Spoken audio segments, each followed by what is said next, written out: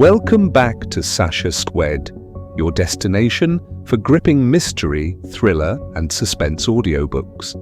Tonight's story asks a terrifying question. What if a psychopath was already inside your home? An old friend reappears, a deadly secret resurfaces, and one woman's perfect life begins to unravel.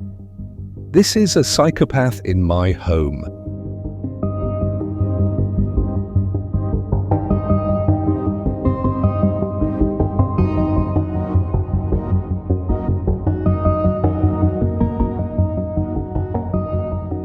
Chapter 1. Becca. This is the life of a stay-at-home mother. It begins with waking up at an ungodly hour to torturous screaming. You shoot from your half-doze and rush to the baby's bedroom, sort of knowing what to expect, and yet somehow still thinking something might have gone horribly wrong. I mean, the screaming is like nothing you've ever heard before, and the protector in you can't help but wonder. Then comes the best part of your day. The eyes of your 6-month-old lighting up as you enter the room. You speak like you've sucked on a helium balloon pump. The baby's smile widens, the eyes glistening with innocent joy. It makes the coming nappy change a lot easier. As soon as you're done cleaning what can only be described as a punami, it's time to get the food going. At 6 months, you're starting to introduce solid foods, which means preparing a sickening variety of tasters that will inevitably end up on the floor. All the while, you know it's only a matter of time before that precious little bundle of joy starts wailing, so you have a very finite window in which to wash the dishes and, if you're lucky, brush your teeth over the kitchen sink so as not to miss your child potentially choking. That's just the first hour of parenting each morning, and I love every last second of it. My husband's day is somewhat different. We've had so many conversations about how hard it is to leave his family at home while he goes out to earn some money. It seems the grass is always greener. I would love the break, and there's nothing Jordan wants more than to spend some quality time with our only child. One day we might meet in the middle, but until then, today is just like any other.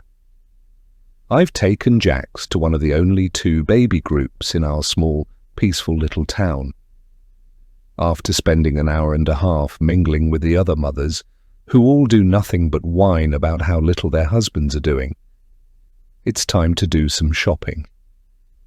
Jax loves sitting in the trolley pointing at every single thing that has even the faintest touch of colour. It's hard to describe how much I love my child, but I'll try.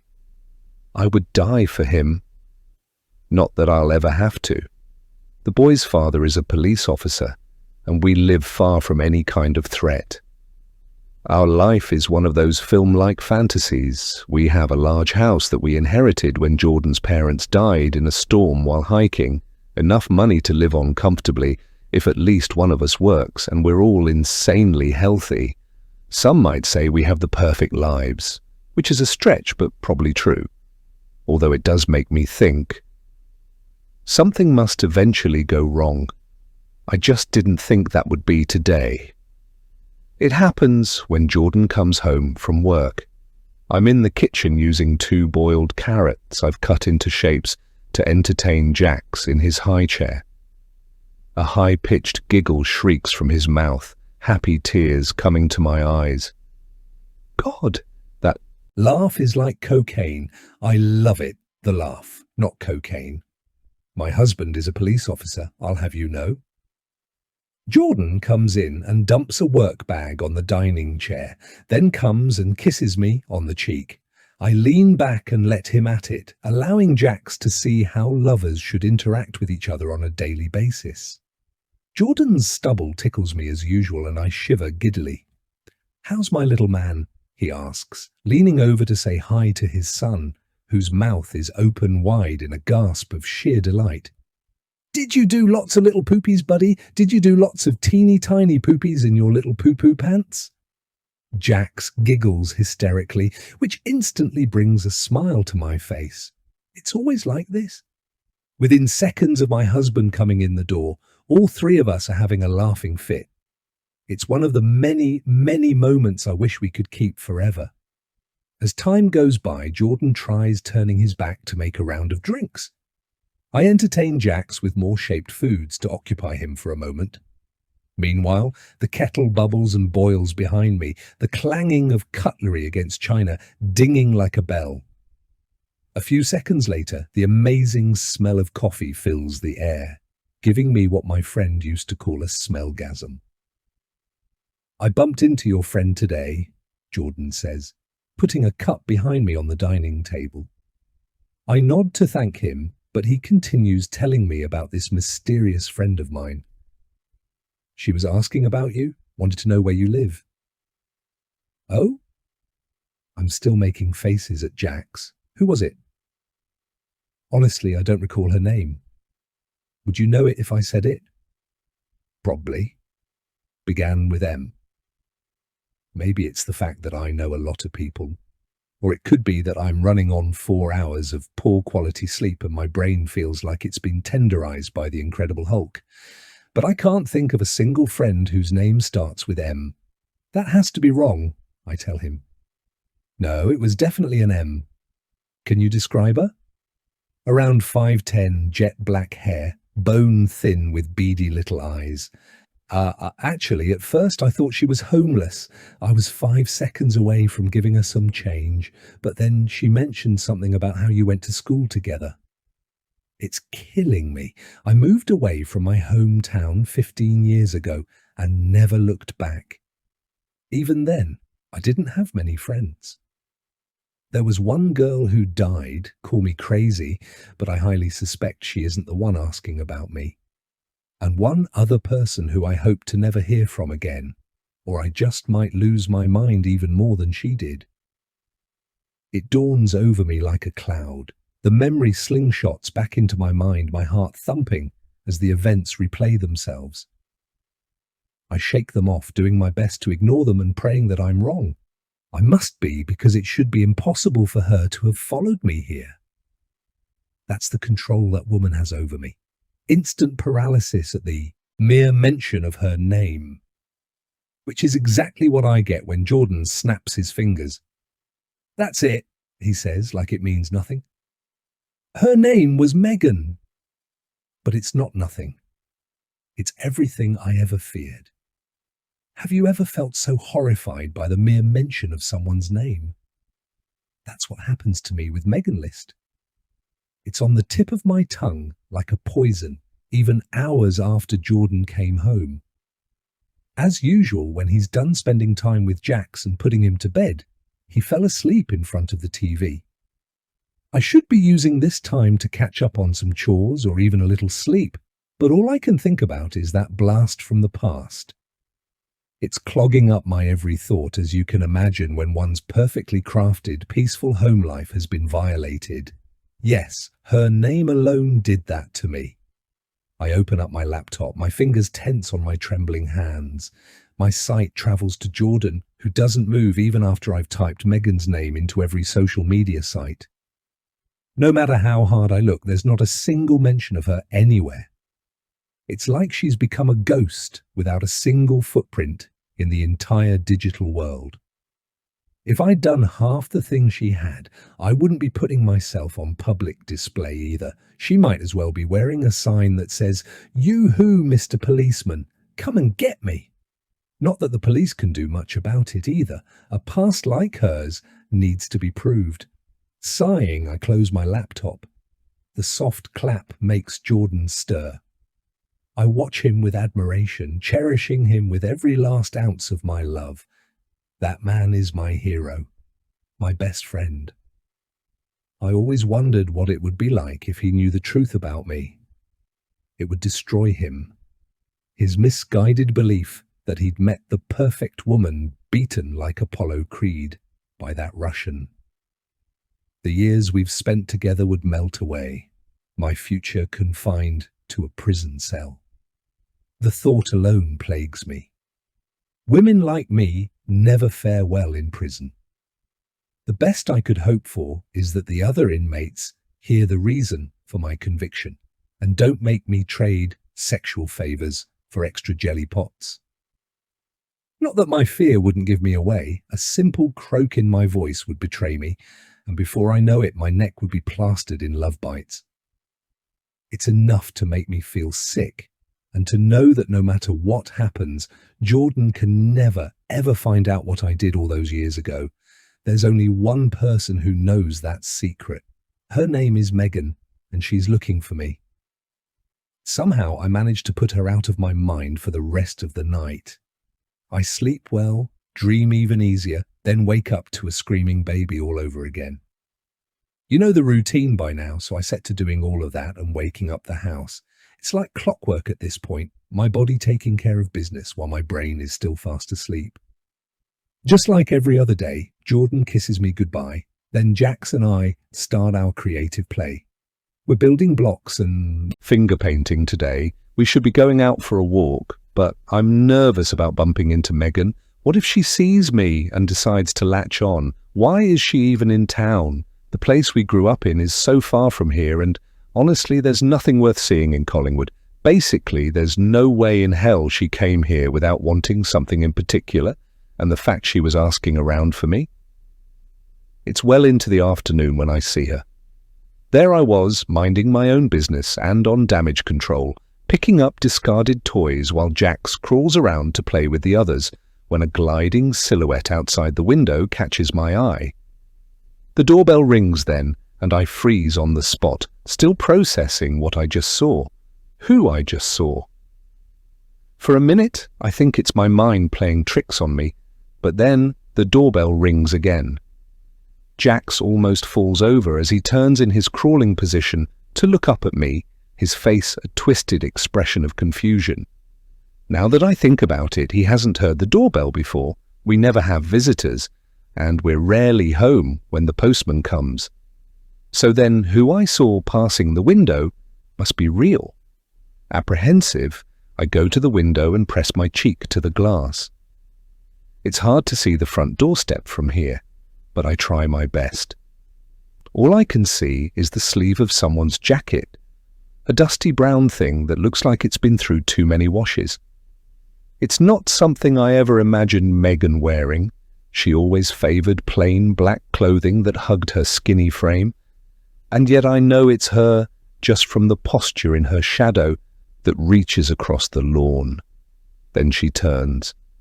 It's childish, but I duck beneath the window. I've forgotten to breathe, and Jax excitedly crawls towards me as if it's some kind of game.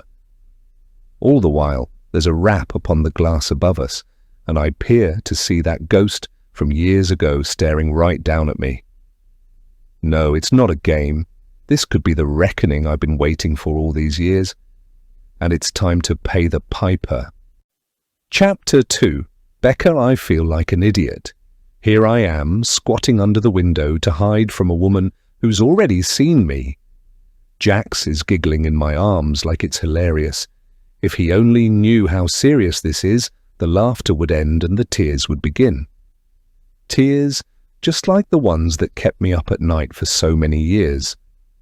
The same kind of tears that made me relocate and start a new life. I can see you, Becca. A muffled voice comes through the window.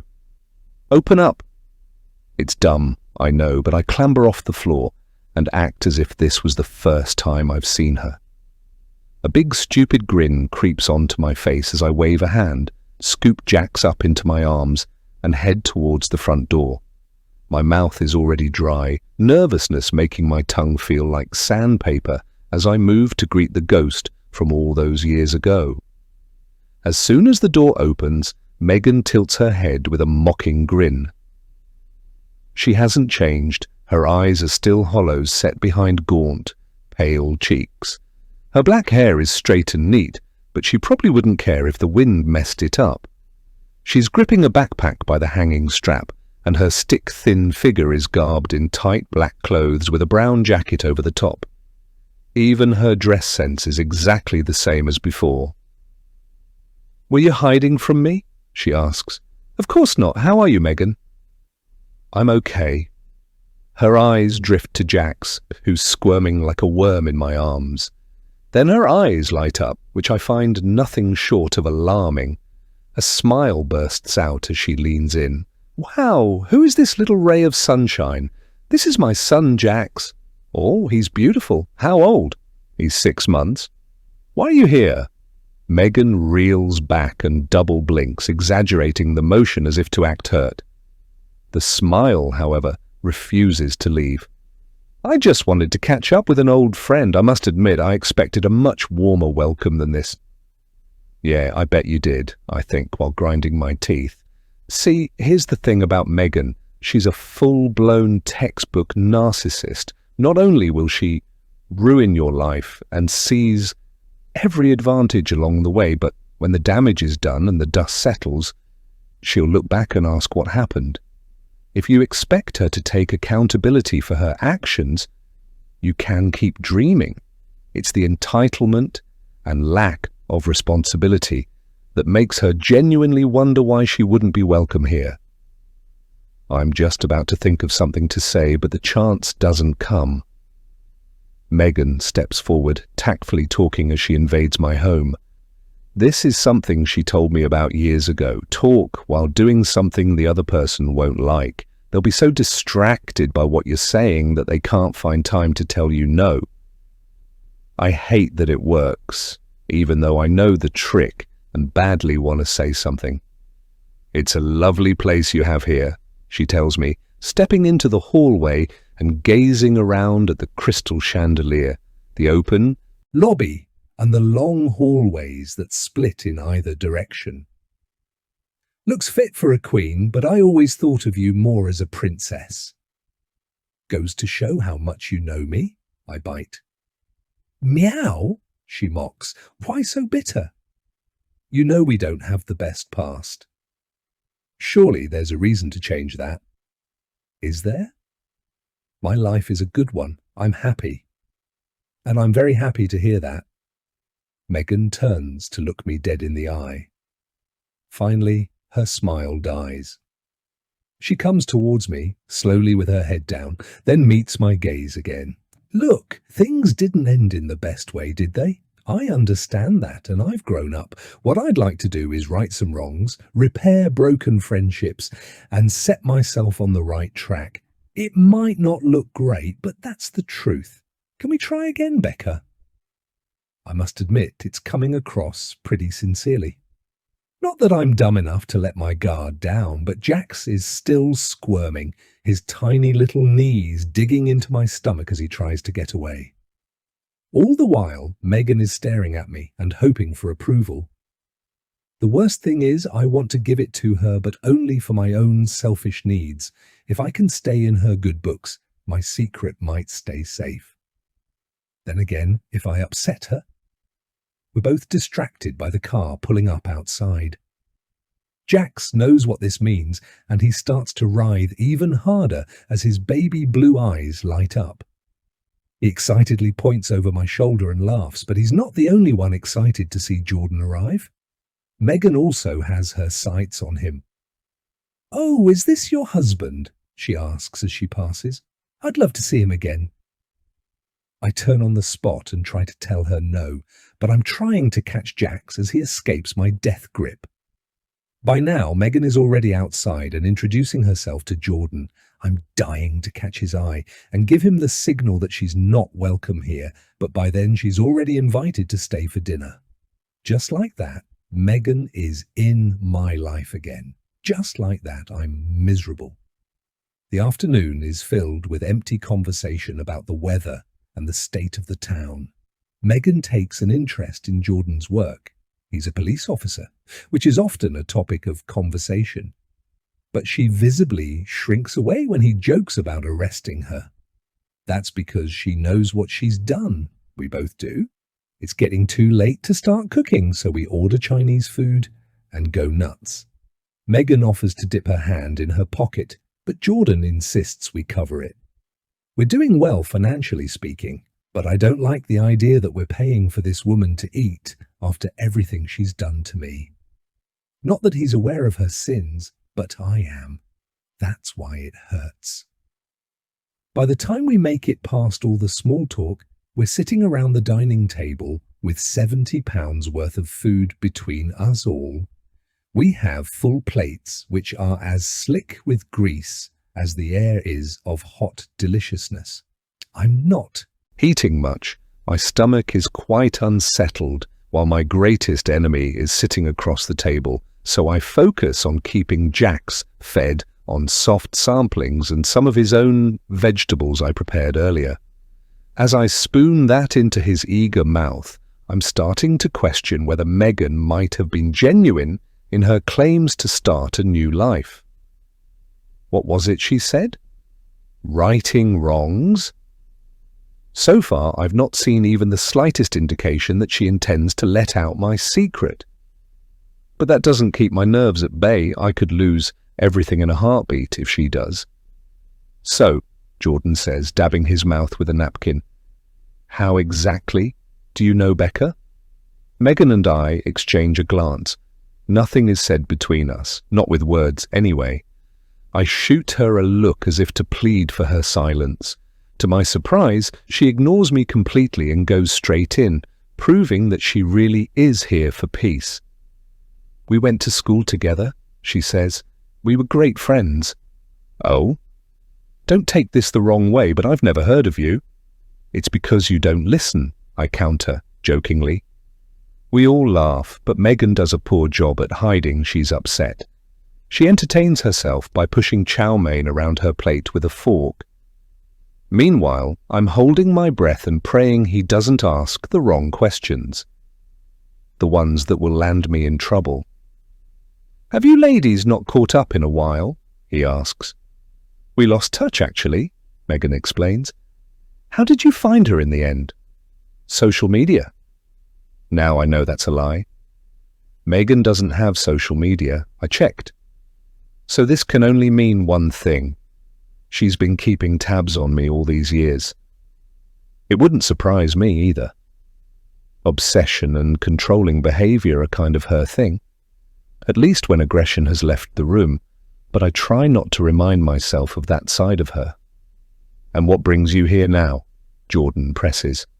Such a cop, I say with a fake chortle. What's with the interrogation? I'm just trying to learn about our guest. It's fine. Megan smiles and sets down her fork. To be completely honest, I came here because I need help. Collingwood is somewhere I've always wanted to live, so it was worth me visiting. When I found out Becca lives here, I rushed at the chance to stop by and see my old school friend. Only problem is, I was dumb enough not to book a hotel, and now they're all fully booked. I feel so stupid, but... She leaves it right there, perfectly comfortable in the silence she created. It's purposeful, just like everything she does. She knows for a fact that Jordan will fall for her pity party, and that I can't do a thing to stop it because, let's face it, she has power over me. So I wait there in the elongated pause, hoping beyond hope that Jordan doesn't say what I think he will. Then, as if to put the cherry on this ugly-as-hell cake, he makes the offer. You're welcome to stay. Here, he says, if that's okay with Becca. All eyes on the table turn to look at me, as if I have any choice. We set Megan up in the guest bedroom, and she retires there early without much more than a simple good night. The hours on the road are her excuse, and that's fine. It gives me a chance to speak to Jordan about what the hell just happened. It comes as a surprise to him. Apparently, he was completely under the illusion that I really liked Megan, and that having her here might be nice. If anything, that just goes to show how well I hid my anxiety about being in her presence. It feels wrong, you know, sitting around and waiting for her to unleash the truth, bringing the walls of my life crashing down around me. Maybe I'm wrong, though, and she really is trying to fix things. Then again, maybe she's just as manipulative as ever. Do you want me to ask her to leave? Jordan asks, peeling back the duvet and patting down his pillows as per routine. I help him fold back the quilt, but he holds my eye. It wouldn't be a problem, you know. I don't want you to be uncomfortable in your own home." "I'm not uncomfortable," I blurt too snappishly. "Well, a little, but—" We crawl into bed. I lay in my husband's arms, feeling safer than I have all day, but it will never be enough. Not while I'm aware of the monster staying in the guest bedroom. I keep an eye on the baby monitor, where Jax stirs in a black and white room with fuzzy ambience from the white noise machine. I'm safe, sure. But is he? I think back to how she looked at him. It sent a shiver right through me, and the discomfort still hasn't left. Jordan brushes my hair with his big hands, then kisses me on the head. It's his way of saying goodnight without actually saying it, because he wants me to know that he'll be here all night if I need him. Which I will, because this is the most scared I've been in a long time. Megan is quite convincing in telling me how she wants to start fresh. But am I stupid to believe her, or am I just being paranoid? Time will tell. Until then, I'll keep a close eye on her. Chapter 3. Jordan. Don't get me wrong, I love my wife, but I saw the way Megan looked at me. Just to be incredibly clear, I have never and will never cheat. It's just not in me. However, there is this small, dark corner of my mind that often wonders what it might be like if I did. It's nothing more than a fantasy, really, which is apparently very normal. A fantasy I'll never forget because I have a sneaking suspicion it will keep me occupied in my more private moments. Now, I want to put some more emphasis on how much I love Becca. She's been my best friend for years, and we've been married for most of those. Do we have our own little squabbles about petty things? Of course we do, especially since Jax was born. But something we've always been extremely efficient at is communication. If there's a problem, we'll make some hot chocolate and talk it out until we find a happy middle ground.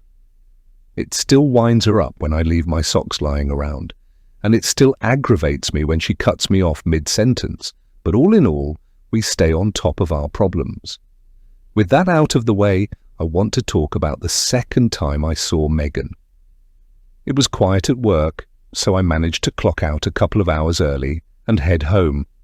There was a raven-haired beauty waiting to welcome me when I arrived. The first time I met her, I'd given her our home address on the condition she didn't tell Becca, and it felt like we'd bonded over that secret. Now she was here to greet me, an eerily excitable smile somehow creating dimples in her gaunt cheeks. I got out of the car, mildly aware that Becca was watching from the front door, and did my best to act shocked at the very sight of her. It played out well, I think, and eventually led to me inviting Megan to dinner, mostly just so I could see her for even longer. Becca protested, which surprised me and made me curious at the same time. Why was she so concerned about this woman staying with us? Perhaps she'd picked up on the same vibes I had, and also thought Megan might have secretly wanted me. I hope that's true, because it lends a little credibility to the idea that I am actually an attractive man, a desired man. Then there was the other thing, after the food and the talking at the dinner table. There was a bit of coming and going between Becca and myself as we prepared Jax for his bath and bedtime. It was a rocky hour, but we crushed it with our typical level of teamwork. I was thinking of Megan the whole time. Again, just a fantasy, and this whole little mental sexual adventure only got better as the night went on, because it didn't end at a nice dinner and an invitation to stay for as long as she needed to. I offered Megan the guest bedroom, and as she made her way towards it to disappear for the night, she turned just long enough to smile. Then shot me a wink. As if all of that wasn't enough, Becca had to go and throw a spanner in the works by acting the way she was. We were just getting into bed when she started to show some reluctance to having Megan stay with us. That's the problem with being a cop. You quickly discover when someone is acting differently than usual, and 9 times out of 10 it's because they're hiding something. So, what is my wife hiding? Over dinner, I started to notice she would go quiet whenever the subject of their past came up. Neither of them said anything to suggest there had been trouble, but sometimes actions speak louder than words. Even a blind man could have seen the way they glanced at each other across the table. There was something unspoken, something bad, and Becca was terrified it would come out. To be 100% truthful with you, I don't really care that much.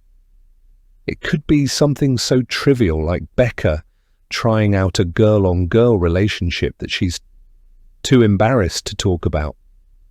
It could be a falling out over a boy that got out of hand. If Becca wants to tell me, she's more than welcome to do so when she's feeling comfortable enough. I never was one to prod and poke and mess around with people's emotions. Still, it was intriguing. Come bedtime, it got even worse. Becca expressed a deep displeasure in having that woman under our roof. I did all the things a good husband and father should do, making sure we're safe, that there's nothing threatening about our mysterious new guest, but it was like getting blood out of a stone. That only supported my theory Becca was hiding something. She falls asleep pretty quickly after that brief discussion, but I stay up for a while wondering what Megan was up to. I plan to check her convictions at the office tomorrow morning, but for now I want to just imagine heading into the guest bedroom and letting her know her wink was well received. What would I even say to her? I guess something along the lines of making sure she's comfortable and that we're just down the hall if she needs anything. A thin veil for "I want to have sex with you." But again, I have to make sure this stays in my imagination. Whatever could happen between us is nothing more than hypothetical. I love my wife. I've said it 1,000 times and will say it 1,000 more. But a man can wonder, can't he? It reaches 3 in the morning and I give up on sleeping. I turn to my book for support, then find myself staring at the same page for minutes on end. My mind is buzzing. I'm too distracted. All I can think about is that wink and how the woman I married has a secret past she's not willing to share with me. The truth will come out in time, I suppose. Until then, I'll just have fun with my thoughts. Chapter 4. Becca Jordan is only working a half day today, thank God, but that still leaves me alone in the house with Megan.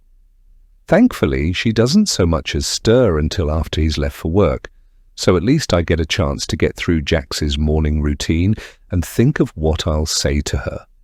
It's a hard thing, reconnecting with someone you really wished you'd never see again. There's a fine line to tread, balancing somewhere between casual chit-chat and the occasional link to our past. Even if she does want to improve herself, Megan has a long way to go. It will also involve exercising a little trust from my end, which I'm probably not capable of. I'm making pancakes when Megan first surfaces from the guest bedroom, rubbing her eyes as she scuffs her feet along the tiled kitchen floor. I offer a lazy smile, then fan the steam out of my face before flipping the half-made pancake. "That smells nice," she says, peering over my shoulder with rancid morning breath. "They're for Jax, but I could rustle some up for you too." "Nah, I never really liked eating breakfast. Makes me feel sick." Breakfast, lunch, dinner. Megan always was scarily thin, her ribcage easily discernible even through her t-shirts. She's a little heavier these days, but not much. She pulls out a chair and seats herself at the dining table, where Jax is focusing hard on eating the sliced banana I left as a distraction. I'm watching over my shoulder while I cook, not wanting to take my eye off her for so much as a second. I know what she's capable of. "What have you got planned for the day?" I ask, mostly to kill the awkward silence. "Not a lot. I was thinking of exploring the town a little. There isn't a ton to do in Collingwood, which is ideal for me. I'm sick of the chaos." I scoop out the pancakes and leave them to cool on Jax's little rubber plate, with every intention of tearing them apart shortly. Until then, I turn and fold my arms, leaning back against the kitchen counter, while Megan leans in to play with my son. "Please don't," I say. "He gets too easily distracted." "What, so I can't play with him?" Megan pouts. "Not right now. He needs to eat in a minute." With a sigh, she sits back and rakes her fingers through her messy black hair. It falls down her back when she lets go and starts gazing around the room. She reminds me of a bored teenager desperately searching for something to do. Then she finds my eyes. "I always wanted kids," she says. "You're lucky." "You never found the right person?" "Not exactly." "That's a good thing, trust me." Megan is the worst person I've ever met, and that extends to every inch of her personality. There's nobody less fitting to be a mother than that woman. Even if she does appear okay on the surface, even if she does seem sane. "Well," Megan stands and stretches, "maybe someday, hey?" "Yeah, maybe." As she heads for the same door she so recently came in through, she stops long enough to stare back at Jack's. A cold spike drives into the back of my neck, making me shiver. It's something in her eyes that does it, or maybe just the absence of something, a certain humanity that I've never known to exist within her. It only makes it more disturbing that she's watching my son, especially when those last words linger in the air, like an odor. "Maybe someday," she said. My shivers are justified. I barely see her for the rest of the day, but she does make a show of banging and crashing around. Even with something as simple as leaving her room to use the toilet, she's slamming the seat down and whacking the utility doors shut while she rummages through for something. Feminine products possibly, or just some dental floss, who cares? She doesn't make her next appearance until Jordan pulls up on the drive. The sound of crunching gravel echoes through the house. Jax suddenly forgets about his cuddly pig toy as excitement courses through him. He gasps excitedly, incredibly eager to crawl towards the front door. He's still finding the concept hard to grasp, but it's amazing that he's trying. With determination like that, he'll go far in life. By the time we get to the front door, Megan is already there. The door is wide open and she doesn't so much as look at me when I ask her to move aside. Instead, she waits while Jordan comes up the drive and asks where his family is. She ignores him too. "In here," I call, peeved by her bratish behavior. Jordan comes in, addresses Megan with just the right level of attention, then turns all his energy towards Jax. Kissing me seems to come as an afterthought, but I'm okay with it. Our son needs more attention than I ever did, and besides, we both know we love each other. Megan comes and goes over the next few minutes, as if she's not at all interested in being there. It's a far departure from the version of her we saw only yesterday, but whatever. I'm not interested in hosting or entertaining her. If anything, it's better she gets bored. It increases the chances of her packing up and letting me get on with my life. The problem is, she suddenly takes an interest when we begin to make plans. Jordan has offered to take us out for coffee and cake. It's one of our favorite activities because the cafe has a small, sensory play area for Jax, and I get a chance to be outside of these walls with somebody other than the local mums.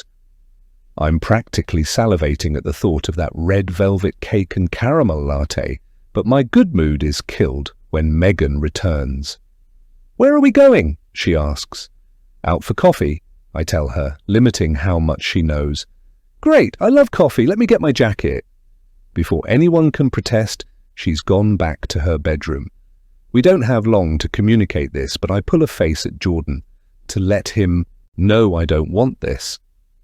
Without so much as a spoken word, I know he's apologetic, but thinks it's rude to tell Megan no. Which means this afternoon isn't going to be anywhere near relaxing. Although the seating area is small, the rest of the cafe is huge, with a kids' play zone and a long slide that protrudes from a plastic tree. Jax isn't really old enough to know what all this stuff is, but there's a familiarity that makes his head turn. There are other kids here today, just 3 of them, which might make him feel a bit more comfortable. But we'll worry about that in a while, when we've got our drinks and settled down. It's Jordan who orders them, already knowing what I want. but then asking Megan if she would like anything. Naturally, she grins and perks up as if she's just been invited to the school prom by her crush. I don't like it, and I stare at her long enough to let her know. Not that she notices I'm even looking in her direction. Her attention is fixed on Jordan. Well, I'm not about to compete for my own husband, so I take Jack's and find one of the larger tables, setting up a high chair beside it. Thankfully, Jordan quickly pays up and comes over to help, first flattening the high chair food tray, then taking Jack's from his sling and lowering him in. It's no surprise to see that Megan is following him around like a fly on a cow's arse. But there you go, it's starting to look like he's the reason she's here. We sit around the table and make a fuss over Jack's, then our coffee and cake is delivered by a moody young waitress who I think is the daughter of my secondary school bully. I thank her regardless and start picking at the red velvet, tasting the buttery cream on the tip of my tongue. I'm about to have one of those foodgasms again. "Slow down," Megan says, "a moment on the lips, a lifetime on the hips." I gawk at her, unamused. That's my own decision to make. It's just a piece of advice, that's all. Sadly for you, I don't want your advice. I'll eat what I like. Okay, well, if you're sure you're comfortable with that. Megan gives that smug, pleased with herself smirk again, then carries on as if she didn't just come out with something offensive. I look to Jordan, whose eyes are wide open with disbelief, but he doesn't rush to my defense. Either he doesn't need to, or he doesn't want to. "Why don't you tell us about your plans?" he says instead, addressing Megan.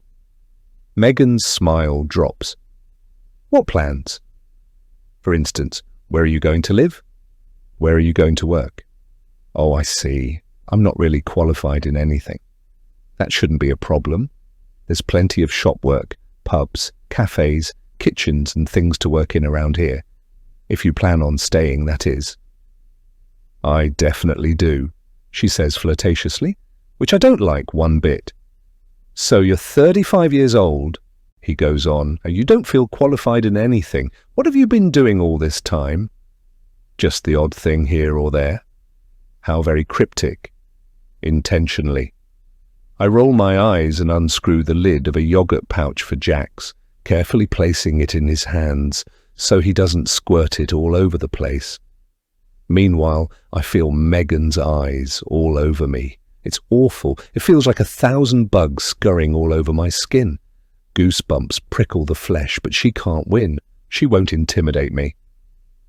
"Maybe there's a job back home for you," I say, hinting for her to leave. Somehow, I don't think that's the best thing for me. "Why's that?" Too much history." "Ignore it." "Make a new future." "No, thank you." Inside, I'm laughing. The tension is so thick that even Jax has stopped sucking the pouch.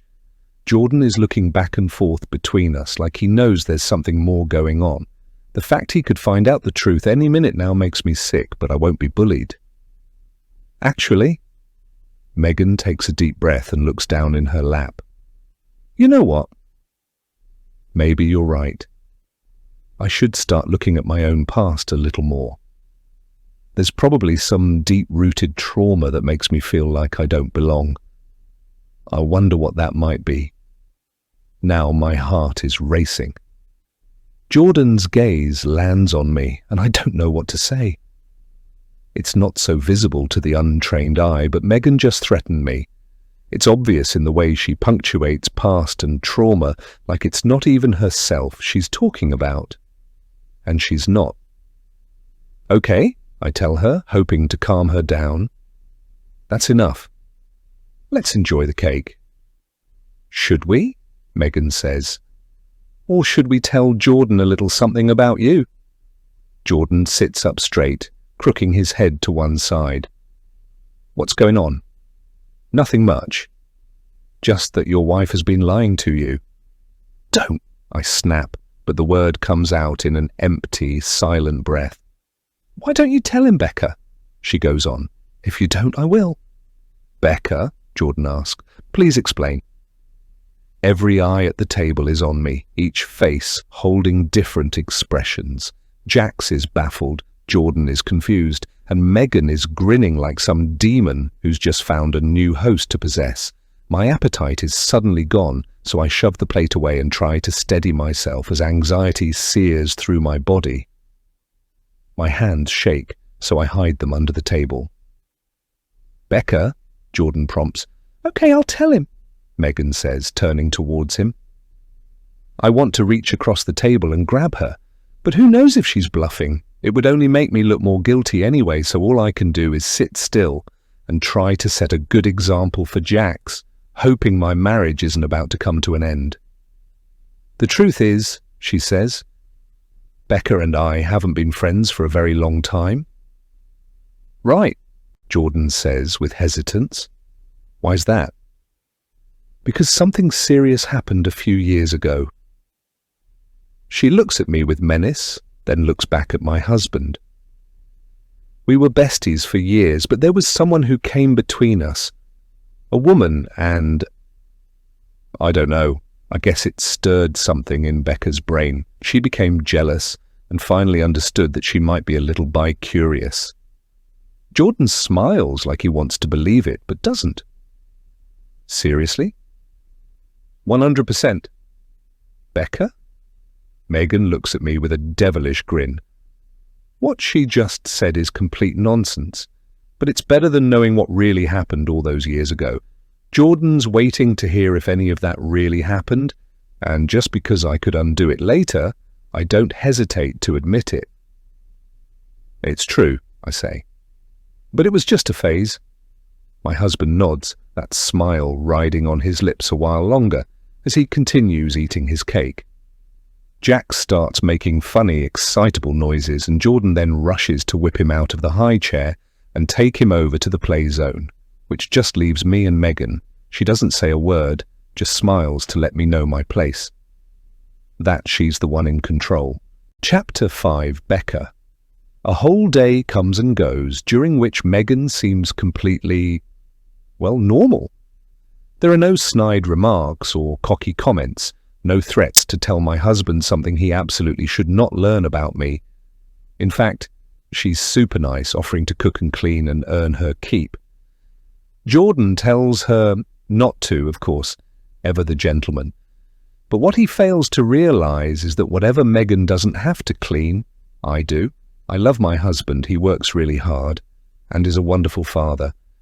But sometimes I wish he wouldn't take me for granted. Tonight, for instance, I'm the one bathing Jax because Jordan has his face buried in a book.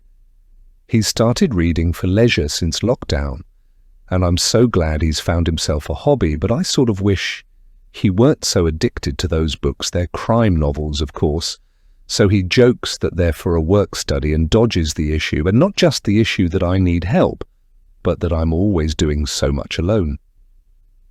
Anyway, I try to let it go and enjoy bath time. It's one of my favorite times of day because Jax is all smiles and giggles. Even when I pour a cup of water over his little bald head to wash away the shampoo, he gazes up at me lovingly. I hope he knows how much his mother loves him. I know he loves me too. It certainly feels that way. I'm just wiping a baton of bubbles off my nose when Jax is laughing, simmers into a cute gargling noise. Then he splashes the water when he spots his favorite duck. I want to pick him up and cuddle him, but there will be time for that later when I read to him before putting him down for sleep. My little man is my best friend, but don't tell Jordan that. Speaking of, I can hear him outside the bathroom. Sometimes he likes to sneak up on me just to attack me with affectionate kisses. This time, though, I'm ready for him. There's a shadow of feet under the bathroom door, and the floorboards groan under his weight. I stay there on my knees, playfully putting my finger to my lips just to include Jax in the game. Then, in the silence, we wait for Jordan to burst in. But then we wait some more, and some more. It seems strange. He's usually done his thing by now, so there's a little cause for concern. However, I try not to let my imagination play tricks on me, simply making sure Jax is seated upright before reaching for the door handle. I move swiftly, so as not to leave him unattended, yanking down the handle and ripping open the door. My mouth opens as I plan to jokingly announce that he's messed up, caught in the act. But he's not there. The floorboards creak again. I poke my head out the door. I half expect to see Jordan running a mile, but the person I see is not my husband at all. Clear as day, I spot Megan shuffling down the hallway without looking back. She vanishes from sight a couple of seconds later, and I can't even pursue her because I'm watching Jax. There's no telling exactly why Megan was even upstairs, much less standing outside the bathroom. But I do know it makes me feel uneasy. It's amazing what being protective over your child can do. For example, take the way Megan looked at Jax when she said she wanted kids someday. That was enough to stir panic in even the calmest of people, which some people might consider me to be. I felt immediate worry too, but it's a bit like getting hit by lightning or winning the lottery. You hear about these things, but never really think they'll happen to you. Megan's little head game at the cafe also rubbed me up the wrong way, but where I draw the line is creeping around in the upstairs of our home. The guest bedroom, where she's staying for hopefully a small amount of time, is downstairs and connected to the living room. There's also a bathroom downstairs with a shower in it, so she has absolutely no reason to be going anywhere near the stairs unless there's some kind of emergency. Given that she fled the scene after being caught, I'm willing to bet there's no such thing. In short, I have every right to approach her. After putting Jax to bed, I find Megan downstairs, reclined in the two-seater sofa with the remote control on her lap. She's lazily hitting the buttons, flicking through the channels as images come and go so fast that the sound doesn't even kick in until she settles on an old episode of Baywatch. Not that she's watching. She focuses hard on gnawing her fingernails until she notices me, then stares over her knuckles as if I don't deserve to be there. "What?"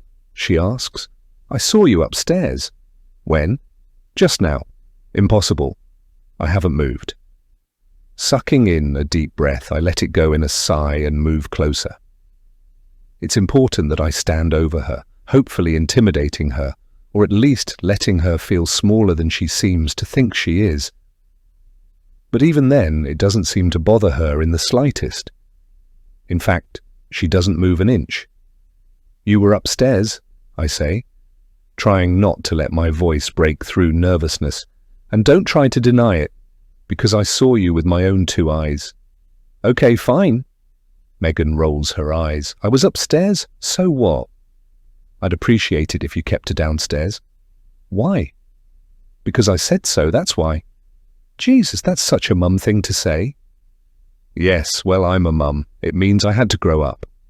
Megan snickers and continues biting her nails, then pretends to be even remotely interested in Baywatch. I absolutely despise this attitude of hers, and although I'm petrified that she'll let my secret get out if I push her too far, it doesn't mean she can walk all over me. This is my home after all, and she's nothing more than a guest, an unwanted guest. She's acting like a disrespectful child, so I treat her like one. Moving fast as lightning, I lash forward and snatch up the TV remote, then hit the power button. Megan shoots, upright to complain, but I point a finger right at her and start my lecture before she can get a word out. Listen up and listen well. This is my house, which means you play by my rules. If I tell you to keep entirely to the downstairs, that's exactly what you're going to do. What's more, if I tell you to back away from my kid, you back away. If you try telling my husband lies about my sexuality, you'll be out on the street before you can ask what happened. Are we clear? Megan stares, her jaw hanging open while she sizes me up. Then she releases an awkward laugh that lasts all of 2 seconds. It seems as though she thinks I'm joking, that I'll start laughing along with her and drop the facade. Don't get me wrong, though, it's tempting. This whole telling off is tough to keep up when you're as nervous as I am. You're serious, she says, discarding the laugh. As a heart attack, my way or the highway? That's not a very nice way to treat your friend." "Who says we're friends?" Once more, a look of utter shock. What planet is she living on? Does she really think I like her after everything she's done? Even her past sins are unforgivable. But to come to my home and start causing trouble when I'm trying to live my life? No, it's better to stay strong. Megan scoffs like a moody teenager and climbs up off the sofa, kicking in the recliner with a smack. As she passes me, too close for comfort, one might add, she mumbles something under her breath that instantly makes me shake with a cocktail of anger and fear. Then before I know it, she slams the guest bedroom door and rocks the whole house. Jordan comes in from the kitchen, paperback clutched in one hand, while he hangs from the doorframe with a furrowed brow and a slight scowl. "What the hell was that noise?" he asks. "Megan," is all I say. "Why is she slamming doors?" "Because she's a little brat." Wow.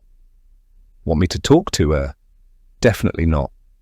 I leave on that note, going upstairs to stay far away from Megan if she chooses to resurface.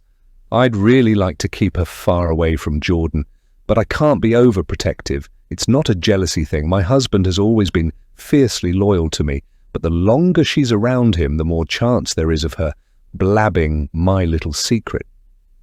Especially after I just had a go at her and put her in a place. I know what comes next, as I know her all too well. She'll start scrambling for control. The next couple of days are even worse. First, on the same night I tried to put Megan in her place, I awoke with a start to a banging sound. My eyes are barely open, but they strain to look at the baby monitor. Relieved to see no harm has come to him, I sit up and tap Jordan lightly. "Hey, are you awake?" "Hardly." "Did you hear the crash?" "No." "Well, there was one." "Ugh. Want me to check it out?" "No, I really don't." Jordan loves his sleep too much, and it's probably just my mind playing tricks on me. Anyway, if he's up and searching the house, then he'll struggle to get back to sleep. Then I'll have an angry husband to live with until he's fully rested again, and that might take days. It's definitely better I check this one out myself. Half asleep, I search the place from top to bottom. Nobody is here. Even in the dark, however, I do manage to see a splinter in the doorframe of the guest bedroom. I sigh and shake my head, finally realizing that my sleep was disturbed all because of Megan throwing a tantrum. I try not to let it bother me, then head back to bed. The very next morning is no better. Megan lounges around the house like a kid, leaving a mess behind her, scoffing every time she sees me, and generally being a nuisance. She won't do it around Jordan, of course. No, that's when her entire attitude changes just to make me look like the bad guy. It's not even something I can dispute because I know what pushing her buttons will end up doing to my life. It would be catastrophic. Another night goes by and Megan drops my favorite mug. She pretends it was an accident and goes crying to Jordan, but it doesn't get to me like she hoped it would. I know what all of this is because I've seen it all before. It's nothing more than pushback after telling her she's not allowed upstairs. I just don't get it though. It felt like she was creeping around the house, and it made me uncomfortable. What was I supposed to do? My own home has become a very awkward place to live. Every little strop she throws leaves me feeling more and more like she's up to something. Why is she even here? It should be more than obvious that she's not welcome. There was a reason I left her in the past and never called her. If I wanted to speak to her ever again, I easily could have. Probably. Surely that should have been taken as a pretty strong hint. Regardless, Megan is up to something. I can feel it in my bones, and I'm not going to let my guard down until I know what it is. Maybe if she asks nicely, it's something I can give her, as long as it's not friendship, forgiveness, or money. Oh, or my husband. Chapter 6. Jordan. There's been a very distinctive change in my wife since Megan came along. It's not a good change either. Her general mood has hit the ground, making her an extremely stressful person to be around. I've tried to undo some of that by treating her to flowers and paying extra attention to her when she talks. Even when she talks about Megan, that's all I seem to hear about these days. Don't get me wrong, I understand why having her in the house might be a tense situation for her, but Becca always had the option of tossing Megan onto the street. I must admit, it does make me curious that she's so unhappy with her friend being in this house, and yet she hasn't done a single thing to get rid of her. She must be hiding something. I've been getting little hints of a darker history between the two of them anyway. Over coffee, Megan started hinting at a physical relationship they shared years ago. Let me just clarify that I'm no idiot. I saw the relief on my wife's face when the big secret was something as petty as a short-term gay experience. There was something much bigger that, for some reason, they both decided to hide from me. The question is what? As if that little incident wasn't enough, Megan's started slamming doors. Becca has been getting more and more worked up by it, and I don't blame her. Jax is a very light sleeper. Even a violent sneeze will wake him up screaming, and the crash of a door echoing through the house isn't going to help matters. Becca is already sleep-deprived as it is, so no wonder she's at her wits' end. It does spring a question back to the forefront of my mind, though. Why not just get rid of her? It only strengthens my theory that something is going on between them. You'd think, being a policeman, that I'd be inclined to get to the bottom of this mystery. But that's just the way I am. Their business is their business, and I don't want any more drama, not after the time I've had in this town. Collingwood is a small, neighbourly sort of place. As with most towns, we get the occasional ruffian stirring up trouble. In our case, the troublemaker was the boss's son, which only made things harder. While all of that chaos was causing political trouble, I made a firm decision to wipe my hands of all things dramatic, saving my energy for simply doing my job and being the best dad I can be. It's a juggling act, but we get through. Still, I am curious. It's not nice to snoop, so I'll let Becca keep her secrets. All I ask is that it's not something that will affect our marriage or the safety of our family. Not that I imagine it will do either of those. Becca is a good woman, and she would never bring trouble to our doorstep. At least, I don't think so. I'm trying not to stress out about all of this. When I arrive home from work, the tension is so thick you can hack at it with a chainsaw and still not make a scratch. Megan is listening to music in the guest bedroom, her face buried in a laptop as she, hopefully, searches for a local job. She looks up and smiles at me, then waves with wiggling fingers. I smile and move on to find Becca in the kitchen with Jax. This right here? It's the best part of my day. I try to let go of work stresses when I'm at home. Becca often asks me to vent and blow off some steam, but today she looks too fed up and ready to go on holiday. Maybe I'll treat her to one when Megan is out of the picture. Though to be honest, the thought of her leaving does make my stomach sink, even if only a little. When bedtime comes, Jax goes out like a light, and Becca retires early. I join her, trying to enjoy my book, while recent events course around my brain like cars on a racetrack. It's only been a couple of days, and it already feels like my wife is becoming a stranger. It keeps me up at night, long past when she falls asleep, and I'm determined not to waste time lying here when I could be enjoying a bit of quiet TV in the living room. It's a good thing I have tomorrow off. Downstairs, I stay as quiet as possible, making a cup of chamomile tea and finding something that's exactly the right mix between an interesting show and something I don't need, on at a high volume, to enjoy.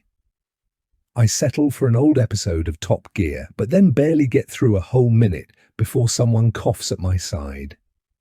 I startle a little, craning my neck to see Megan leaning against the doorframe. Her arms are crossed over a long white nightie that I can see through. Did she put that on especially for me? I wonder a little too hopefully. Sorry, did I wake you? I ask. Sort of, but it's okay. What are you watching? Nothing special. I flick off the TV and scoot over so she can sit beside me. She doesn't move, which confuses me a little. Whether or not I choose to act on them, she's giving me some weirdly mixed signals. It's a shame. I don't like to be played with. Are you coming in? I ask. Me? Number? Just checking to see what the noise was? Well, sorry to disturb you. Doesn't bother me. Hey, can I talk to you about something? Sure. I'm a little worried about Becca. What do you mean? Megan shakes her head, then lowers it, her luscious black hair falling down like curtains. When she looks up, she's biting her lip seductively, like a completely different person from who she was just a few short seconds ago. I mean, she seems a little stressed. She's a stay-at-home mum, I remind her. Okay, so she seems really stressed. How does she get time to please you? Something stirs in me. Something I choose to ignore because it's the only safe way forward.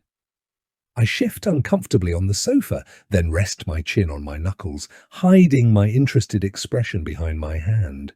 You mean sexually, Jordan? I don't know how that's any of your business. Megan smirks, then turns, her bare legs moving slowly, weightlessly, as she glides through the door without so much as a good night. Although she does say one thing before closing the door. Something that does 1,000 different things to me. I'm just putting it out there, she says. You're overdue an upgrade. Chapter 7. Becca first thing in the morning. I'm up and about to prepare things for Jax. We're going out today, heading to a huge outdoor park called Playdays, where they also serve hot food and coffee to keep the parents' energy up. We love it there, and so does our son. Jordan had trouble getting up when I left him an hour ago, but he's soon on his feet and trying to help out. Last night was a late one, he tells me, explaining that he just couldn't settle, so spent most of the night in the living room.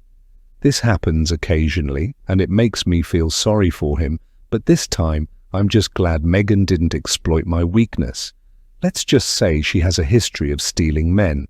I'm only packing a large family lunchbox when she comes sniffing around in the kitchen. With no interest in food at this time of the morning, she simply potters around in that nightie and lingers like a bad fart. I feel watched with every move I make, which encourages me to look her dead in the eye and question it. Do you need something? I ask. As usual, Megan is all thin-lipped smiles. No, thank you. Then go find something to do. We're sort of busy. Busy doing what? Getting ready to go out. Not that it's any of your concern. Megan's eyes widen with shock and humour, but the smile doesn't alter.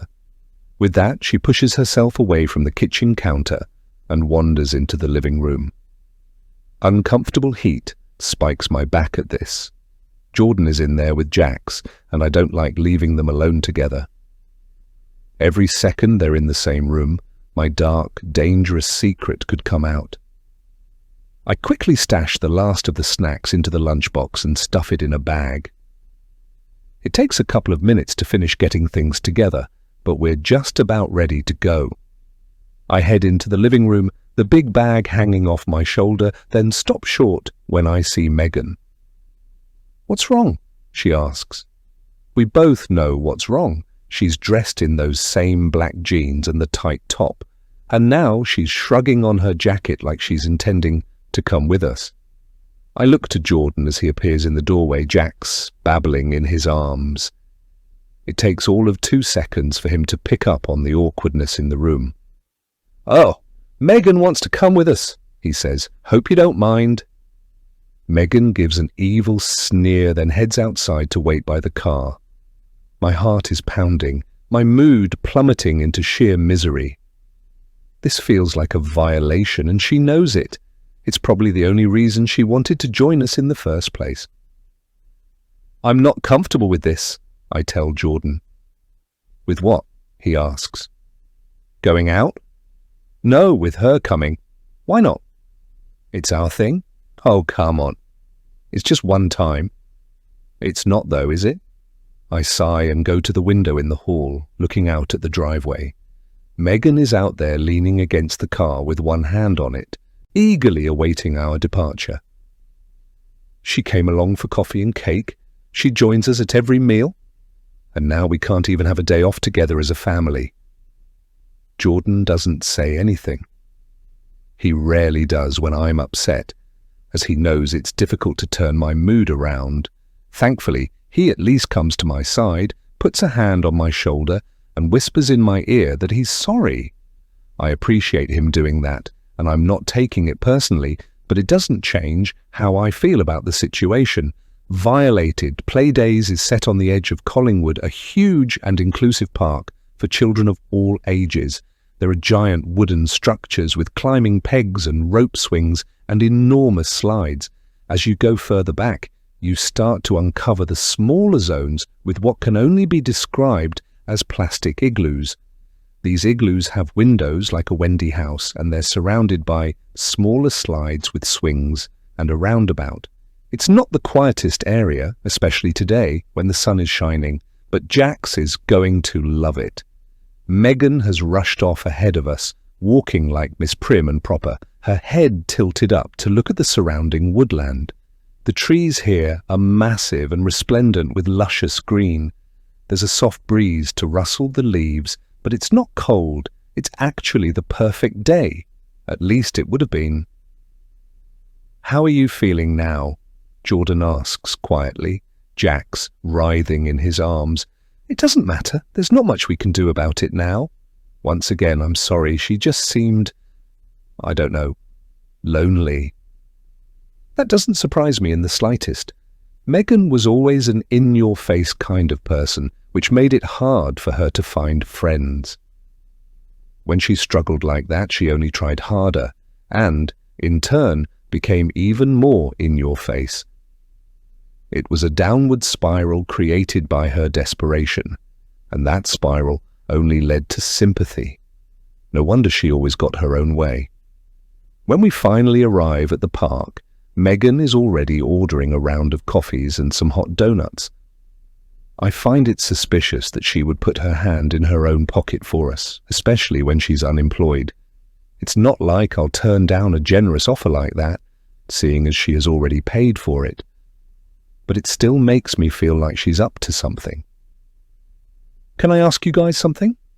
She says, when we settle down on the picnic bench. I look to Jordan, who's already seeking approval from me. All I can do is nod.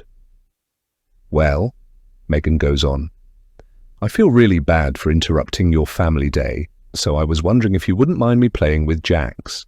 That way you two can enjoy a nice hour or two together, maybe have a wander if you like, and I can keep the little one entertained. Jordan opens his mouth to speak, but I cut him off out of fear alone. That's not a great idea, I tell the pair of them. We barely know you. Come on, Megan moans. We grew up together. And I haven't seen you in years. But I'm still the same person. That's what scares me. Most people discover themselves, improve themselves, and change. Only the narcissists stay the same person for years. And they're the most dangerous people on the planet. This narcissist in particular. Maybe we should talk about it? Jordan asks. I'll leave you two alone. Megan disappears, heading towards the play equipment, as if to identify what she's about to use. Meanwhile, Jack sees all the fun things to do and continues to wriggle. Jordan struggles to keep hold of him, so I take over and realize he's just as chaotic with me. It could be worth it, Jordan says. We rarely get time to talk anymore. I'm not about to trust her with our child. Why not? What exactly do you have against her? It's a long story.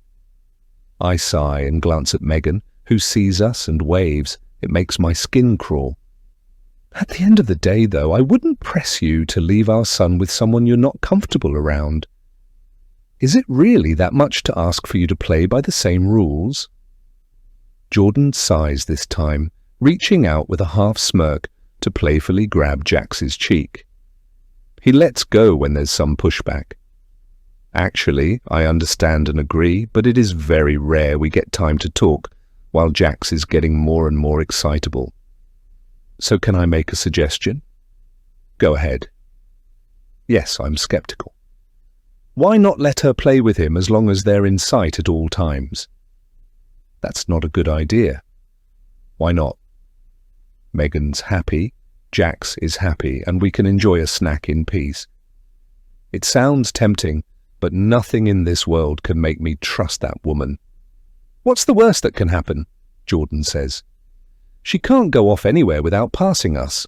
We'll have eyes on her the whole time, and it's not like Jax will go doing backflips off the tallest structure he can find. I'm just saying, to keep the peace. Before I can even reach a decision on the matter, Megan returns to us and starts the baby talk with Jax. He lights up around her, which breaks my heart because I want everyone else to see her the same way I do, as nothing more than trouble. But Jordan does have a point. It can't hurt to lighten the load as long as we stick to the rules he just outlined. It's not like Megan is a responsible human being, but these little displays of trust could go a long way to making us get along well again. That, in turn, could lead to me feeling comfortable around her, and knowing she won't have something against me. That's the only reason I let it happen. I just hope not to regret it. Surprisingly, nothing at all goes wrong. Megan is actually great with Jax, escorting him down the slide and acting all goofy, while Jordan and I watch from not too far away. To be honest, it's getting easier to believe that she's not the monster she always used to be, if erasing those sins is even remotely possible. But for now, things are okay. Jax is safe, we can see the two of them, and Jordan holds my hand for the first time in a while. When I look at him, he smiles softly as if to assure me that everything is okay. And what's more is I believe it. For now. The next couple of hours fly by. Jax falls asleep in Jordan's arms as we begin the short walk back to the car and try transferring him into his seat. There's very little fuss, although it's a close call when Jordan maneuvers our son's arm and Jax stirs with his pudgy little cheeks moving from one seat belt to the next. I breathe a sigh of relief when he goes straight back to sleep, the strap secure and the seat clicked into position. Jordan smiles as he closes the door softly and walks around the car, but Megan stays at my side. It feels like she wants something, but that only makes me wary. As soon as Jordan disappears behind the steering wheel and closes his door, Megan touches my arm. "Thanks for letting me play with Jax," she says. "I know that was hard for you." I smile a little and am surprised to notice it's real. Could it really be that the monster has a sweet side? Some actual, genuine appreciation for the discomfort I just put myself through? I soften a little, not quite letting my guard down, but not being a bitch either. "You're welcome. And thank you for being so good with him." "That's okay. You and Jordan needed the time then, hey? It's not what you think. Not an unstable marriage?" I pause, watching the smile slowly creep back into her witch-like features. She's trying to insinuate that Jordan and I are having a rocky relationship. Have we done something to make it seem that way, or is it wishful thinking on her part? "There's nothing wrong with our marriage," I tell her firmly. "Oh, okay, I just thought—" "Never mind." "No, go on." Megan shifts uncomfortably but still smiles like an evil ghost. "It's just that sometimes you look at people and get a sense of their relationship, you know? Like, as soon as I saw you together, I knew there was a terrible secret between the two of you. You know there is. Oh yes. And he can find out at any minute. A headache forms burning my skull. Stress is the bullet, and Megan is the gun. If there was ever any doubt that she's here to cause trouble, that's gone the second she mentions my secret. I'm trying to put words together, stuck somewhere between wanting to beg her to stop and biting her head off. But before I can do either, she finishes me off. See, the only reason I took Jax off your hands is because it's better than the alternative. She leans in then, sugary, sweet perfume assaulting my senses. Then comes the real hit, the part that makes me want to slap her. I could have just taken your husband instead. Chapter 8. Becca Megan fully moves herself in over the next couple of days. I know she was already in our house, but now she's making herself at home. Think intrusively or even invasively. There are black wisps in my hairbrushes. My toothbrush goes missing here or there, then magically reappears, and my secret stash of chocolate bars seems to be shrinking by the day. I know it's her who's taking it. Jordan hates chocolate, and Megan is a plague upon our house. Although all of that is infuriating, none of it is as bad as the fact she keeps making hints at unveiling my secret. Nor have I got over what she said about taking my husband away. I trust Jordan completely and am almost certain he would never betray me, but that doesn't make it okay for her to try. Worst of all, it's not even like I can stop her or kick her out. It's the secret she has over me. The thing is, she has an equally bad secret. Actually, it's significantly worse. The thing I did is barely a blemish compared to the full-blown evil she committed herself. But that doesn't mean I can blurt it out. If I did, she would quickly reveal the truth about me and end my life as I know it. Basically, although I have a weapon, her weapon is bigger. In spite of all this, I'm past the point of just letting her walk all over me. If she's going to stay in my home, then the least she can do is stop with the threats. I plan to catch her alone at some point, but even that window is ever closing. Jordan is off for the weekend, and she clings to him like a needy puppy. I do finally get the opportunity on Sunday morning when Jordan is in the shower and Jax is taking his midday nap. Approaching Megan out of the blue is far from the safest option, but I'm done sitting by and taking it. It's my house after all, which ultimately means my rules. Joining her in the living room, where the laptop wobbles on her thighs as she types away, I sit beside her on my own leg, facing her. It looks like she's in the zone, barely noticing me as she hammers away at the keys. Upstairs, the shower turns off and the house goes silent, the last of the water trickling through the pipes. The bathroom door opens and Megan finally sees me. My time is very limited. "We need to talk," I say to her calmly. "What about? All of these things you've been doing?" "Like what?" A brief sigh escapes me. It's clear how this is going to be, and I don't like it one little bit. My eyes dart to the clock, noting the time just to see how very little of it there is before Jordan comes down to interrupt us. In fact, I can hear his footsteps now, slowly creaking their way down the stairs as I rush to get the last of my words out. These threats, they need to stop. What threats? Don't be ridiculous. You know exactly what I'm talking about. Megan's smile deepens as Jordan appears in the doorway, his plain, comfortable clothing sticking to his still damp body.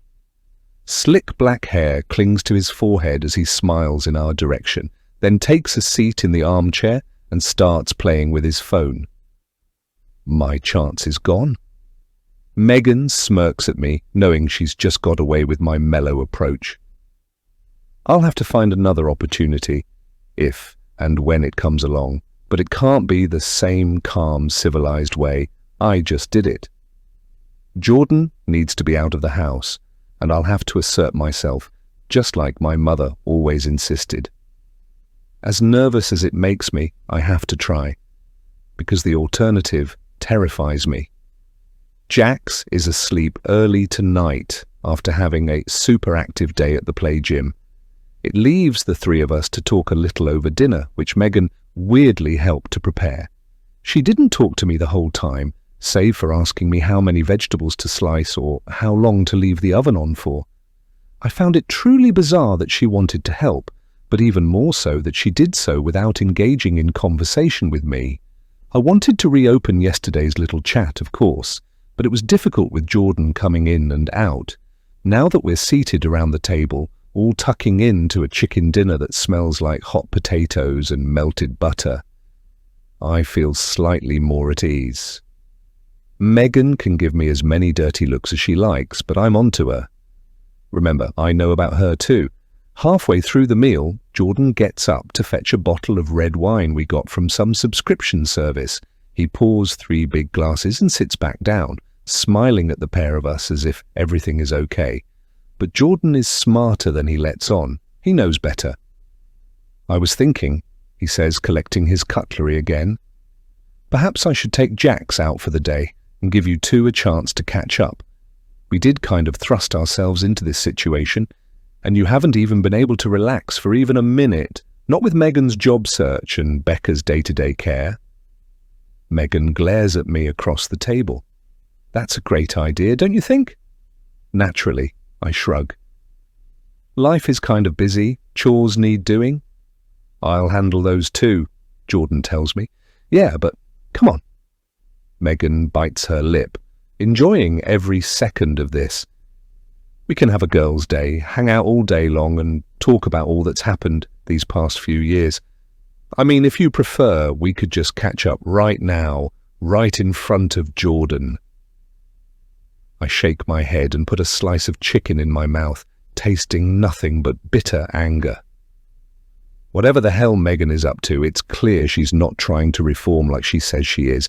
Every word she chooses is a deliberate move to upset me. But why? It's like she wants me to slip up. Or maybe she just enjoys torturing me with her knowledge. Once again, I remind myself that I'm not the only one with a secret. If hers gets out... "Becca," Jordan says, "you've gone quiet." "She's just thinking it through," Megan says. "That's smart. What is there to think about?" I look up from my plate, forcing the chicken down my throat. It's like swallowing a rock. "What would we even do? It's not like there's anything to do in Collingwood other than take Jax somewhere. We'd have to leave town to find something." "Sounds good to me," Megan says, reaching for her wine. "Road trip." "Road trip?" I can barely believe my ears. "Where? Why? How long for?" "I think she just means for the day," Jordan explains. "Right." Megan takes a sip of her wine, then studies it approvingly. "Well, I don't know about you, but I don't see any reason why we shouldn't do this. It will be just like the old days, a solid, uninterrupted conversation, a few giggles, maybe get our nails done. Sound good?" "I really don't think..." "Please, Becca, I'll even pay for everything."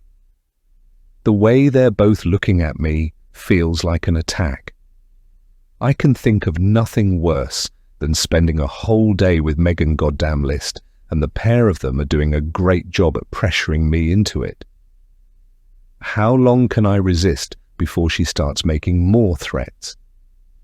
I barely ask myself that before she answers it in her own special way. It will have to stay between us though, won't it? Megan smirks like a proud little brat again. "I mean, we'll have a chance to talk about all of our private things, including the past, and what we're going to do about it. Otherwise, Jordan will be privy to our secrets, and we wouldn't want that to happen, would we?" The mere mention of our secrets makes my blood run cold. That devilish grin has me pinned. My husband is only a few feet away, hearing every word but not really knowing the true meaning behind them.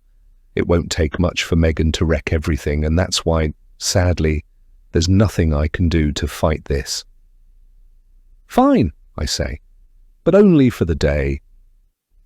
Somewhere within the next 24 hours, Megan manages to convince Jordan to let her drive, on the condition I don't appeal, of course, which I'm not likely to do with everything at stake. Megan knows this too, and uses it to her advantage with mocking puppy dog eyes. The sun is shining again today, but this time there's a bitter wind that whips against the windscreen. The road is long, straight and smooth, with nothing but a torturous day ahead of us. Apparently we're going to get our nails done, visit the cinema, then grab lunch, just like best friends often do. Obviously we're not best friends, anything but. I'm so glad we could find a way to make this happen, Megan says, taking her eyes off the road for far too long so she can watch me while she talks. It was starting to feel a little stressful at home, wasn't it? What with all the confusion? Confusion? I'm gripping the armrest. What confusion? You seem to think I'm threatening you. Victim complex much? I roll my eyes, then point at the road to tell her to concentrate. Thankfully, she starts paying attention to what's ahead of us, which enables me to relax at least a little bit. There is an awkwardness in the car, however, one I'm unable to get over. Even with that in mind, I promised myself I wouldn't let her walk all over me. So I turn my head and stare back, letting her feel my stare. Knowing the power she has over me, I'm worried about my throat locking up as I talk. I have to be brave about this. Let's not play head games then, I say. We both know what's happening here, and it's giving me a headache. Why don't you just tell me what you want and then get on your way? Nobody needs to pretend you want to be here, and I don't have to pretend I'm okay with it. Wow, I'm offended, she mocks. You should be. There's a reason I don't like you. So what? Nobody asked you to like me? Cut the crap, will you? Why are you here? That's my own business. Why are you being so rude? Because I'm getting tired of you threatening me. Out of nowhere, Megan slams on the brakes. My body swings forward, but my head snaps back as the seatbelt catches me. The car swerves, then comes to an abrupt halt on the side of the road.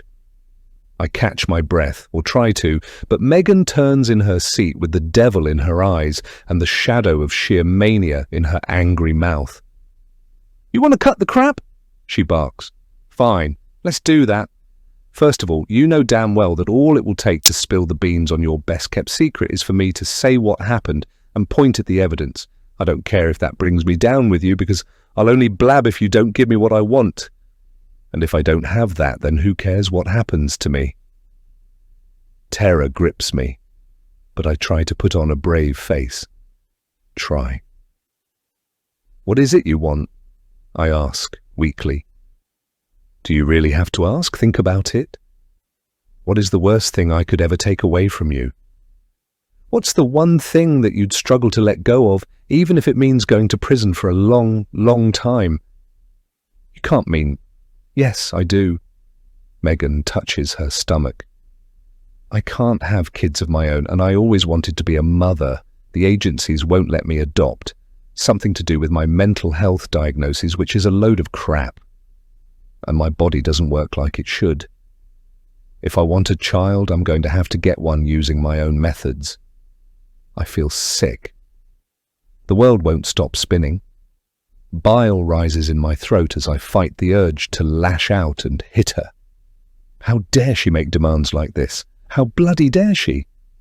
Now, just in case we're unclear, she says, you're going to give me your son. Jax will become my own child, and the first thing I'll do with him is change that ridiculous name. Meanwhile, you're going to report him missing and claim to have no idea what happened to him. Maybe I'll see you on the news, crying for the cameras and begging whoever took him to return him safely. And if you don't agree to all of this, I know what happens if I don't agree. On the other hand, I am generous. It's a big decision to make, so I'm going to give you a whole week to make your decision. Until then, we're just going to have to play happy families. Do you understand what I'm saying to you, Becca? It pains me to no end, but I have to nod. As if my week wasn't going badly enough, now this psychopath is threatening to take my son away. The bare thought of living a life without Jax makes me sick to my stomach, and to know she could get away with it. See, I own you. she says, turning back in her seat and bringing the engine back to life. Now let's go and have a nice day, shall we? You know my terms, and if you care even a little but about not getting locked up for the rest of your life, Jax will be mine within 7 days. I can't speak. I can't think. Too many thoughts are racing through my mind, even as the car moves on towards the neighbouring town, far away from where Jordan is taking care of our only child. I've never felt such fear for the safety of my family. It's like Megan said, she owns me and she's given me a choice. All I have is 7 days. Chapter 9. Becca. That day I spent with Megan was nothing short of torture.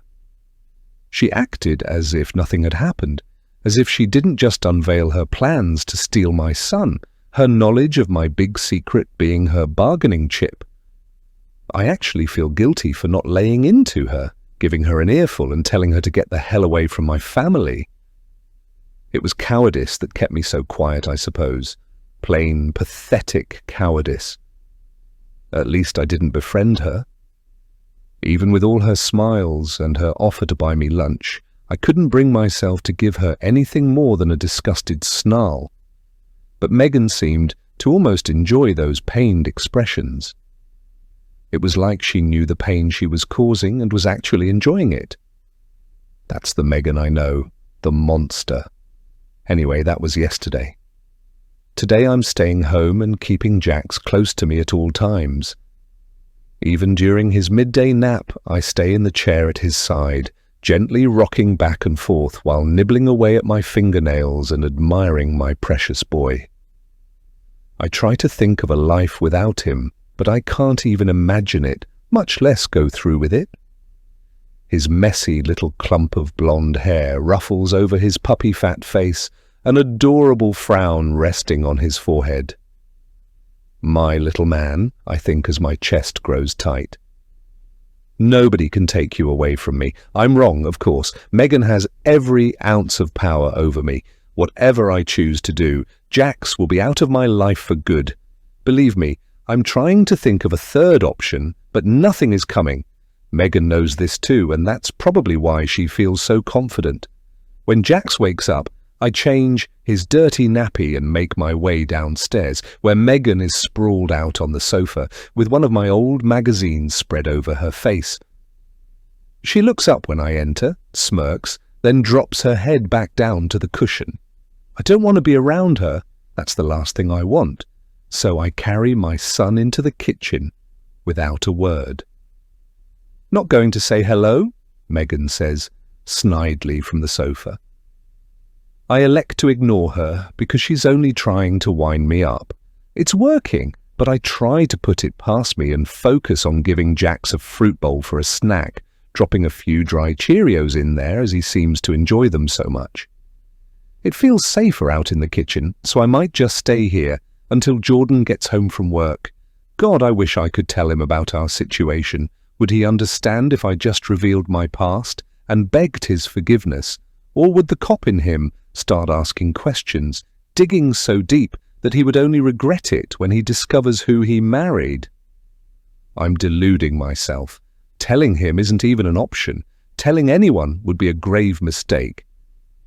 This is something that must stay between Megan and me, even if it does bring my life to a crashing halt in just 7 days. 6 days, I remind myself. 6 days and counting. When my husband does eventually return from a long day at work, he kicks off his shoes and takes Jax right out of my hands. I watch them carefully, admiring the way they are with each other. It doesn't take much for Jordan to make him laugh hysterically, and it's the best sound in the world. For a moment, my worries melt away, and that sound is all there is. Until I see Megan snooping. "How was work, babe?" she asks, as if her own man just walked in the door. "Fine, thanks." Jordan looks over at me, discomfort causing lines on his face. "Anything to report, Becca? Little man eating okay, sleep okay, do lots of idle whittle fart bubbles." As Jax starts laughing at Jordan's stubble grazing against his cheek, Megan stares at me like some kind of animal. I know what she's doing, and she wants me to know. This is yet more control she has over me, and she's enjoying every last second. "Can I talk to you alone?" I ask. "I don't mind overhearing," Megan says. "Unfortunately, it's none of your business." Ooh, so cold. Jordan looks from one of us to the other, clearly picking up on there being some kind of problem. He stops playing with our son and holds him close to his chest, then nods his head towards the stairs. "Let's talk upstairs while I get ready for a shower." I follow him up, not looking at Megan as I pass, but feeling her eyes all over me like a disease. I even get a waft of her cheap perfume, then make my way upstairs while trying not to gag. It's Megan all over.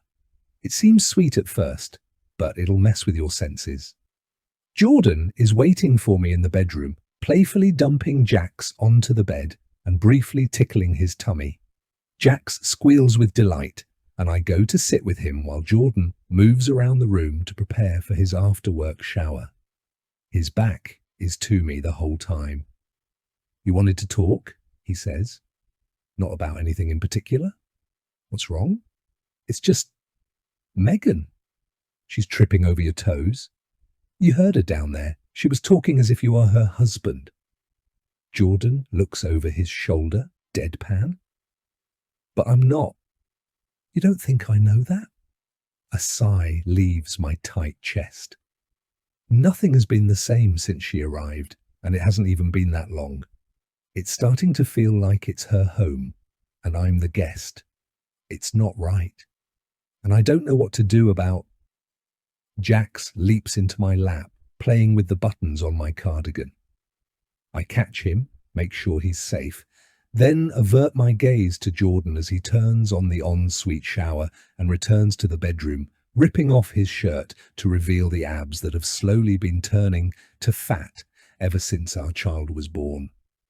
I think they call that a dad bod. "You can always make her leave," he says. "I'll even do it for you." "That's not really a good idea." "Why's that?" I utter an exasperated laugh. "It's not something I can explain, not even to the man I married, the man I love with all my heart and vowed to share everything with, everything except the sins of my past, that is. It makes me feel sick with myself." "Becca!" Jordan comes in, drops his shirt, then looks me in the eye. "Yes?" "Are you hiding something?" A dry lump forms in my throat. "Why do you ask?" "You've just been very different since Megan arrived."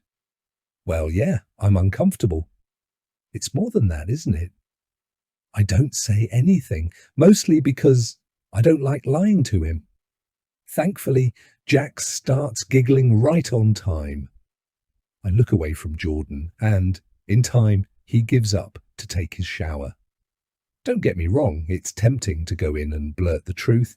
Maybe he can help with the situation, but the risk is too great. My entire life could fall apart before my 6 days are up. Scooping Jax into my arms, I carry him into his playroom. It's the safest room in the house. Early that same evening, things go from bad to worse. I'm in the kitchen with Jax, a scene that's becoming far too familiar, but at least it's away from all the craziness. Megan is in the downstairs guest bedroom again, the door wide open as she obnoxiously blares distorted 90s tunes from her laptop speakers. The song selection isn't lost on me either. They're all from an era when the two of us were best friends, before the switch flipped inside of her, taking away the sane, rational woman I once adored. Jordan is coming in and out of the house and leaving the front door wide open while he tinkers with the car. I'm not even sure what he's doing. The science of motor engineering goes way over my head. But he finds it therapeutic to constantly tweak it. I don't mind as long as he doesn't make it blow up or something. Honestly, I'm still just trying to process our last conversation. Jordan comes inside and wipes something off with a rag, smiling at me from the doorway that leads to the hall. I smile back, wondering how I can tell him the truth. It's the only secret I have from my husband, but even the thought of spilling the beans makes something inside me twist with anxiety. As soon as he's out of sight, returning to the family car once more, Megan emerges from the bedroom. I should have noticed the music stopping, but I've been so wrapped up in entertaining my son as he munches on cut-up melon. Just watching him attack that task makes my heart swell with pride, but now there's a literal shadow looming over me. "How's my little man this morning?" Megan asks. That knot in my stomach tightens. "I think you'll find he's my little man." "Yeah, we'll see." Jordan shuts the front door then. The temperature changes in the kitchen. It should be warmer, but Megan's presence leaves an icy chill in the air. A moment later, all four of us are in the kitchen, the silence growing more and more unsettling. "Whoa," Jordan says. "Who died?" "Nobody." Megan lays a hand on my shoulder. "I was just asking Becca if I can hold Jax for a little while, but she's being very untrusting. Some parents do tend to get a little overprotective, but I know what I'm doing." "You do?" "I have nieces and nephews." That's a lie, but I don't call her on it.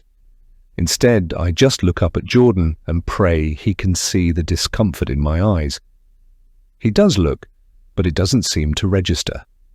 He's too distracted by the motor grease on his hands, which he moves to wash in the sink. When he dries them with a dish towel and throws it into the washing machine, he inspects the cleanliness and lifts Jax from his high chair with strong ease. "What do you think?" he asks our son. "Want Megan to hold you for a while?" "No bloody way." The words come out of my mouth before I've even thought them through. I shoot out of my chair and reach for Jax. Jordan steps back, taking him out of my grasp. Desperation urges me to get closer, trying again, but Jordan snaps at me. "Will you stop? What's your problem? I told you I'm not comfortable with it." Why so protective? Because he's our child, for crying out loud. It's my job, right? And what's Megan going to do, run away with him? Megan snickers behind me. If only Jordan knew how close to the truth he is. I shake my head, closing my eyes while tears sting them. Calmly, slowly, I reach out one more time and plead him to just let go. It's a weird feeling. He's studying me while I take hold of Jax, seeing this version of me for the first time. I don't hold it against him. It probably does look like I'm overreacting, but he has no idea of the monster living in our home. Jax has no complaints about me taking him. I turn on the spot and feel anxious about walking past Megan. She's still standing there, grinning like an idiot and refusing to step aside to grant me an easy exit. Just as I head out the door, I catch Jordan apologizing to her as if I'm the one in the wrong. As if I'm the psychopath. "It's fine," Megan says. She's having a hard time postpartum. Pure hatred rages in me all over again. I go upstairs to start Jax's bedtime routine a little early, mostly because I just want to stay the hell away from downstairs. As I run the bath and start getting out the rubber fish, I keep thinking about how fast the second day has flown by. After I've gone to sleep and woken up, it will be just 5 more days. Then my life will be over. Chapter 10, Jordan. As you can imagine, I found that very confusing. Did I push the boundary with Becca by offering our son to Megan? Yeah, probably. We all make mistakes, and I'm not too proud to say that was one of mine. That said, was it really bad enough to warrant that reaction? Snatching Jax and storming out? It's extremely awkward after that. Megan's eyes meet mine just long enough to let me know she's upset about the outburst, then looks away. I feel guilty towards the both of them, having ignored my wife's wishes and then letting Megan see the explosion it caused. This needs fixing. I apologize briefly to Megan and then head upstairs. Becca is kneeling beside the bath, lukewarm water spilling into the tub, while Jax smashes 2 rubber fish together on the carpet beside her. This is a stressful time for us. Jax hates water and lets everyone know about it with his deafening wails, so I roll up my sleeves, shut the door, and kneel beside Becca. "Want to tell me what that was about?" I ask. She doesn't look at me.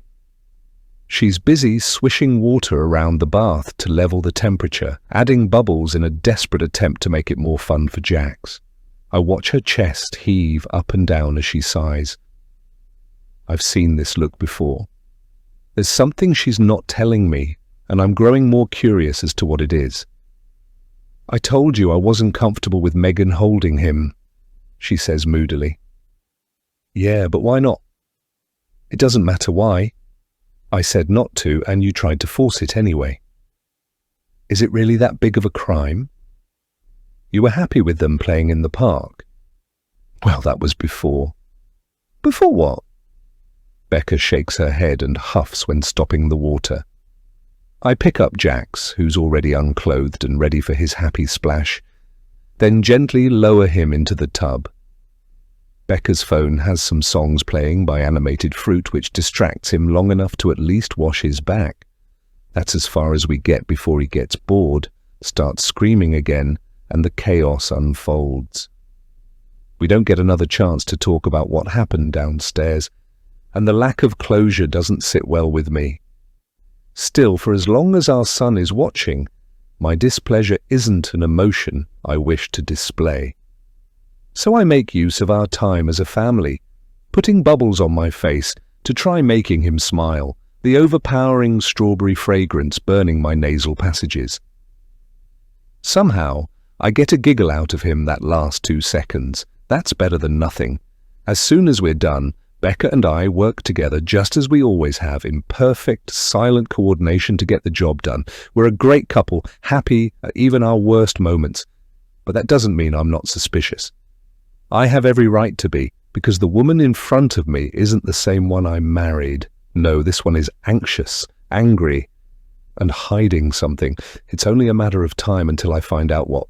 Feeling a little run down. From my full-time job and the bizarre new stresses at home, I return downstairs and flick the kettle on, ready to make myself a coffee. I might even put a little something in it just to spice things up. It feels sorely needed. Becca has retired to the bedroom for a while. She says it's to read her book, but she's a lazy reader just like I was not so long ago. If I know her, which I obviously do, she'll have the paperback resting on her lap while she scrolls through social media and just kills time. Not that I blame her. It must be tiring doing what she does all day. If anyone deserves a break, it's her. The water bubbles, steam rising from the spout. The button clicks and I rub my eyes before melting the instant coffee granules, avoiding milk altogether. The stronger the drink, the better, at least for right now. "Making one for me, honey?" The voice catches me off guard. The words don't match the person who said them. I spin around and find Megan standing just a few inches from me. I can smell her sugary sweet perfume, like summer threw up on a bowl of citrus fruits. It might entice a teenager, but all it does is help keep my more natural inclinations at bay. It's just as well. I'm not a cheater. "Sorry, did you want a coffee?" I ask. "Only if you're making it." "Who else would do it?" Smiling, I turn back around and reach for a second mug, then quickly put together a drink for our guest. When I slide it onto the counter for her, she smiles thinly and takes a shrugging breath. Something is bothering her. I can see it. "Can we talk about something?" she asks, as if reading my mind. "Again? What's on your mind?" It feels like Becca has been really moody with me since I arrived. There's a little bit of rough history between us. Don't know if she told you, but I was hoping she'd overlook it, just like I did. Has she said anything to you? I shrug uncomfortably. It's not really my business. Fair enough, but she's your wife. I don't want to upset her. Or you, for that matter. You're not upsetting me. But whatever this thing is between you, it needs resolving. That might be awkward. Megan wrings her fingers and averts her gaze. I tried talking to her about it, but she shut me down. It's like she has no interest in repairing our friendship. Honestly, if she's communicated that to you at all, could you please just tell me? At least then I could pack my bag and get out of everyone's hair. Sympathy makes my heart palpitate. You don't need to leave, but it might be best. You saw how she reacted when I tried to hold Jax. Maybe she's just going through some stuff. You're probably right. The kitchen becomes silent. I don't like the space between us, not physically. There's only about 10 inches, and even that suddenly vanishes when she rushes forward and throws her arms around me. Her perfume attacks my senses as she grips me so hard. It's like nobody has hugged her in years. If only for the sympathy, I hold her for a few seconds and let her know the world isn't out to get her. I am here for her to an extent. Until she presses herself firmly against me. Too close, I think, but I don't move. Way too close. Chapter 11. Becca. This kind of tension is new to me. I've lost my appetite. Sleep is even harder to come by than before, and I don't even feel comfortable walking around my own home. Since Jordan has to leave for work again, it means I'm stuck at home with a psychopath who wants to take my child away. It goes without saying that I'll be keeping my distance from her as long as possible, but weirdly enough, Megan doesn't seem interested in hanging out with me. She spends the whole morning in her room, the door wide open without her so much as blinking when I go past. Her head is buried in a book as she lies on the bed, the pages akimbo as she takes it all in. It's like she doesn't have a care in the world, and that only amplifies my cold fear. It means she knows she'll get what she wants. Around lunchtime, I try putting Jax down for his nap. It takes ages to get him settled, using his brain toys and a handful of his favorite books to make him sleepy. My own eyes are watering with painful fatigue as I tell him the story about a lion who's scared of a mouse, putting all my effort into performing it like a Broadway show. Eventually, he starts to yawn, just like I do, and then I transfer him to the cot and sneak out of the room. As soon as the door is closed, I breathe a sigh of relief. That's the hard part done. Now I just have to figure out whether to sneak in a nap of my own or get some chores ticked off my list. I opt for the latter, based solely on the fact that sleeping is tough right now, although at least Megan has stopped slamming doors just to wind me up. No, today she has a new tactic. It starts in the living room, where I thought it might be safe to tidy for a few minutes before it all starts up again. I'm vaguely aware of the proximity to the guest bedroom, but there's no hide nor hair of Megan until she suddenly appears in the doorway.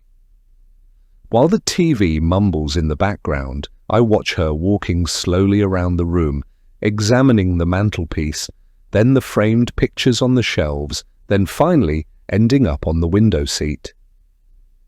She sits there in her tattered old tracksuit, staring out down our long driveway. "Do you have to watch my every move?" she asks. "Of course," I snap. "It's not like you can be trusted." "Get over yourself. It's not like I'm going to steal anything. I just want my son." My stomach churns at the sound of those words. My son. All I can think in this twister of mortified thoughts is, "No, you bitch! Jax is my son." Somehow I manage to keep quiet after that. And I can tell it bugs Megan because she keeps huffing and stirring to get my attention. I know what she's doing. She's applying pressure to force me into a decision. It's not going to happen. She seems to have forgotten that I've seen all of this before. I used to go over to her house for dinner when we were kids. Megan would beg for dessert, and she wouldn't always get it. That's when the tantrums would start, and she would threaten to start destroying things. It's not like her mother could stop her. All she could do was send her to her bedroom, where she would destroy even more things. No wonder that poor lady turned to alcoholism and, word on the street is, eventually killed herself. Megan gives up and storms into the kitchen with one last huff. Perhaps she expected me to follow her, because a few minutes later she comes back out and breezes right past me, then heads into the guest bedroom and slams the door. All this is after she makes one last comment, one more insane babble of words just to get a rise out of me. Can't wait to see my son again. Anger boils my blood. I suddenly realize I'm grinding my teeth, but the door is shut before the words really register. My eyes drop down to the baby monitor, where Jax stirs before drifting back off to sleep. My little angel, I think with a worried sigh. That's the key phrase in all of this. My little angel. As soon as Jax wakes up and I get him fed, we sit around in his room while he ambles around and plays with one toy after the other. I'm so proud of him for crawling, even if it is a lazy, almost limp maneuver from his belly. Other mothers tell me how fast this stuff goes, and that only makes me more scared about what could happen in the coming days. Soon, he may not even be mine. Once more, I punish myself with thoughts of Megan taking my child away. It infests my brain like a parasite, feeding off my thoughts until I start to go crazy. There's no way I can relax in this house, not when I know she's just downstairs. That's when I decide to go and get some air, just for the intention of processing my emotions. It only takes 5 minutes to get Jax in the buggy and ready to go. I wear the backpack that's just used for nappy changes, and although we won't be stopping anywhere long enough to need it, it's better to be safe than sorry. I also cram a couple of his favourite soft biscuits in there, along with a banana and a pineapple stick. The latter is for emergencies only. He loves sucking on a juicy pineapple, but the excited shrieking usually starts soon after. It's a trade-off I at least want the option of using if things get desperate. At least Collingwood is a nice quiet town. I'm able to think clearly out here, walking in the sun where a light breeze keeps me cool. It's that awkward time of year where spring is trying to turn into summer, but not quite managing to. Some people get annoyed by the constant ups and downs in temperature, but I don't mind. Besides, I have other things going on. Jax enjoys his snacks while his curious head turns to the birds flying overhead and the occasional passing car. There's a long country road that leads up to the town proper with huge fields on either side. Cows and sheep graze these fields, which also keep Jax's attention away from the soft biscuit he's insistent on sucking to death. A small tear emerges in the corner of my eye as I glance down at him, praying I don't lose him. I just don't know what to do about Megan. She has my secret, and that's awful. But could anything really be as bad as taking my son? There's not even any evidence to suggest that she won't get what she wants, and then reveal the truth anyway. God knows she's the type of person to do just that, which makes me think of just calling her bluff and letting her at it. As if that could end well, there's something else that keeps bugging me. I'm a mother, and I like to think I'm a good one, so it does occur to me that this isn't about me at all. If you really think about it, the options aren't just about whether or not I end up in prison, but what will happen to him. If I let Megan have her way, Jax will lead a highly unsafe life under the care of a woman who can't even take care of her own basic needs. This makes it pretty clear to me that there really is only one thing to do, and that is to simply tell her no. What will happen to Jax then? There has to be another option. I rack my brain while we take a tour of Collingwood in the half-summery sun. People pass and I offer thin smiles. The town is nice and quiet today, allowing me to consider something that just popped into my head. Something dangerous, because maybe I don't just have two choices after all. What if Megan is simply exploiting my kind nature and relying on me doing what she wants? What if I challenge her and let her know she'll be getting nothing from me? Nothing. On top of that, I'll be bringing her down with me. Surely she can't be okay with that happening. Surely she's as scared as me. That's it. My mind is made up. It's not going to be easy, but Megan is about to be told that she'll not be getting what she wants. Not this time. What's more, she can pack her bags and leave today, as long as I'm aware of the potential outcome, that she can scream my secret from the rooftops and then leave town and never be seen again. That's just a risk I'll have to take. The fake confidence I'm giving off is ridiculous. My head is held high as I come in the door, parking the buggy in the hallway while Jax dozes once again.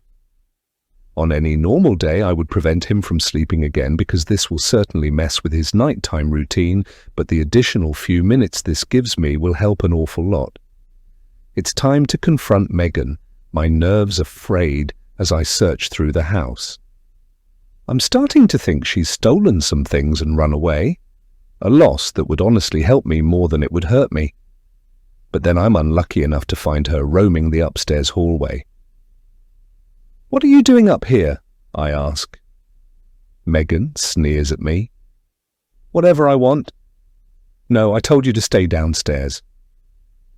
"And I told you I'll do whatever I want. Are you going to stop me?" There's a challenge in her eyes. She wants me to try stopping her, and she knows damn well it's not on the cards.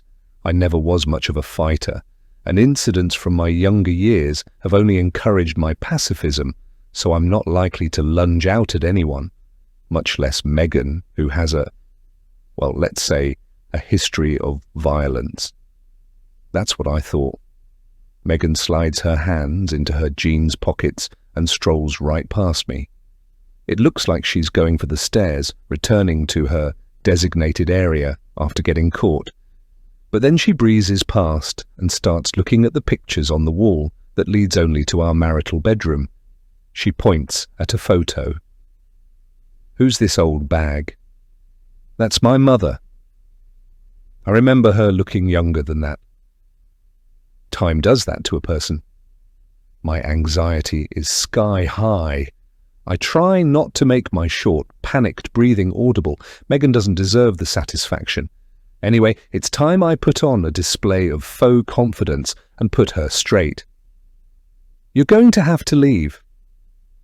Still smiling, Megan rotates her head, then looks me up and down. She opens her mouth as if to speak, then deliberates on it. A few long, uncomfortable seconds later, she walks slowly and casually towards me, not stopping until we're nose to nose, her foul breath invading my space while she stares daggers at me. Her smile fades. "I'm not going anywhere," she says firmly. I lick my lips despite trying not to. My legs are shaking, my mouth bone dry. I'm scared to speak in case my voice breaks, but now she's put me on the spot. It's time to be brave, assertive, like my mother always told me to be. "No," I begin. "This is my home, and you've taken advantage of—" In the blink of an eye, Megan's hand lashes out like a whip. It strikes my chest, shoving me back. I lose my balance and fall against the wall. Photos fall to the floor, the glass frames shattering. She's on me then, like a tiger pouncing on its prey. Her hand snaps out again, this time clamping around my throat. I make a weird gargling sound as time seems to slow down and somehow speed up at the same time. "Let me make one thing clear," she hisses through her teeth. "When I said I'm going to take my baby from you, I meant every word. When I gave you a week to decide, I was being generous. Right now, when I tell you to never speak to me like that again, it's because I have some anger management issues and there's no telling what I'll do next. Got it?" I try to nod, but her grip is so tight. Breathing becomes this impossible thing, so I reach up and try to prise her hand off my throat. It doesn't work. Megan sees I can't answer her, then lets go as I gasp for breath, doubling over like I'm about to faint. "Don't make me do that again," she says. "Next time it might get even worse." I'm left there in the hallway like a fool. Jack starts to make noises downstairs, probably woken by the commotion. I hate that it takes me a minute before I can get to him. It makes me feel like a failure as a mother, but nothing can be worse than what will happen in 5 days when Megan gets her own way.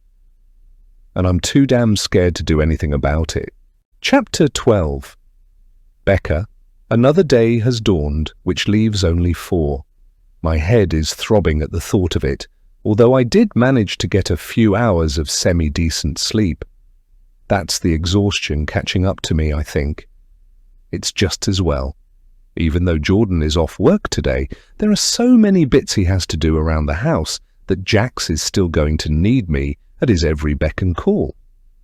Bright and early, Jordan is out in the back garden, drilling into something. Don't ask me what he does. I just make sure I thank him for keeping the house looking good while I take care of our son. It's easy to take people like him for granted, so I always make the effort to let him know he's appreciated by cooking for him, although today will be a little different. Today I'm busy looking for a way out. Jax comes into my bedroom with me, where I set him down with one of his favourite toys, a fluffy white bear which I'm only now realising must have been a festive thing. The scarf is a dead giveaway. Jax sits and cuddles it, examining the bear's little black nose while I pull out the drawer from under my bed and produce a faded yellow folder that's so light it's like there's nothing in it. That's by design. There is something inside. But I didn't want Jordan to feel a heft, and then let curiosity get the better of him. I take a deep breath to prepare myself, shoot one last glance at the door to ensure it's shut properly, then pull out the small collection of newspaper clippings. They fall into my hand, airlight and faded over time. The black ink feels weird and soft as it smudges my palm, but I'm more concerned about my hands shaking. Maybe I wasn't ready for this after all. But I'm here now, and it's worth looking. The article in the clipping speaks of a young woman who went missing in Bristol. My eyes skim over it, reading but not quite taking in the words, because the last thing I want to do is relive that nightmarish day. Megan was there too. She was always present when danger was. But it honestly seems like she has no regrets about what happened that day. As I read on, the journalist talks about the police investigation, the inquiries made to those who were thought to be involved in the unfortunate event, and I read my maiden name as if it belonged to a different woman. Technically, it did. A fun-loving, carefree young lady died that day. Years later, desperate not to become this empty husk, she's sitting here, reading about her past, and hoping against hope that an idea springs to mind. Thankfully it does. I start to wonder if I might get away with this legally. The obvious answer is no. There isn't a single policeman or court judge in the world who would take pity on me for what happened, so why even try? There is, however, an alternative option. It's surprising I didn't think of it before, but if I could make sure Jax is out of reach at the end of these 7 days, what could Megan really do to me? Report me to the police? Sure, but I'll rat her out as well, and the police will arrest her before she can get anywhere near my son. All I have to do is find somewhere for him to go. Unfortunately, there's only one place. It hurts to even think about it, but there's no other choice. Not if I want to keep my son safe. It took 2 long hours to drive to her house, and Jax cried the whole way. The only good thing about this is that he's exhausted himself and is asleep when we arrive. Not that my mother cares about him at all, but at least now she'll have good reason not to engage him. I have him in the detached car seat by my feet when I ring the doorbell. The living room curtains twitch while I stand there awkwardly, not having rehearsed my speech even a little bit. The house is a big old thing that cost her very little before she did it up, and is now worth a fortune. No doubt she'll assume I'm here for some of that money, and that's a part of the problem. She always insisted how great a mother she was simply because there's a large inheritance waiting for me. But what she doesn't understand is that I'd happily give up every last penny if it means having a mother for once. Somehow, I doubt she'll ever understand. A latch behind the door rattles and then it opens. My mother, the old bag as Megan so aptly put it, stands before me in an old-fashioned floral cotton dress that makes her look like a farmer's wife. Her cheekbones protrude from her wrinkly skin, and her cloudy blue eyes study me with nothing but suspicion. I need help, I tell her bluntly. There's no room for you in my house, she says. You'll have to... That's not the kind of help I need. Can we talk? Once more, I'm assessed as a potential threat. It takes about 30 seconds for her to decide I'm not a worthless piece of crap. Then she widens the gap in the door and turns her back on me. I pick up the baby seat and carry Jax inside, careful not to knock it on anything. Closing the front door behind me, I follow Mum through to the dining room, where it reeks with overpowering lavender, and the old-fashioned furniture is the only distraction from the ugly-as-hell striped wallpaper. The whole room is hideously outdated but still looks new, like it was designed 40 years ago but only decorated today. "What do you need?" Mum asks, getting straight to the point as she sits at the oak dining table. The only sounds in this room are her rough breathing and the loud ticking of the nearby clock, a black and white cat with googly eyes and a swinging tail. I set Jax's seat on the table and perch on the edge of a dining room chair, not wanting to lean against the hard wooden back. There's no point in messing around, so I cut the crap and simply ask for what I need. "There's trouble," I say. "At home, I was wondering if you could watch Jax." Mum's eyes widen as she shakes her head. "No, I couldn't. I have a busy day." "Relax. I don't need you to do it today. Maybe in about 3 days' time." "But I'm busy then also." "Mum," I sigh, "we both know you don't have a single event planned for the rest of your life. Now will you please just do me a favour and watch your grandson for a few days?" "A few days? Yes, it's really important." "What could possibly be so important?" An exasperated breath huffs out of me. I sound like a dragon priming for a blast of fire. That's actually a secret, which is a part of the problem. But the long story short is that he might be in danger. We might all be in danger given the circumstances. Will you try to be a little less cryptic? Not really. It's too complicated. Mum rubs her eyes as if she's been up for days without a minute of sleep, then reaches for her glasses. Her liver-spotted hands shake as she slides them onto her face and then pushes herself out of the chair. It's not until now that I realize just how much she resembles a skeleton. Then, without so much as glancing at her grandson, she leaves the room. I wait it out for a minute, hoping she'll soon return with a pot of tea or even just a glass of water to refresh me from my long drive. When the beam of sunlight pouring in through the window has shifted a couple of inches, I give up and go through to the kitchen, leaving Jax asleep in the dining room but keeping an eye on him from the doorway. That's when I see my mother, drinking wine straight from the bottle. Again. I snatch it right out of her hands. She protests, but I pour it straight down the sink, while feeling sick at the idea of leaving a 6-month-old in this woman's hands. I wouldn't ask if I weren't desperate, however, but the least I can do is wash her problem down the plug hole. "That bottle costs £2,000, she says moodily. "And now it's worth nothing. Look, I need your help." "I already told you." "Okay, Jax needs your help. Can you step up?" "Well, I don't know." "I'm not asking for much." I approach her, paying no mind to the additional wine bottles sitting in the cabinet behind her. Normally I would be more judgmental, but right now all I'm concerned about is getting some childcare for my son.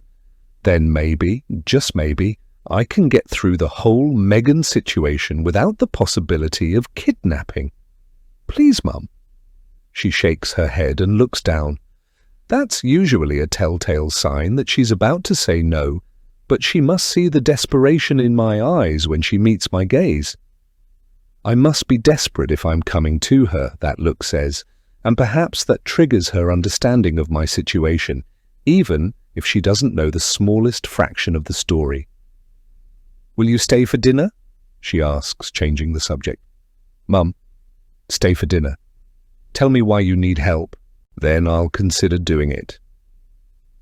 There's nothing I hate more than spending time with this woman. She never did care about me, and over the years I've learned to distance myself. Finding the humility to come back now was not easy, and the only thing that's going to change is it will be even harder.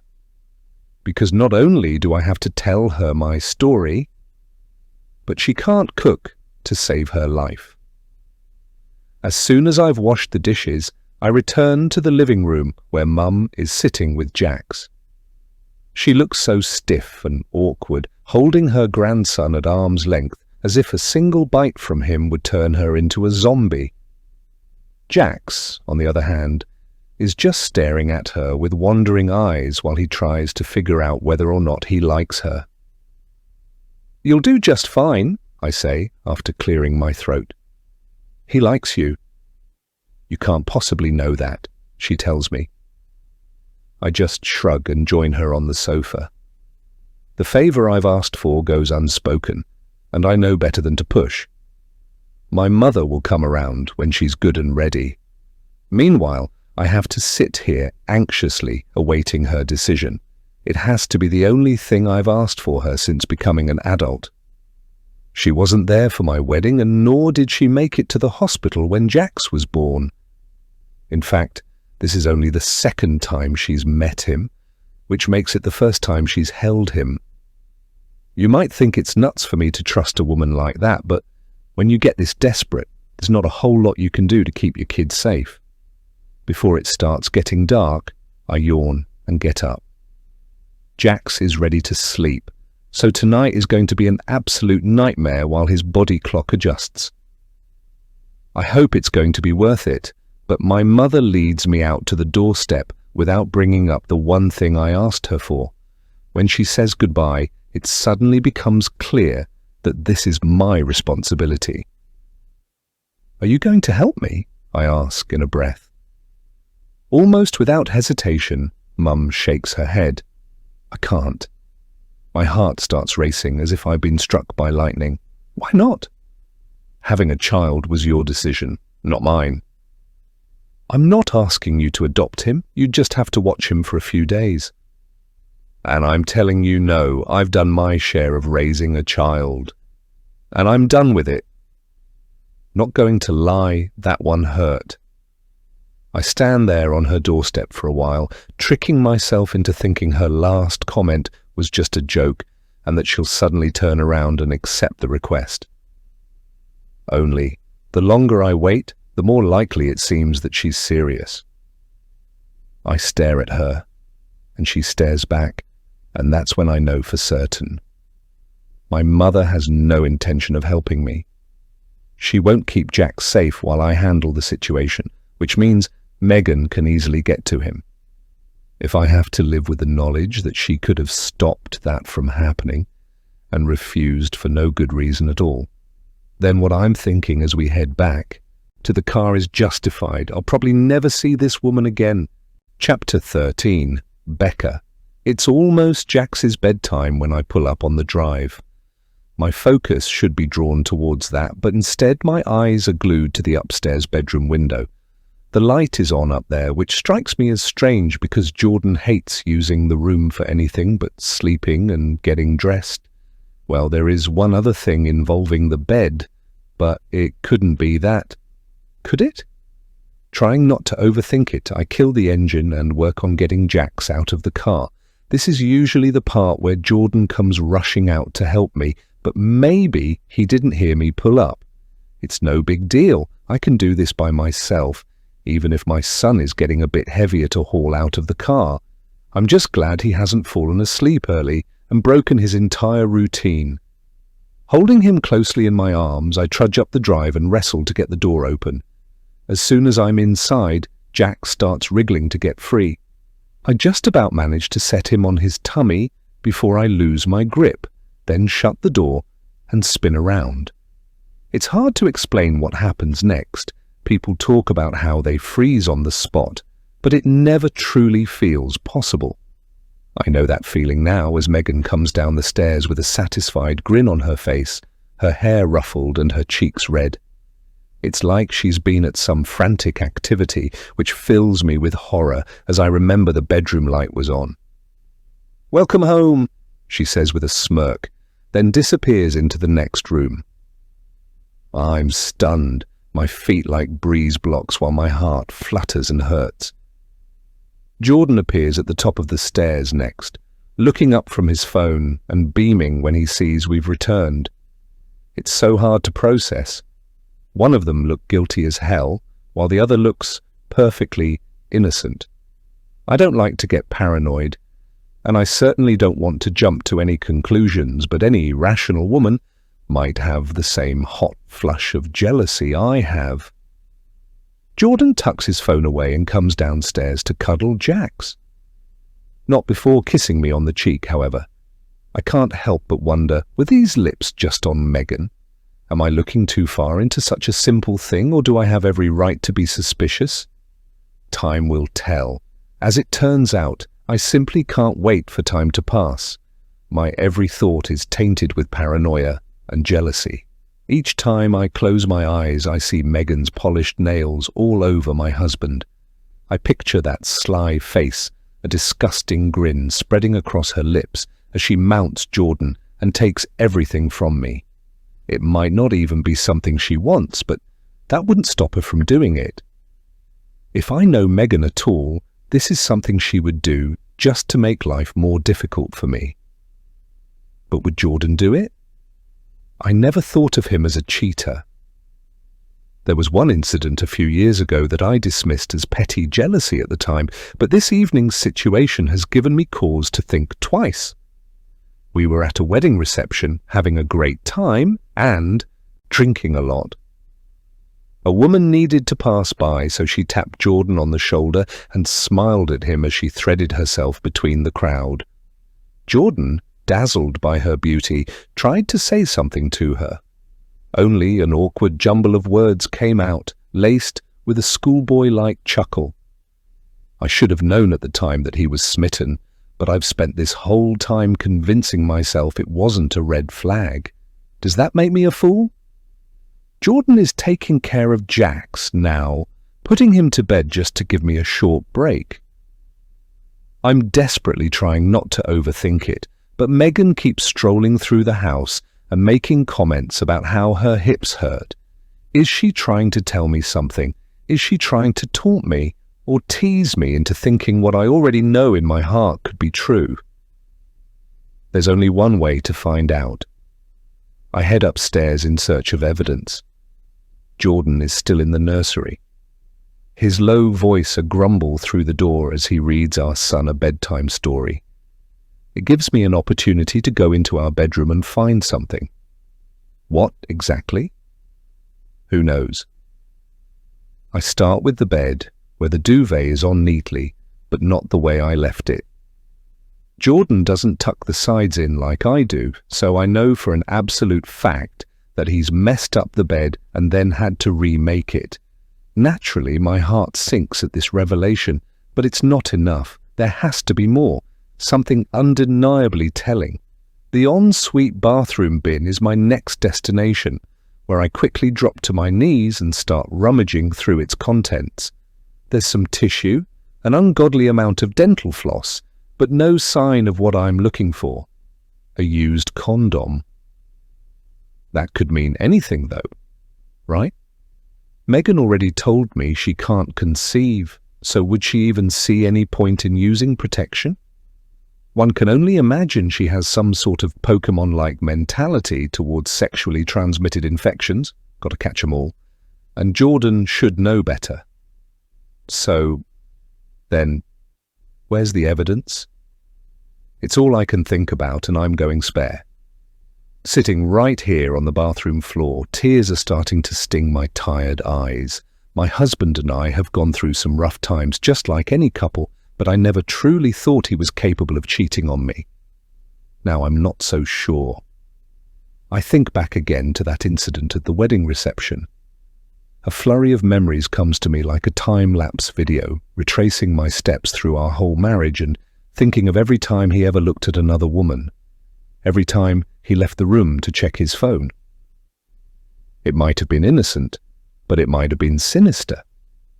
As for Megan, there's not a single doubt in my mind that she would do this to me.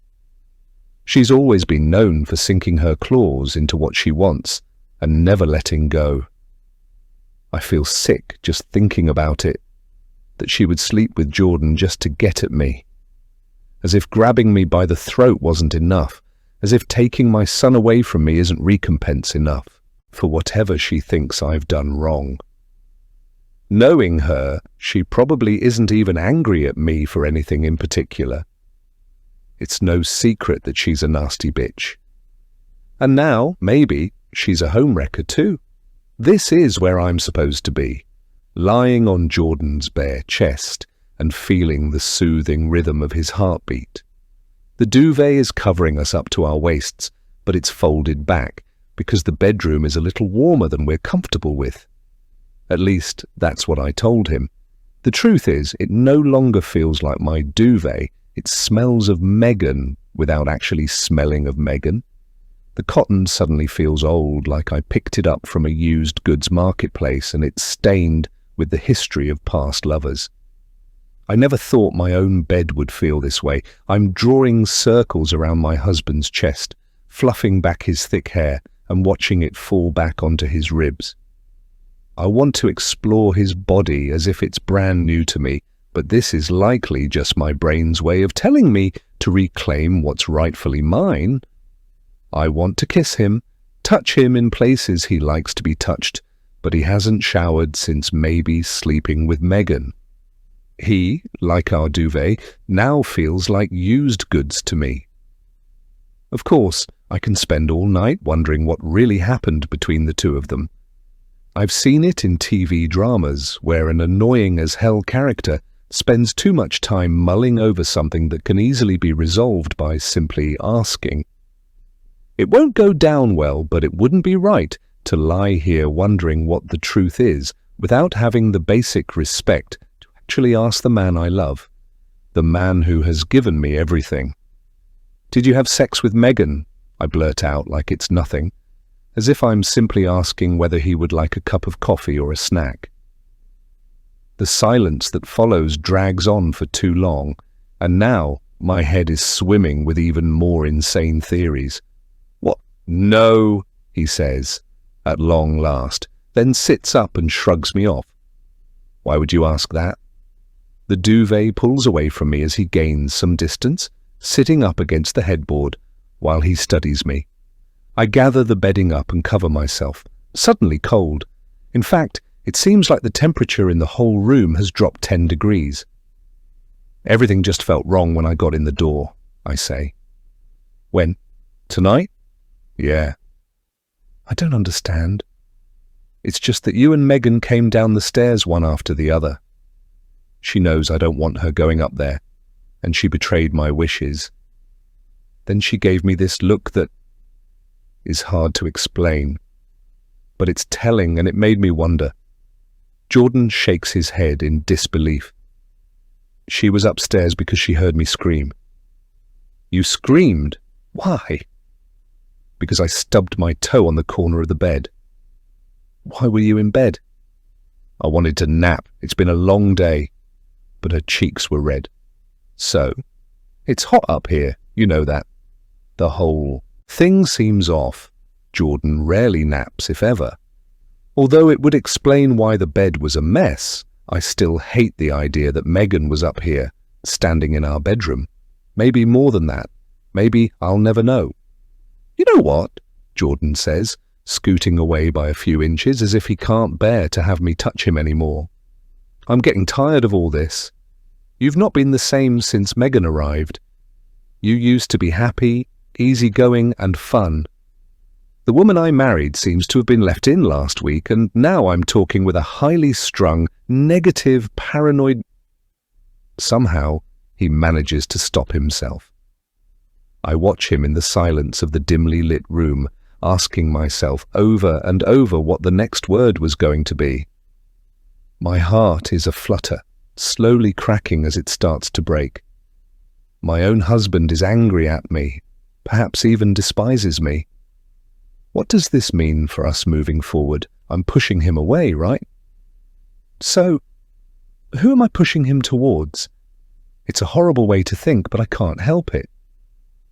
I'm sorry, I say sincerely. It just brings up a lot of emotions. Then get rid of her. It's not that simple. No, nothing seems to be at the moment. What's that supposed to mean? Nothing. Listen. Jordan leans forward and cups my hand in his. It's warm. Familiar? His eyes lock on to mine, but not in the way a lover's would. It could just be me, but this feels more like a performance.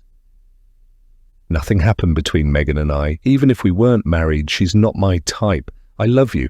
Can you please stop acting crazy and put this behind you? You've not got a single thing to worry about, I promise. I'll want to believe him, I really do. But I've heard words like this before. Not from Jordan, to his credit, but from past lovers, who at the time seemed just as loyal and trustworthy as he now does. But I'm losing him. I can feel it. That's why I nod, tell him I'm sorry, then turn off the light and try to let him spoon me. He does, which feels nice, but it doesn't feel the same as it used to. I'm starting to worry I've upset him. But it's not the only thing I'm worried about. Before I turn off the light, I take a quick glance at his foot. There is no mark on his toe, so there's no proof that he's stubbed it. Does it mean for sure that he's lying to me? No, not really. But it certainly doesn't stand as evidence of his story either. All it does is leave me feeling as suspicious as I've felt all day. In short, nothing has changed. I'm still angry, bitter and jealous. Chapter 14. Jordan. Well, that was a bloody nightmare. For the record, I really did not have sex with Megan. It may have come pretty close, but I'll get to that when my anger has simmered a little. Frankly, I'm growing sick and tired of Becca's behavior. I was willing to overlook a lot of it, even let her do her thing without me asking any questions. But now she's accusing me of doing things I simply did not do. Yet? Don't ask. The point is, I can't sleep. Somehow, Becca has managed to drift off in my arms. She's lightly dozing now, her soft little snuffles making her sound like a hedgehog. I actually envy her ability to sleep. It's like she's caused her trouble and can now rest safe and sound. Meanwhile, I'm tossing and turning like I'm cursed with insomnia. Why can't this just be over? Why can't we be rid of Megan already? I'm dying for my wife to return to normal, to remove the temptation of adultery, and then resume our perfect family life as it was always supposed to be. This whole thing is exhausting. I'm exhausted, but at least there's one thing keeping me happy. The one thing I truly cannot live without. I love the way he looks at me each morning. I love the way my heart breaks when I have to say goodbye on my way out to work. He always looks disheartened, and, although it sounds selfish, it's nice to feel like someone misses me. That's the stuff that keeps me going all day. The thing that makes me want to come home. Because no matter how bad life gets, I'll always have Jax. It's a late start for me, and given that I barely slept at all, it would have been great to sleep in just for an hour or two. Unfortunately, Jax is screaming the house down. Teething again, probably. Becca leaps out of bed and assures me I can relax a little before work, but our son's wailing could wake the dead. I might as well get up. Becca has settled him a little by the time I'm downstairs. I kiss her good morning in an attempt to wipe the slate clean, then play with Jax until he's got some food in his stomach. We're still giving him porridge, and he loves it so much that nothing else seems to exist until his bowl is clear and he's asking for more with some sign language we've been trying to instill.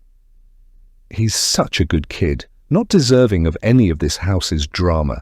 The tension only thickens when Megan wakes up, strolling into the kitchen while yawning. I pretend not to notice that she's wearing the same nightie, long and baggy and far more revealing than is appropriate. Becca glances at her, then looks to me, almost as if to catch my reaction. It won't work. I'm too good at hiding my feelings. Anyway, it will only make things worse after last night's accusations. I really am innocent, you know. So I lied a little, as there was no stubbing of the toe or Megan checking in on me to make sure I wasn't hurt. What really happened is that I was catching a quick nap on the bed and then woke up to her sitting beside me. It freaked me out, of course, but she played it off like it was nothing. "You look cute when you're sleeping," she said. Still not entirely sure if I was dreaming, I sat up, rubbed my eyes with the heels of my hands, then stared at her goddamn beautiful smiling lips. I'd be lying if I said having her next to me wasn't arousing, but I told you before that I'm loyal. That part was not a lie. "Shouldn't we go downstairs?" I asked, my voice cracking like I was a schoolboy. "Not necessarily. It could be more fun up here." "That's not really appropriate." "Why not?" "Becca isn't here." Before I could even begin to think about how to respond to that, her hand snaked over my leg. For some reason I didn't stop her, but when she got too close to the place where only my wife, and maybe my doctor, should touch me, I had to back away. With an awkward erection that was too hard to hide, I might add. Megan saw it, bit her lip, and raised her eyebrows, almost like she'd rehearsed it. Well, she said, "you're more into this than you're admitting." Once again, I quietly stood there and watched her get up to leave. Then I threw on some jeans and followed her out of the room to make sure she'd go, then reached for my phone to contact Becca. Just as I started to dial her number, I spotted her in the downstairs hallway, watching my every move. Had she overheard what happened? I hope not. Becca has expressed her suspicions, and I tried to talk her down. Now that Megan is nearby, I have to pay full attention to my wife just so she doesn't get any more ideas. Not a single word is spoken between the three of us as we each sort out our breakfast and eat up. It is getting a little ridiculous. Becca is obviously unhappy with Megan being here, so why the hell isn't she doing something about it? There has to be more going on than first appears. But I'm not ready to press. It would look too much like I'm deflecting, spinning the attention onto her in a desperate attempt to prove my own innocence. But I'm not technically innocent, am I? Megan knows this, and she's teasing me with multiple glances across the kitchen. I'm trying not to pay attention, but you can be sure something is stirring in my loins again. I'm almost proud of my ability to resist, because right now nothing would please me more than to tear her clothes off and give her everything those stunning eyes are begging me for. But I must be good, for our family's sake. Chapter 15. Becca. This morning comes with its own nightmare. After Jordan somehow magically got me to sleep, he sometimes does that by stroking my back or simply cuddling into me, I was out like a light for a good few hours. There are no dreams, no vicious repeat of awful memories or intrusive fears sticking around to haunt me. It's like I'm dead, completely free of all worry or concern, until I hear the scream. Jax's shrieking blasts through the baby monitor. I roll over and look up with a stiff neck, one eye slowly blinking open and the other not opening at all. My son is rolling around in his cot, unable to remain settled as something bothers him. For a moment, I wonder if Megan is in the room with him, but then I quickly remember he could simply be teething. "I've got this one," I tell Jordan, as he starts to stir. Just like that, my sleep is over and I'm tending to our little one's needs, while early morning grog starts making me sick. I get him changed, take him downstairs, then try my best to entertain him while preparing his food. It's easy enough this morning, fruit slices and some porridge. Stuff that's not so hard on the teeth. There's also no sign of the devil. The door to the guest bedroom is shut, so at least one person has managed to sleep through all the screaming. I have half a mind to go in there and wake her up, just to give her a taste of what she thinks she'll be living with in a few days. That's when the dizzying reminder hits me. There are just 3 days to go. A shuddering sigh rattles out of me, and I start playing with Jax. How the hell did I find myself in this situation? My anxiety is soaring these past few days, and it wasn't made any better by having to deal with my mother. There's a reason we don't talk much these days, but I honestly thought she would be there for me when it could mean never seeing my son again.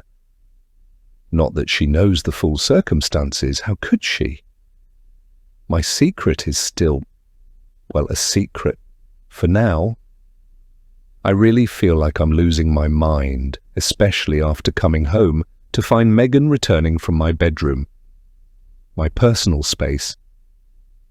All in all, it was the worst day since she first came to Collingwood, which is saying something. As I hear Jordan's footsteps creaking through the upstairs floorboards, I'm trying to convince myself that it will only get better. But with each passing minute, the simple, horrifying fact keeps circling back around to make me sick with worry. Just 3 days to go.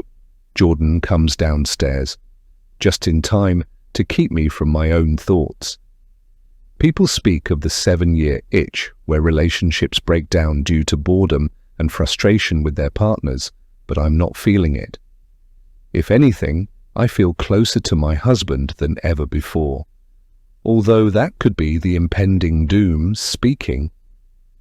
He's so good with Jax, taking the stress off my hands and entertaining him so I can enjoy a cup of coffee. I love watching the two of them play together, but the fact it may be one of the final times just makes me want to throw up. Once again, the terrible idea of confessing my sins crosses my mind, and then I remember it's just one of the two evils. Nobody wins either way, except for Megan. Speaking of, the guest bedroom door has just clicked open. My blood pressure elevates as soon as I hear it, and Jordan's head turns. Megan then makes an appearance, wearing basically nothing and swinging her hips to grab my husband's attention. It doesn't work, but I truly believe that's just because he's on his best behavior. To tell the truth, I'm still slightly suspicious of those two. "How did you sleep?" he asks her while looking at me as if to say it's too quiet in here. "Just fine, thank you." Megan pours herself a glass of water from the filter and downs it, droplets spilling onto her plain white nightie. "The mattress is a little firm, though. My back is killing me. Could really use a good rub down." "A what?" I can barely believe my ears. Actually, I would think I misheard her, but the way she's looking over her glass at my husband tells me I heard correctly.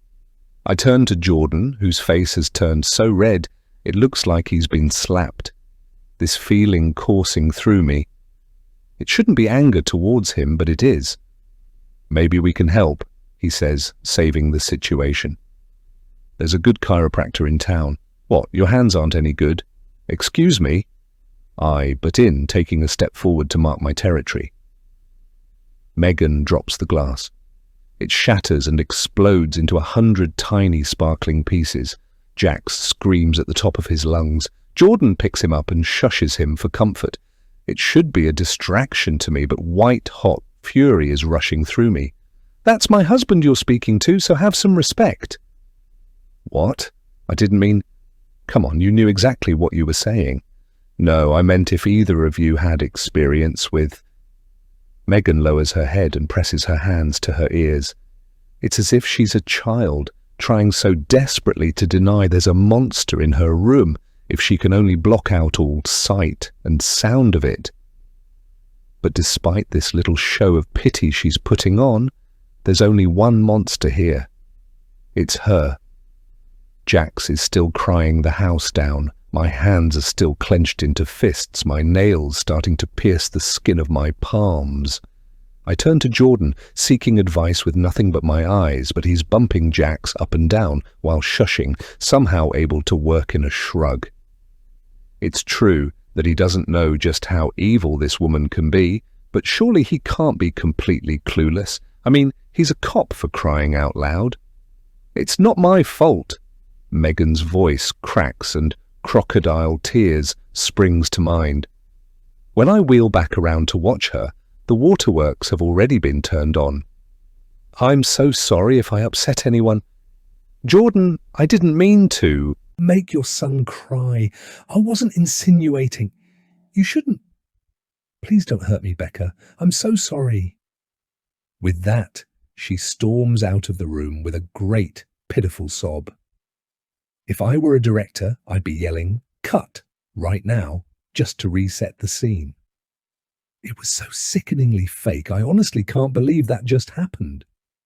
All I do is watch her go back into the guest bedroom, slamming the door behind her with one final "feel sorry for me" grunt. A little over the top, wasn't it? Jordan says, Jax finally settling in his arms. Just a little. I roll my eyes. Can you believe that woman? Her. I meant you. Me. My mouth gapes open as I stare in wonder. Jordan shakes his head, practically drowning me in shame, since the two of them have just made me believe I did something wrong. My only intention was to protect my man from the evil clutches of that maniacal cow, and now that same man is leaving the room with our son in his arms and a big mess on the kitchen floor.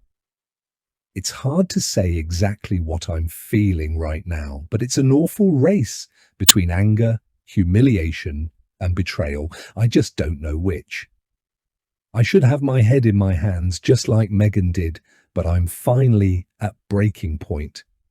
There's no way I'm going to put up with this any longer, so I do what any half-intelligent being would do, and set my phone to record, then storm right into the guest bedroom and shut the door behind me. Hard. Megan sits up from the bed, her false tears gone and replaced with a furious, creased forehead. "Hey!" she shouts, getting only halfway up before she registers my own anger. Then she hesitates, if only for a second, while she recalibrates. "You're starting to piss me off," I spit, pointing a finger right at her like a sword. "You think you can just waltz right into my home, make your threats, flirt with my husband, then play the victim? You can't. Especially after what you did all those years ago." Just like that, Megan's frown carves into a smile. "Turn the recorder off, Becca." "What?" "Don't play dumb. If you want to talk, show me your phone first." "I'm not." There's no use denying it. I suppose if anyone would know all the little tricks to try to gain leverage, it would be her. After a long and fed-up exhale, I reach into my pocket, turn off the recorder, then turn the screen towards her. Satisfied? Megan studies it, then nods and passes me. She opens the door, peers outside, then shuts it again and leans back against the heavy wood. When she speaks, her voice is low, almost a whisper. "What exactly was your goal here?" "To make you back the hell off." "And you thought that would work?" "It absolutely will." "Do I need to remind you what's at stake here?" She really doesn't. Jax's safety is on my mind on a minute-to-minute basis, and the thought of losing him is still making me ill. But the helpless feeling it causes, I'm so tired of it. I'm like a fly in a spider's web. My life is almost over, no matter how hard I struggle. As if taking my baby isn't enough, I say carefully, licking my dry lips. "You want to take my husband away too?" Is there no end to your lunacy? "Oh, relax, it was just a bit of flirting." "In the kitchen, yes, but what about upstairs?" Megan cocks her head. "Huh? Now who's playing dumb? I sigh. Did you or did you not sleep with Jordan? Are you insane? No more than you are? Yes or no? Of course not. And you expect me to believe you? If you weren't going to believe me, then why ask? Megan brushes her hair back with her fingers, then hugs her own chest and steps towards me. Her eyes are lowered at first, but she looks up at me like a grinning menace. Sweetheart, he's not my type. Even if he were, and let's say I screw his brains out, I'll be more than happy to let you know about it. There's not exactly a lot you can do about it, is there? Think about it. Now I feel really sick. Mostly because of the probability of this happening. Although I hate to admit it, she's absolutely right. Sleeping with my man would be a power play for her, a victory that she would scream from the rooftops just to make sure I know my place. I want you to stay away, I say, bravely, trying to put my foot down. If Jordan walks into the room, you walk out. If he asks you a question, one word answer him and then go about your day. All this drama is distracting me from the big decision you're forcing me to make, so I need you to be a little lenient and... Becca. Megan snaps out a hand and clamps it on my shoulder. I am being lenient. I gave you a week, didn't I? That's out of respect for our friendship. And make no mistake, if I want to ride your husband like Seabiscuit, then that's exactly what I'll do. Now, are you going to get off my back? Or do you need reminding of who's in charge? The twinkle in her eyes matches the evil curvature of her lips. I want to smack her, to hurt her like I've never hurt anyone before, but she'll only hit me back and take what she wants. It suddenly occurs to me that the only way to win a fight with her is to kill her, and that's something I just don't have in me. In short, she was right in what she said the other day. She owns me. Chapter 16. Becca. The rest of the day goes by as normal, except I'm livid. My mind wanders as I play with Jax. I scrub too hard when cleaning the windows. Somehow I even managed to smash a china plate while washing the dishes.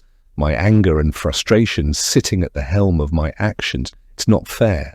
My life started kind of poorly, from neglectful parents to a lot of bullying in school, which probably contributed to my sensitivity when it comes to feeling pressured and targeted. I always thought things would turn around, that I would marry the perfect man and have the perfect life, and they really did.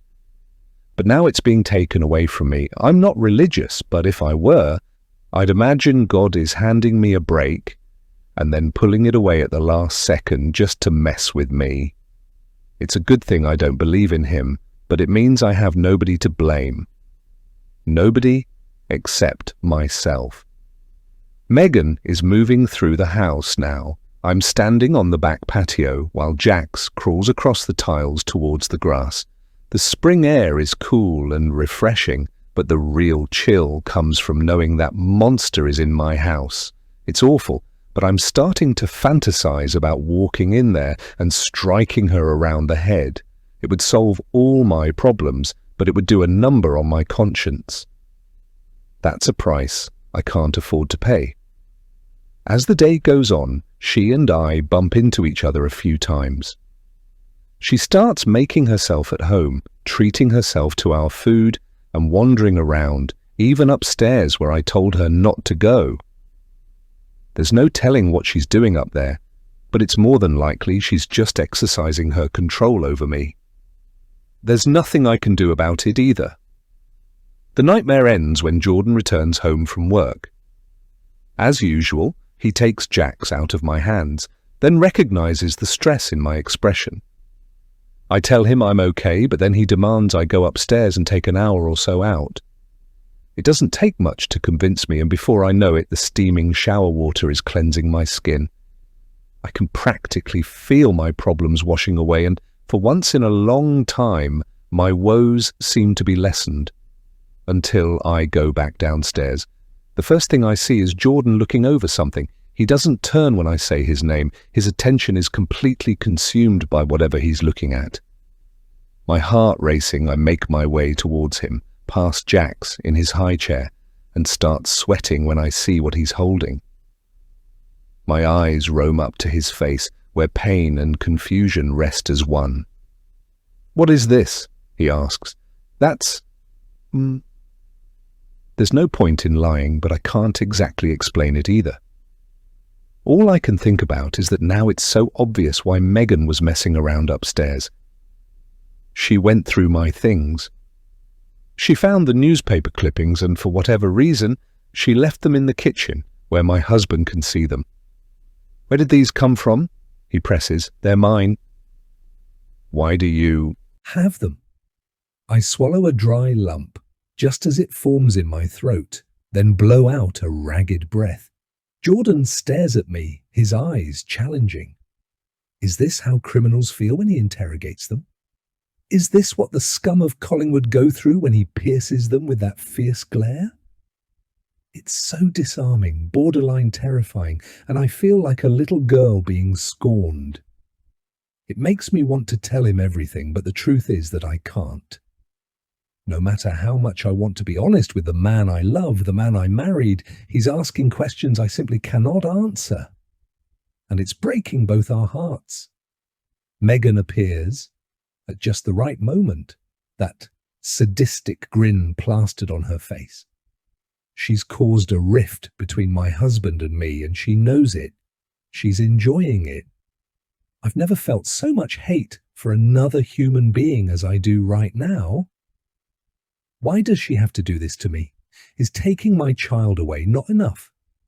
Is holding my life hostage not going to satisfy her? She moves to the kitchen table and sits down, watching. Jordan doesn't seem to notice she's entered the room, but I feel her eyes all over me. They're toxic, poisonous, like a venomous snake, always watching and waiting to strike. "Are you going to answer me?" Jordan demands. There's no love in his voice, just utter distrust, and it only grows harsher when I don't respond to him. "Becca, I would like to know why you have newspaper clippings of an incident that happened over 15 years ago, in your hometown no less. What's going on? Talk to me." I have to consider every word that comes out of my mouth. Jordan is a police officer, which means he has resources. I don't want to lie to him, but if I give him an inch, then he'll pull on that thread and quickly unravel the whole yarn.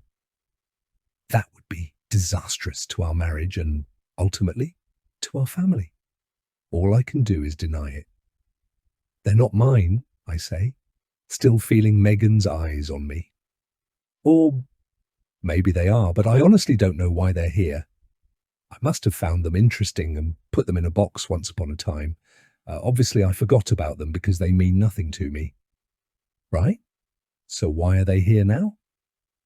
You mean I'm stalling? And it's pathetic. Why did you leave them out for me? I'm so confused. I didn't leave them out. You must have. At the authoritative snap of his voice, Megan's chair glides back. It screeches against the kitchen tiles as she rushes forward in the blink of an eye, her hands up in a semi-defensive position. "They're mine," she says. That's why Becca doesn't remember them. Jordan studies her suspiciously. "They're yours?" "Yes, the woman in the incident was a friend of mine, and I keep these clippings with me at all times. It's kind of a reminder of my old life, a comfort thing, really." "I don't believe you." Megan frowns. "Why not?" "Because of how Becca reacted." "I'm sorry," I say, crossing my arms and taking a step back. Honestly, it just felt like I was being put under the spotlight. For all I knew, the clippings really were mine. And, like I said, I must have just forgotten about them. "And Megan," he pivots. "You waited this long to speak up. I didn't want to interrupt you. It's not really my business." Jordan sighs in the way he only ever does under extreme stress. He's having trouble believing this, but he doesn't exactly have much of a choice. The lie is out there, Megan saw to that. And now I'm just wondering why she did that. What exactly is her game? Other than to cause friction, I suppose. That's all she was ever good for. You two need to get your act together. If nothing else, get your lies straight." Without another word, Jordan drops the clippings on the kitchen counter and storms out, taking Jax in his arms as he passes. I'm left fuming at Megan, but unsure of what to say. It even takes her a few seconds to drop the sorrowful mask and return to her usual sneer. "What the hell was all that about?" I ask. "Just having a little fun." "That fun almost dropped me in it." "Exactly. That's what makes it so fun." Megan scoops up the clippings and raises them. "Mind if I keep these?" she asks, but she doesn't wait for an answer before leaving the kitchen. That's my clippings gone, a close call made, and yet another problem between me and my family. I'm not sure how much longer I can do this. Each day is getting harder, and even if Megan wasn't constantly creating more drama, I'd still be on edge because of the ticking time bomb above my head. I'm anxiously awaiting the explosive moment when my entire life blows up in my face, and even after all this time, I still don't know what to do. Everything is falling apart. Have you ever heard a voice in your dream that feels so real it wakes you up? That's what just happened to me. I was sleeping so peacefully, but Megan whispered in my ear and made me shoot to alertness. It takes a few seconds for me to realize it wasn't real, but by then Jordan is awake and putting a calming hand on my shoulder. "What's going on with you?" he asks. The panting subsides. I catch my breath. "It's not like I can even tell you." "Why not?" "It's complicated." "Uncomplicated." I rummage around in the dark to find the bedside lamp, then flood the room with light. We both sit up, my eyes stinging at the harshness of the lamp. I really need to get some energy-saving bulbs in here, but it probably won't matter for too much longer. I'll either be in prison or the gutter, my wrists slashed as an easy alternative to living a life without Jax. It's every parent's nightmare. "You need to start communicating a little," Jordan says. "I'm your husband. It's my job to hear you out and support you, but I can't do That if you don't talk, whatever it is that's going on, whatever it is you're hiding, tell me and we'll get through it together." I really want to tell him. Of course I do, but given the severity of my secret, it's the worst possible move. No amount of love between a husband and wife can lead a man to forgive what I did. And right now, I'm sitting here in bed, knowing that our son is about to be taken away from us, and I can't even say anything to stop that from happening. Unless... "Do you trust me?" I ask. "Honestly, right now I'm not so sure. You're freaking me out a little." That hurts, but it's not surprising. I haven't exactly been upfront with him, and trust is earned. All the same, I sit up and look him in the eye, taking his hand. We hold each other's gaze while I try to think of the right words. Are there even any right words for this situation? "What if I told you something bad will happen?" I say. "Bad, like..." "How bad?" "Life-shatteringly awful." "Then I'd want to know what it is." "What if I can't tell you? Can you at least make me a promise?" Jordan looks skeptical, his eyebrow raising. "What promise?" "If I..." My hand is shaking, but he squeezes it. "If I ask you not to leave Jax alone with Megan, can you do everything in your power to make sure that doesn't happen?" "Becca, are we in trouble here?" "Maybe." "Is our son in danger?" "Maybe." "Is Megan a threat to our child? Because if she is..." "No," I blurt out. "Imagine if he acts on my worries and throws Megan out. What will she do then? How will she react? And what will she do with my big secret? If that was going to happen, I'd rather it be under circumstances I can control. Listen, I can't tell you what's going on, but I want to. I can't tell you why I'm so scared, but I am. Can you please just promise me you won't leave them alone together, no matter what?" "Becca, tell me." "Please, Jordan, tell me what's... Please." I scream so loud that Jack stirs through the baby monitor. I burst into tears and Jordan wraps his arms around me. He shushes me and tells me everything will be okay, that he promises he won't let Megan near Jax if neither one of us is around. I rest my cheek against his chest and feel his heart beating. It's full of all the love he has for me, and now all the distrust. Chapter 17. Becca, I want to tell him. He deserves to know, but how can I? My secret disgusts even me. Lying in his arms tonight, I somehow manage to drift back to sleep. I listen to his heart, and it's like music to me. Only songs can have this calming effect, and only the memory of that fateful night can upset the rhythm of my own pulse, making me stir until an ungodly hour as the worst day of my life makes an appearance in my head. It was one of those evenings back in my hometown where the heat was so intense that everyone was wishing for winter. Megan and I were 17 then, best friends since primary school, and not much was likely to change. We'd done everything together, sharing toys, then sharing boys, and now we were like sisters.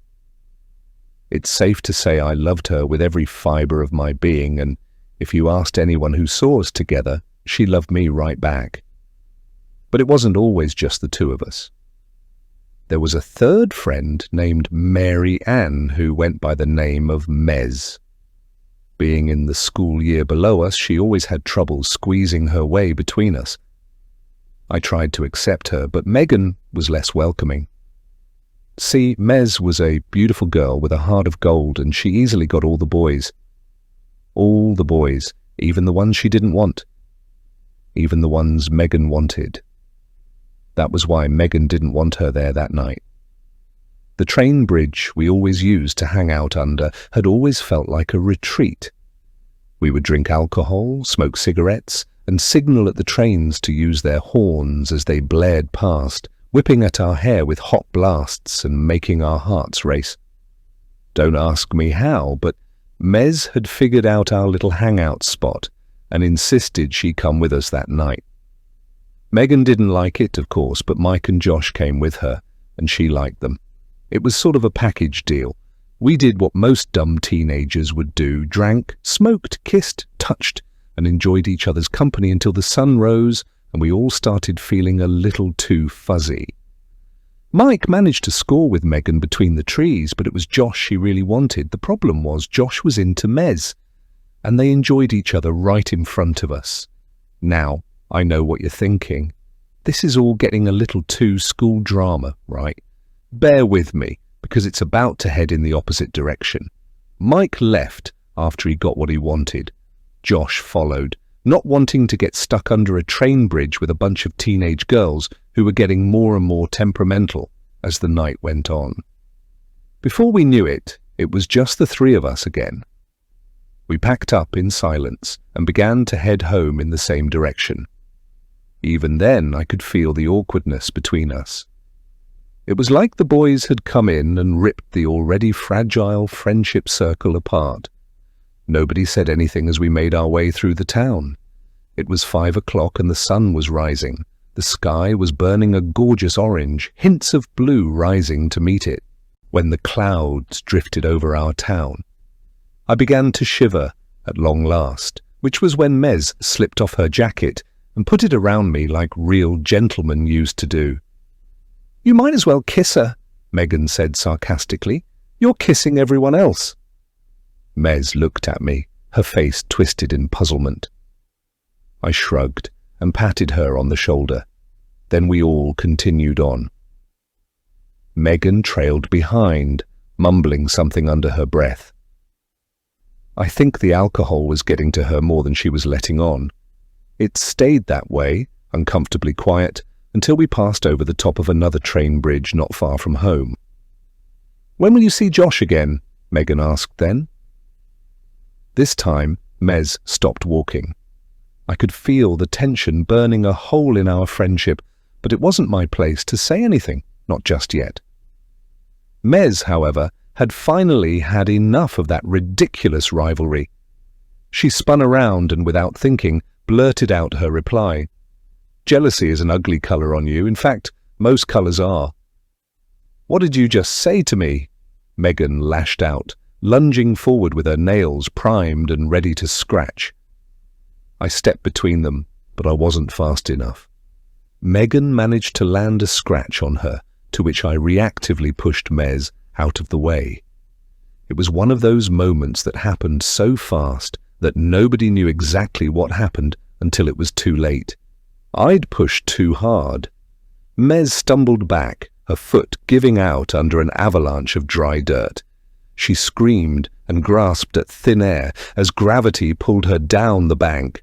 My heart leapt into my throat, and I let out a little yelp of horror as my friend fell down the hill. Megan didn't move, neither did I. We just waited there in the ever-growing silence, listening for Mez to scream up that she was okay, that she had survived the fall and wasn't too badly hurt. But it never happened. I don't know what came over me. Megan screamed my name as I darted down the bank. Stones rolled out from under me as I ran, dust exploding up into the sunrise. I could see my friend's unmoving body down there, and there was blood, so much blood. I instantly thought of the surrounding woodland and how hard it would be to drag her up. How could we even get her to a hospital? How would we explain this to the police? I reached Mez pretty fast, almost tumbling down the bank myself. Her back had hit the railway track, and her temple was coated in crimson. My hands were trembling like leaves in a storm, my body feeling weightless and making me feel sick. I knelt at Mez's side, knowing I had to help, but too scared to touch her. I was only vaguely aware of Megan catching up behind me. Less enthusiastically, one might add. "Mez," I said in a desperate croak. "Talk to me. Are you okay?" But Mez couldn't talk, at least not with anything other than her eyes. I'll never forget the way they looked up at me, begging me to run and get her help, pleading for an explanation as to why I'd done this to her. That was when the tears came, and I told her in a spluttering mess that I'd only been trying to help her, that I hadn't intended to push her, and now she was seriously injured, all because of my goddamn stupid reactions. "She's as good as dead," Megan said coldly, and for the first time I sensed something of a monster in her, a soulless, emotionless beast who would stop at nothing to get what she wanted. Was that what all this was about? Winning Josh from Mez? "What did you say?" I snarled. "You heard me. She's not going to recover from this." "Of course she is. I mean, she might, but she'll be paralyzed." That sickening feeling intensified, and I went on to ignore Megan. It was easier to do when Mez reached for my hand. I could feel her trying to squeeze, but the strength had left her. Now it was just the three of us, hesitating for far too long, while the fear prevented me from making a sensible decision. Bear in mind I was essentially a child. They didn't teach kids how to react to real-life situations. That was something that only came with the harsh lessons in life. This was definitely one of those lessons. I finally snapped out of my shock and thought to reach for my phone. Back then, we weren't constantly connected to social media and sending pictures every 5 seconds, so I barely remembered it was there. I let go of Mez's hand, I'll never forget her desperate whimper, and dug into my pocket for the phone.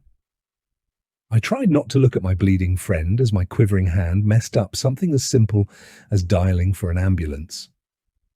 Not that I got that far, because Megan had other ideas. It happened so fast that I couldn't have stopped it even if I'd been prepared. At first, all I saw was a rush of colour. Megan's vibrant blue top whizzed past me. The next thing I knew, she was at Mez's side with a large rock raised high above her head. I tried to stop her, tried to scream, but all that came out was air. That was when the rock came down, a dull, sickening thud striking Mez's skull, not just once, not twice, but 3 times. I knew it was over when Mez's hand stopped shaking. Then, with grim finality, Megan dropped the blood-coated rock onto the dirt and stepped back. Neither of us said anything, because what was there to say? Our friend was dead. It was both our faults. Time came and went, but the next train didn't. It gave us a long time to think over every agonizing detail of what was going to happen next. Megan tried to tell me this wasn't going to end well if we let this little secret out. Perhaps that was how she convinced me to help her hide the body. How she persuaded me to cover up our friend's murder.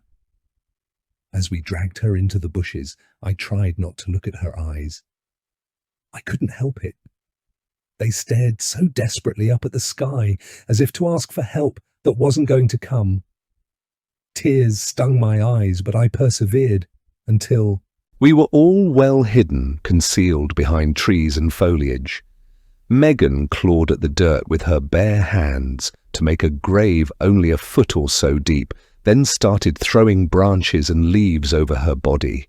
Oh God, her body! All the while, I stood there like an idiot, just wishing I could rewind the clock and have Mez back with us.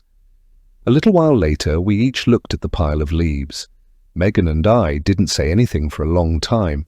I can't tell you what she was thinking, but I was terrified of her from that moment on. Nothing would ever be the same again. Nothing. After all, we had just killed our friend. The animals should take care of it over time. It, I scoffed. Mez isn't a thing, Megan. She's a person. She was.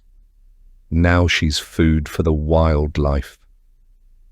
It took every ounce of strength not to slap her, but like I said, she scared the hell out of me. I'd never seen anyone kill a person before, but the way Megan so emotionlessly finished her off made me think of her as something far from human. There was mania in her eyes and bloodlust in her actions. It was like she'd been waiting a long time for this. We climbed back up the bank and made our way back onto the bridge. There was woodland all around us, and not a single car had passed this entire time. If there was only one thing going right that day, that was it. I remember looking over the side of the bridge and not being able to see the exposed grave we'd just walked away from. It was probably a good thing, seeing as neither of us wanted to go to prison, so I just stared up the track as the rails began to hiss. The train sounded its horn from far away, and the current picked up to an electrifying spark. Megan grabbed my wrist then, too hard, everything was too hard, and looked me dead in the eye. "You killed her," she said. "She was as good as dead right after you pushed her." "That's not... I didn't..." "You did, Becca." "All I did was finish her off." My free hand came to my mouth as if to clamp in a cry.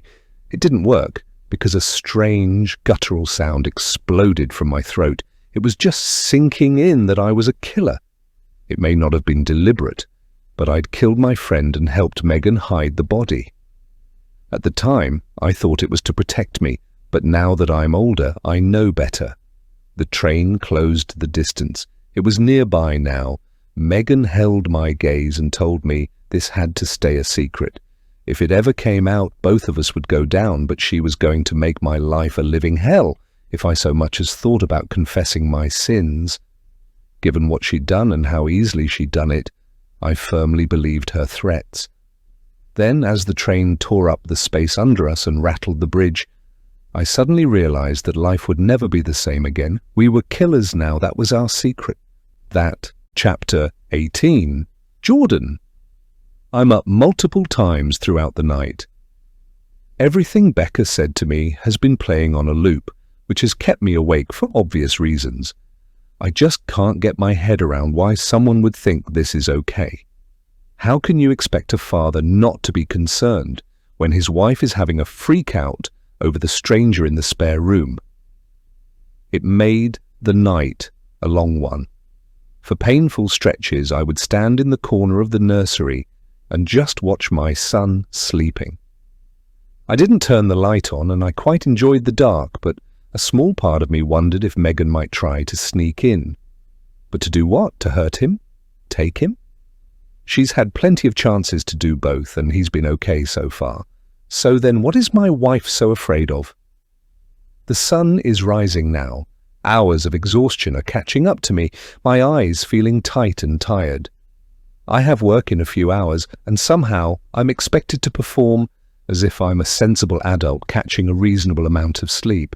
But the truth is, I haven't been sleeping right ever since Megan arrived. Ever since Becca started acting like this. Jax is starting to wriggle.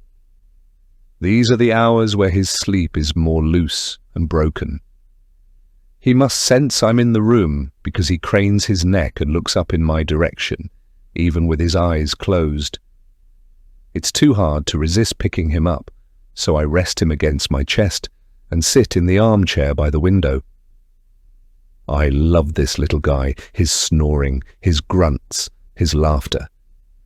If Megan really is a threat, then I need to pay some serious attention to her backstory, and yesterday's incident with the newspaper clippings was nothing short of suspicious. Nobody, and I mean nobody, keeps physical copies of a news story like that unless they have a guilty conscience.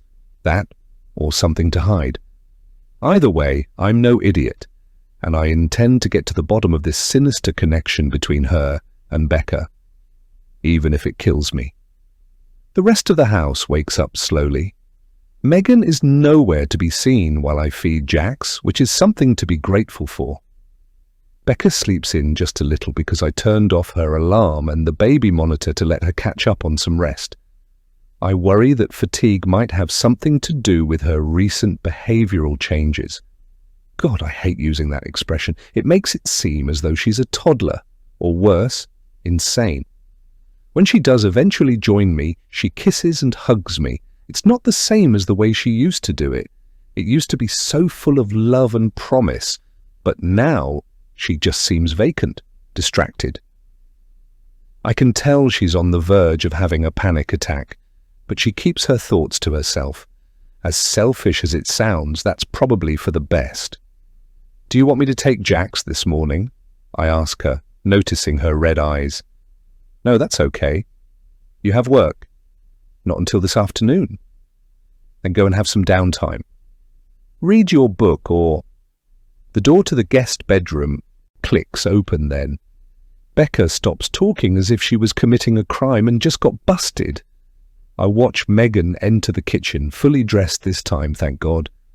Although I must admit it's harder to find her attractive ever since I became suspicious of her. I'm human and have needs and desires, but that doesn't make me illogical. "How are we all doing today?" Megan asks as she passes, softly pinching Jax's cheek. Jax giggles, and Becca takes a reactive but restrained step towards them. Megan shoots her a glare, and then my wife backs off. Whatever is going on between them, I sincerely hope it's resolved soon. I'm losing my patience, hating the drama, and thinking about throwing her out myself, seeing as Becca is too scared to do it. I only wonder if that will make things harder for the two of them. I guess we might find out. "We're fine," Becca says, like they're worst enemies. "Just about to have breakfast." "Oh, good, I'm starving. I was talking about me and my family." "Becca," I say, blown away by her sudden rudeness. Then an idea occurs to me, and it's out of my mouth without giving it too much thought. Actually, I was thinking about taking Jax out for a walk. Maybe you two can enjoy some food alone together. My wife's eyes widen with alarm. "No, that's not necessary," Megan finishes. A soft smile finds its way to my lips. They act like they don't get along, but they're finishing each other's sentences. To tell the truth, I'm absolutely starving, but maybe leaving these two alone might force them to get along and put whatever problems they have behind them. Also, it keeps Jax away from Megan as requested. "I'm going," I tell them, and that's the end of it. They both have faces like slapped asses, but it's not my problem. My only concern is getting my little guy into his buggy and then heading out the door. Nobody says anything when I leave, and Becca doesn't even kiss me, but whatever. I'm merely a mortal man and can only do so much in a situation as bizarre as this. So I continue down the drive and barely make it onto the road before I hear my name carried on the wind. I stop and turn. It's Megan hurrying after me with her jacket tucked over her arm. The last thing I want is her company, but it doesn't look like I have any control over what these women do. Nor do I really want to, given how explosive I can get when frustrated. "Want some company?" Megan asks, smiling as she reaches me. "Not really." "Funny." She throws her head back with an exaggerated laugh. It's tempting to just tell her outright that she's better off heading back inside. I have to walk Jax anyway, and the whole purpose of it was to put the two of them together. But before I can protest, her hand snakes around my arm that's extended to the buggy handles, and she's beaming up at me as if she's been in love with me since the day we met. Who knows, maybe she has. "I won't take no for an answer," she says. "Come on, show me around town." There are 1,000 different ways to handle this, but none of them will work. I take a deep breath, frankly extremely concerned about how this is going to play out. Then I take a look back at the house and see Becca in the window, flicking her hand as if to encourage this. Maybe she can't see how close Megan is to me, or maybe she doesn't care. Either way, I'm going to take her advice rather than risk annoying two women at once. It's settled. Megan and I are going for a walk together. Chapter 19. Becca. Only an idiot would send a woman like that away with her husband and kid. So what? Maybe I'm an idiot, but it's not like I didn't have my own reasons for doing it. The second Jordan left, Megan dropped her nice girl act and reminded me there were only 2 days left to make a decision. I think she accepted a long time ago that she was going to win this, that she had me pinned against the ropes and there was no way out. That's Megan for you, clever and cruel. "You can't just come in and take what you want," I said, baiting her, as I loaded the dishwasher with last night's china and the porridge-crusted bowls from this morning. "We have a whole life going on here, something we built. Do you honestly believe you can just swoop in and claim what isn't yours? Life doesn't work like that." "My life does," she said, with too much sass. "Would you rather I took Jax now?" "I'm still giving that some thought. You promised me 7 days. But I made no such promise about your husband." It felt awful, just entertaining it, but I had to get her out of the house somehow. I was pretty sure Jordan would never cheat on me, especially after hearing his explanation for what happened the other night. It also occurred to me that if he was cheating on me, then there was nothing I could do to stop it anyway, so it might as well be useful. "Sweet thing, if you think you can have him, then you're welcome to try." Megan eyed me suspiciously, the challenge settling in her eyes. "You'll regret it." "I regret a lot of things." "That's nothing new." "This is your last chance. I can take him right now." "Better hurry." I just heard him leave. "Okay, you asked for this." That was the last thing she said before she rushed into the guest bedroom and emerged a second later with her jacket. Megan being Megan, she shot me one last smug glare before heading out the door. The moment that door was shut, I rushed to the window and watched her interaction with Jordan. I hate the way he looks at her now, with something a lot like lust and hesitation. I feel dumb for letting this happen, but I have a task to be getting on with, which is why I give him the wave. I can't imagine what's going through his mind as he walks off with Megan and our child, but at least there's not a doubt in my mind that he'll take care of our son. While I get on with my plan, I just hope he can keep it in his pants, because I can't lose him too. The door to the guest bedroom creaks open like the mouth of a hungry monster begging me to enter. No good can come of it, but curiosity has got the better of me. We all know what that did to the cat, don't we? I tentatively go inside, each footstep taking me closer to what I want. There's no telling whether this is going to work or not, because it's impossible to know exactly what I'll find, Megan only arrived on our doorstep with one small bag, and that bag is nowhere to be seen. Luckily, the house is empty, which gives me a chance to snoop. I begin with the obvious, dropping to my knees and looking under the bed. I can smell the witch's cheap perfume on the bedding, a strawberry scent that makes me gag at the sickly teenage scent. Dark though it may be under here, I see the outline of a small box that takes my interest. Nothing should be under this bed, I should know. I designed the room myself. It's light, practically weightless. It comes towards me as if a light wind swept it along. Without even getting up from the floor, I flip the lid and find my newspaper cuttings inside. They're scrunched up and folded in order to fit inside the box, which makes me hate her all over again. I've been looking after this stuff for years, and just like the rest of my life, she's been treating it with careless disregard. Typical Megan, despite all the power she has over me. I'd much rather she didn't know I've been in here, so I replace the lid and slide the box back under. She probably won't even notice, but I need to be careful anyway. Who knows whether she'll even stick to her 7-day offer? Offer. The word repulses me, as if my family has been a gift from her, a gift she intends to reclaim in full. Getting up from my knees, I rummage through the chest of drawers. There's nothing but clothes in here, a couple of snacks she's stolen from the kitchen, and 2 plates covered in crust that has gone hard with time. Is this the life she plans to offer Jax? A carefree mess? No, I can't distract myself. I don't know how much time I have, so I slam the drawers shut and go to the only place that remains unchecked. The wardrobe doors open with a wooden groan, the victim of time unused. What I see before me is evidence of that, as the hangers are empty, hanging there and begging to be of purpose. There are little shelves and dividers on either side, but they're equally vacant. Disappointed, I close the door. There's nothing here that can help my situation, which means I sent Megan to go for a walk with my family for absolutely no reason. I start to leave, then, as if from nowhere, a thought pops into my head. She definitely came here with a bag.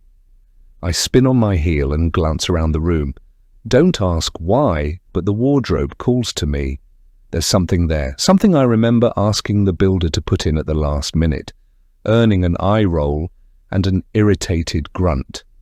I rush to it now, pulling the doors open again and reaching high above my head. My palm slaps empty wood, failure growing within me inch by inch until finally my fingers caress the rough fabric of a backpack. Excitement explodes within me. I feel for the handle and pull it down. Unsure of what exactly it contains, I heave it over to the bed. It's heavy, definitely not empty. My mouth goes dry as I hungrily pull apart the zips and shove back the flap. There, sitting in the nook of the back pocket and promising secrets, is the one thing that might help me gain leverage. Something I knew she had, but hadn't even thought to look for. For the next few minutes, this laptop is mine. Of course, there's a password. Why wouldn't there be? Megan is the most secretive, vindictive, manipulative woman in the entire world. Forget what you know about computer security. Passwords were designed for women like her, women who have everything to hide. And it really does make me curious. It's a PIN password too, slightly easier to guess, as it doesn't include the complication of upper and lowercase characters. All it wants from me is 5 numbers, too long to be an abbreviated date, too short to be a full one. I have brain lock. The only 5-digit combination screaming at me is 90210, Megan's favorite show as a kid. I try that. The screen shakes as it arrogantly informs me how wrong it is. Then it says, I only have 2 attempts remaining. It takes all my brain power. What could be 5 digits? I consider Jax, myself, and Mez. I think about Jordan, but all that springs to mind is birthdays. They won't apply to this. After an irritatingly long pause, I get another idea. This time, it feels more hopeful. 50,501. An inside joke created by Megan herself. She always remarked that we could split things 50-50, but she would take an extra percentage for herself, making it 50-51.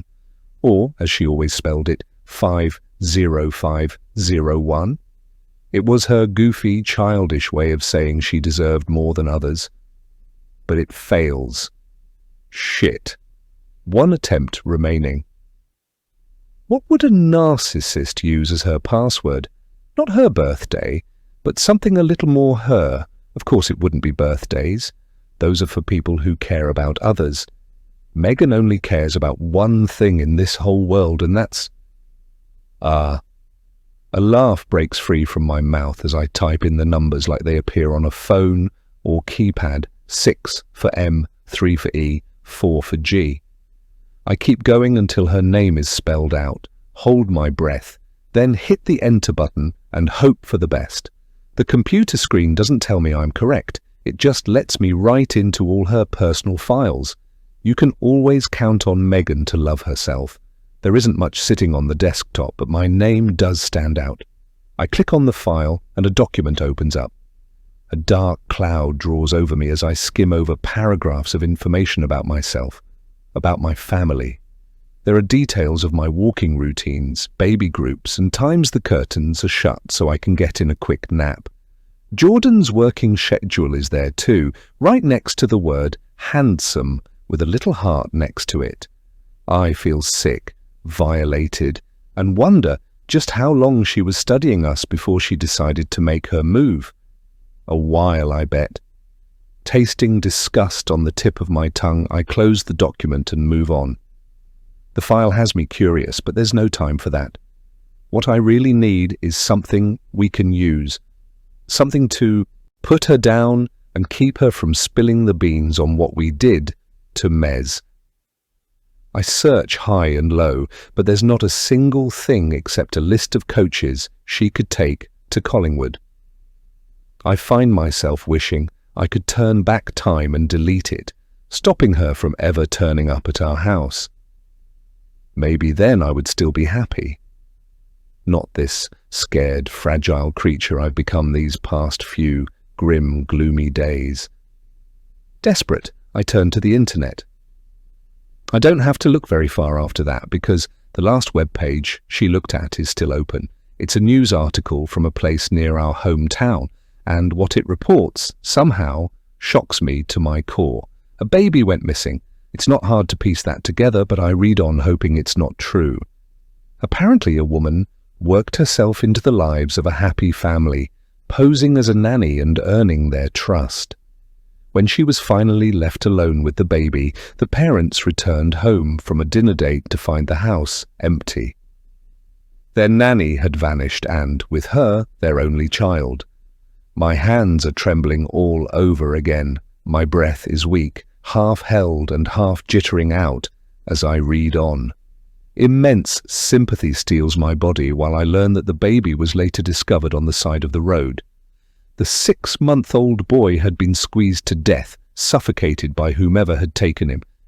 The professionals concluded that the kidnapper was mentally ill and didn't intend to kill the baby, but her desperation for being a mother had led her to hold him far tighter than a young boy could endure. I close the laptop. My stomach turns. My hand raises to my mouth. Megan did this. It's the only explanation. Why else would she be looking into it so deeply? Who else wants a baby more than she does and would do absolutely anything to get one? Is this how Jax will be treated if she wins? When she wins? It's time I start looking at other options. It's becoming more and more apparent that my son wouldn't be safe with that psycho, and the only way to keep her away from him is to confess what happened all those years ago. Even the thought of it makes me uneasy, but the alternative is to see Jax taken away and, possibly, treated like that last boy. I can't stand for it. Something has to change. A confession may be imminent. There's just one last thing I want to try before that happens. Chapter 20. Becca. While I sit in the living room and anxiously await my family's return, all I can think about is Jax. Megan absolutely cannot get away with this. I don't care about time pressures and bribes. Secrets don't have to be secrets if the alternative is my baby boy's death. It makes me sick to my stomach just thinking about it. So, I think about something else. About her. She was never the same after what happened to Mez. I remember walking home with her, where we stood at my front door for far too long. She made me promise all over again that nobody would ever find out. That was when I first became aware of exactly how terrifying she was. It wasn't the shaking fear that began when she hit our friend with that rock, but the kind of cold terror that would make me sweat in my sleep for years to come. The cage was unlocked, and the monster was loose. The following few days after Mez's murder, the whole town was asking questions. I kept watching the door in class, expecting the police to turn up.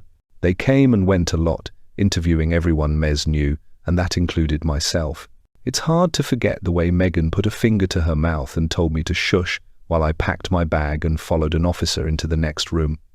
I don't know what scared me more, prison or her. I still don't know. A few weeks later, Megan pulled me to one side and informed me that we were safe. She said it with such excitement and pride that it made me cock my head to one side. I watched her like that for a second, then gave in to temptation and asked, "How can you be so sure?" I said. "Let's call it insurance." Megan nodded, still grinning. "What do you mean?" "Well, you remember Mike and Josh?" "Of course. I let them do me." "You what?" Megan gripped my arm far too tight and pulled me to the side of the school's assembly hall, where teachers and other kids cut through to reach their next classes. "There," she lowered, her voice. They both took me at the same time. Front, back, and mouth. Kind of gross, but I told them I loved having my wrists squeezed. I got Mike to hit me by telling him it turned me on. I even let them finish inside me. And now? Now they know the truth. I couldn't believe the little horror speaking to me. What truth? That if they ever tell anyone they saw us that night, I'll have them done for rape. That was my first real taste of Megan's malicious nature. Mike and Josh were older than us and obviously didn't want to go to prison, so we never heard from them again. I didn't blame them for wanting to keep far away from that. Their whole lives hung in the balance, and all for a few minutes of fun with a deadly little psychopath. More and more weeks rolled by, but the tension didn't alleviate. I found myself looking over my shoulder for Megan whenever I was alone. I didn't like how easy she found it to just act like nothing had ever happened. But me? I spent most of my nights crying for the loss of my friend. Mez and I were never the closest, but we got on well enough to share a giggle here or there. Some cigarettes, sometimes some alcohol, and that final exchange of looks between us as her mind raced and she wondered why I was killing her. Christmas soon came around, and I spent the night before sitting at her empty grave. There I found her parents, who I hadn't seen since the funeral, and never before that. I kept my distance by hiding behind a tree, then watched them. They bawled into each other's shoulders over the loss of their daughter. I was to blame, I remember thinking. Not just me, but at least half of it. I was a killer, and the only other person in the world who knew it was also a killer. Except my first kill was accidental. Megan's wasn't. Neither was her next one. I have to distract myself from the flood of awful, long-ago memories. My phone slides out of my pocket and into my hands with the sole intention of scanning through social media to kill a few minutes while I keep an eye out the window.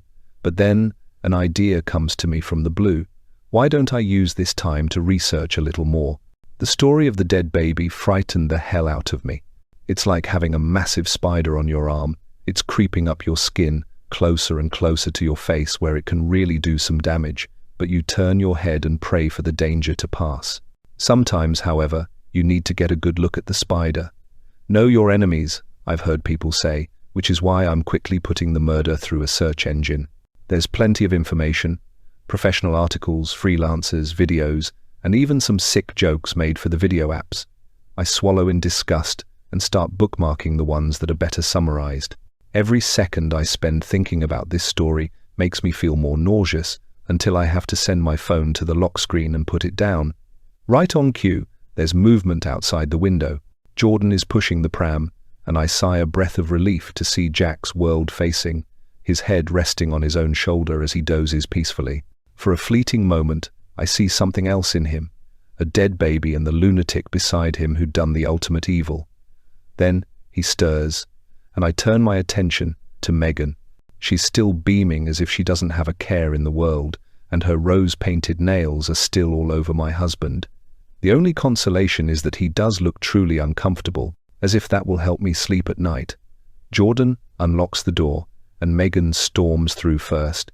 She goes straight for the guest bedroom and slides off her jacket, but not without giving me an evil sneer first.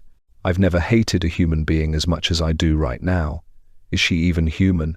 Could a real person actually do all these awful things to not just one family but two?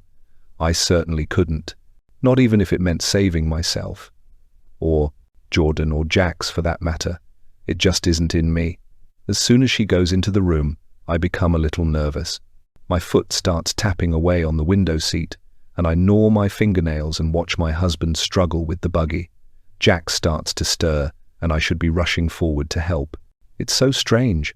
All I can do is observe and get an eyeful of them as they are. Is this how I'll remember them? Not for the glorified moments like our son's birth or the first time his father held him, but for something as simple as wrestling with a buggy through a doorway. I look at the guest bedroom again, wondering if Megan has figured it out, if she knows I've gone through her things. Regardless of whether she has or hasn't, there's a very finite window in which I can act on what I found. Sure, it can wait until tonight, but we're getting far too close to the deadline. Time is running out ever so fast, and I don't want to waste a second. It's time to tell him, as soon as the front door is shut. I push myself up from the window seat and approach Jordan.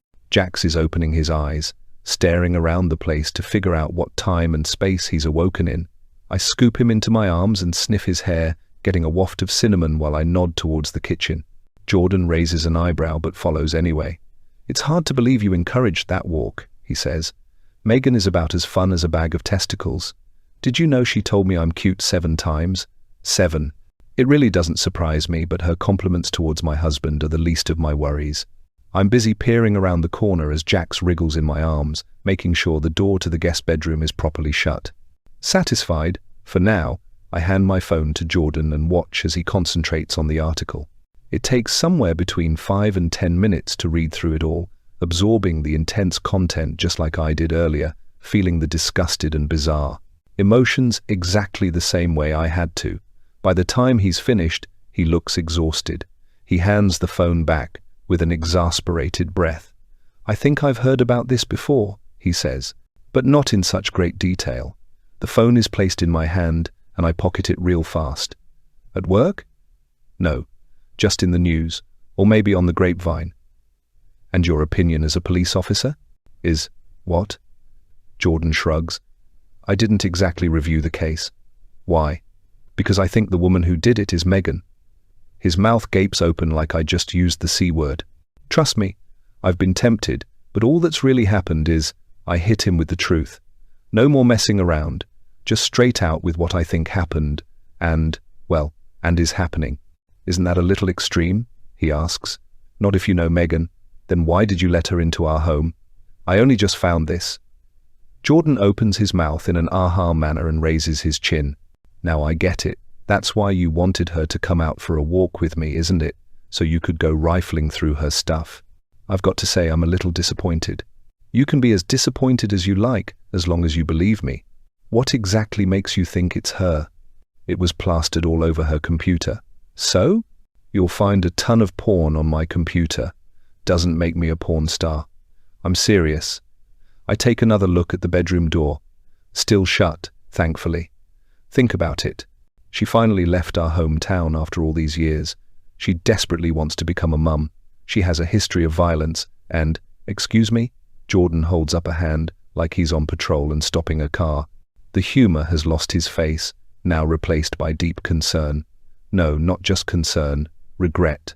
"You mean to tell me there's a woman in our house who has a history of violence you suspect has killed a baby, and you haven't done a single thing to get her out?" I shake my head and swallow. My mouth is horribly dry. "I know how it sounds. How it sounds it that you need to get yourself together. Megan is a little on the loopy side, and I don't altogether trust her, but you're accusing her of being a kidnapper and a baby murderer. You understand the seriousness of those statements, don't you? Especially seeing as you're talking to a police officer. You don't have to believe me. Damn right. But can you at least do me a favor and look into it? Look into... Becca, what power do you think I have exactly? I don't know. You must have some resources. Software or records or something.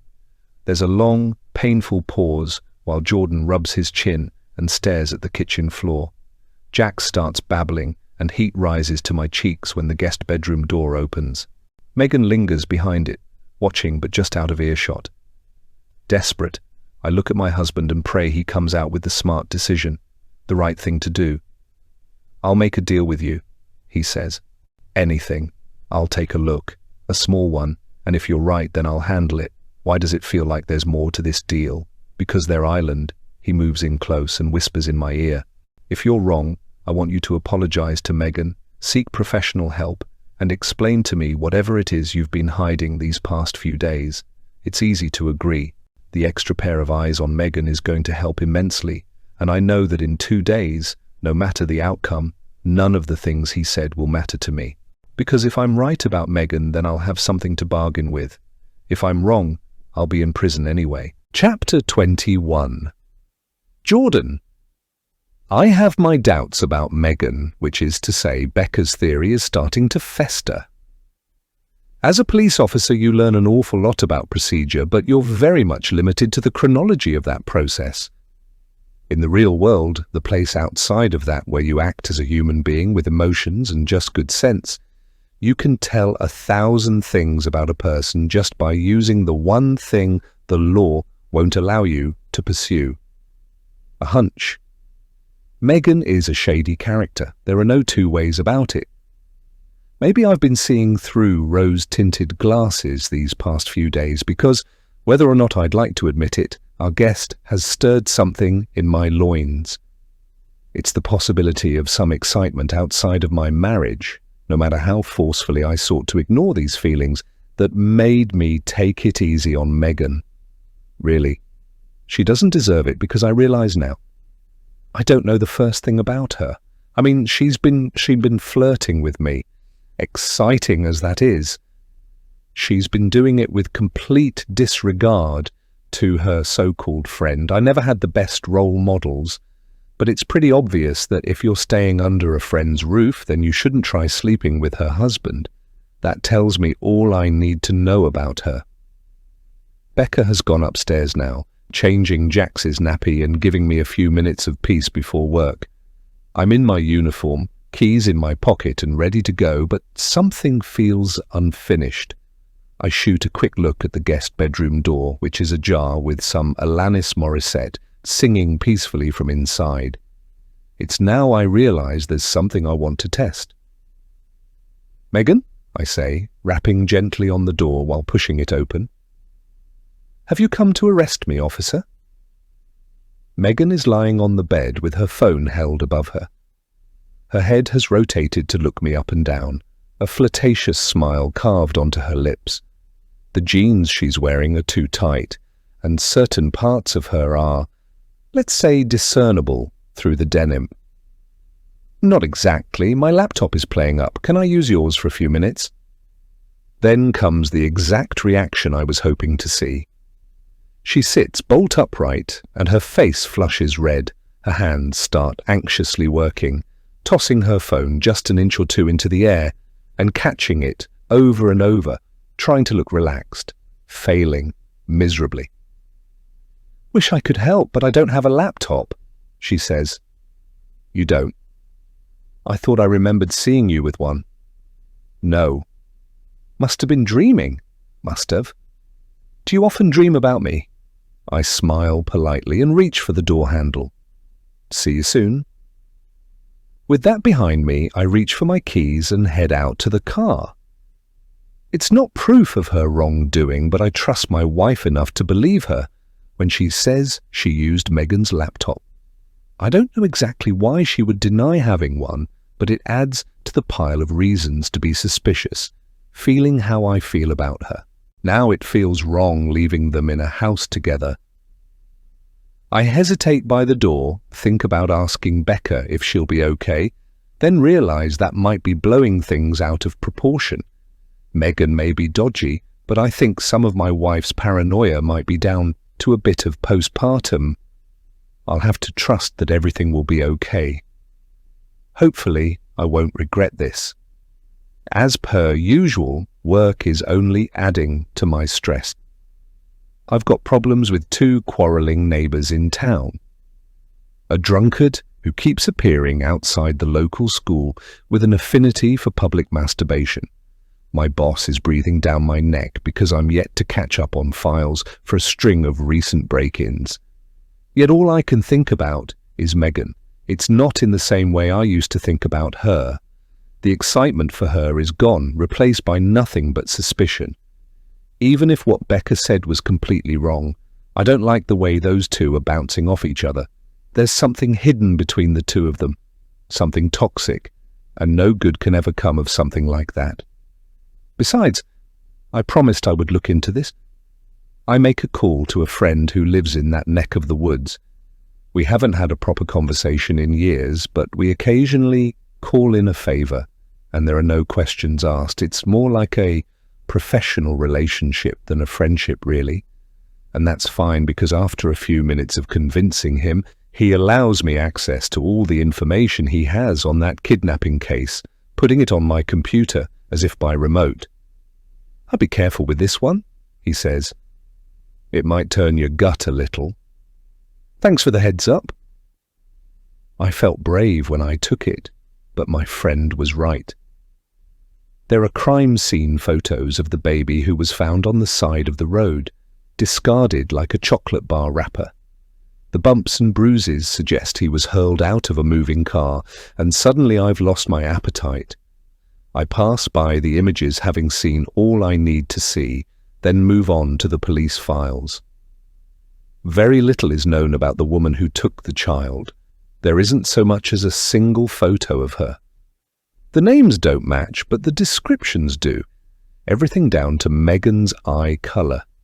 I rest my elbow on the desk and stare beyond the screen, deep in thought as I nibble at my knuckles. A chill runs through me like a winter river, making me shudder. Is a baby killer in our home? Becca would never let that happen. Would she? I feel conflicted. There's not a whole lot of evidence to suggest that Megan and this monster are the same person, but my care for Jax encourages me to ignore my ever-growing to-do list and dig a little deeper. I don't give a damn how long it takes or how much trouble I get in, for ignore my duties as an officer, because I am seriously starting to worry Becca was right. Chapter 22. Becca. It no longer feels like my home. While Jordan is out putting in a day's work while, with any luck, investigating the dead baby case, I'm stuck at home with a nutcase who wants to take my son. I'm doing my best to stay out of her way, but she keeps following me around the house. It started in the laundry room, where she stands behind me and offers to take care of Jax. Not a single force in this world could make me agree to that, so instead, I let him crawl around and examine the clothing pegs and bottom of the inactive radiator. It's bad parenting, I know that, but it's better than the other option. I make a rush job of throwing the washing in the machine while keeping a keen eye on him. Then I leave the wash basket behind and pick up my son, heading for the kitchen to prepare his lunch in advance. Of course, Megan follows me like a fly in pursuit of hot food, and I can't seem to be rid of that dreadful buzzing. "Why don't you let me prepare his food?" Megan asks from the doorway. "Because I'm very capable," I tell her, the tap running as I reach for a chopping board. "I'm just saying, I might as well get the practice in as he'll be mine soon." I stab her with a scornful look, then get slicing up toast and broccoli so Jax can digest them. Just the thought of this woman having my son is enough to send me into a blind rage, but I must contain myself. I must exercise a little control. The little witch lingers in the room the whole time I'm feeding Jax. It's weird how I suddenly feel too uncomfortable to even talk to my son, in the usual gibberish babble, but I'm so conscious of Megan being in the room. I know exactly what she's doing. She's applying pressure, like an animal playing with its food. I certainly feel like the prey. After that, it's time to start an hour or so of playtime, something just enough to keep his brain active and tire him out. Then he'll be ready for his midday nap. I'm exhausted too, but I don't much feel like sleeping. I'd probably have to do it with one eye open. It's getting too intense. I need some air, some breathing space. I start thinking about taking Jax into the car and just driving non-stop. Can I run away from home that way, so far that the police wouldn't find me, even if Megan did decide to reveal my big secret? Or has she been bluffing this whole time? Does she really not care about me bringing her down with me? Or has she somehow got that covered and found a way to put all the blame on me? No, I have to go. I'll miss Jordan dearly, but maybe I'll be back in a few days. Megan might give up when she realizes I'm willing to leave, so why not at least give it a try and see how it goes? I glance out the window and see the car, the Punto we only really use for emergencies. It would be so easy to get up and go. Why do you keep looking out the window? Megan asks. No reason, I tell her. You keep looking at the car. Thinking of going for a drive is all. A short one? It's enough to get her off my back, but not enough to make me comfortable. I haul Jax up into my arms, give him a kiss, then get him ready for his nap. Perhaps afterwards I'll take the keys and just go. No packing, no food, just me and the empty road. Whatever it takes to get away from Megan. Jax's nap is the longest 2 hours of my life. I've started fantasizing about my new life. Jordan is in it. He's caught us somewhere up the road and agreed to come with us.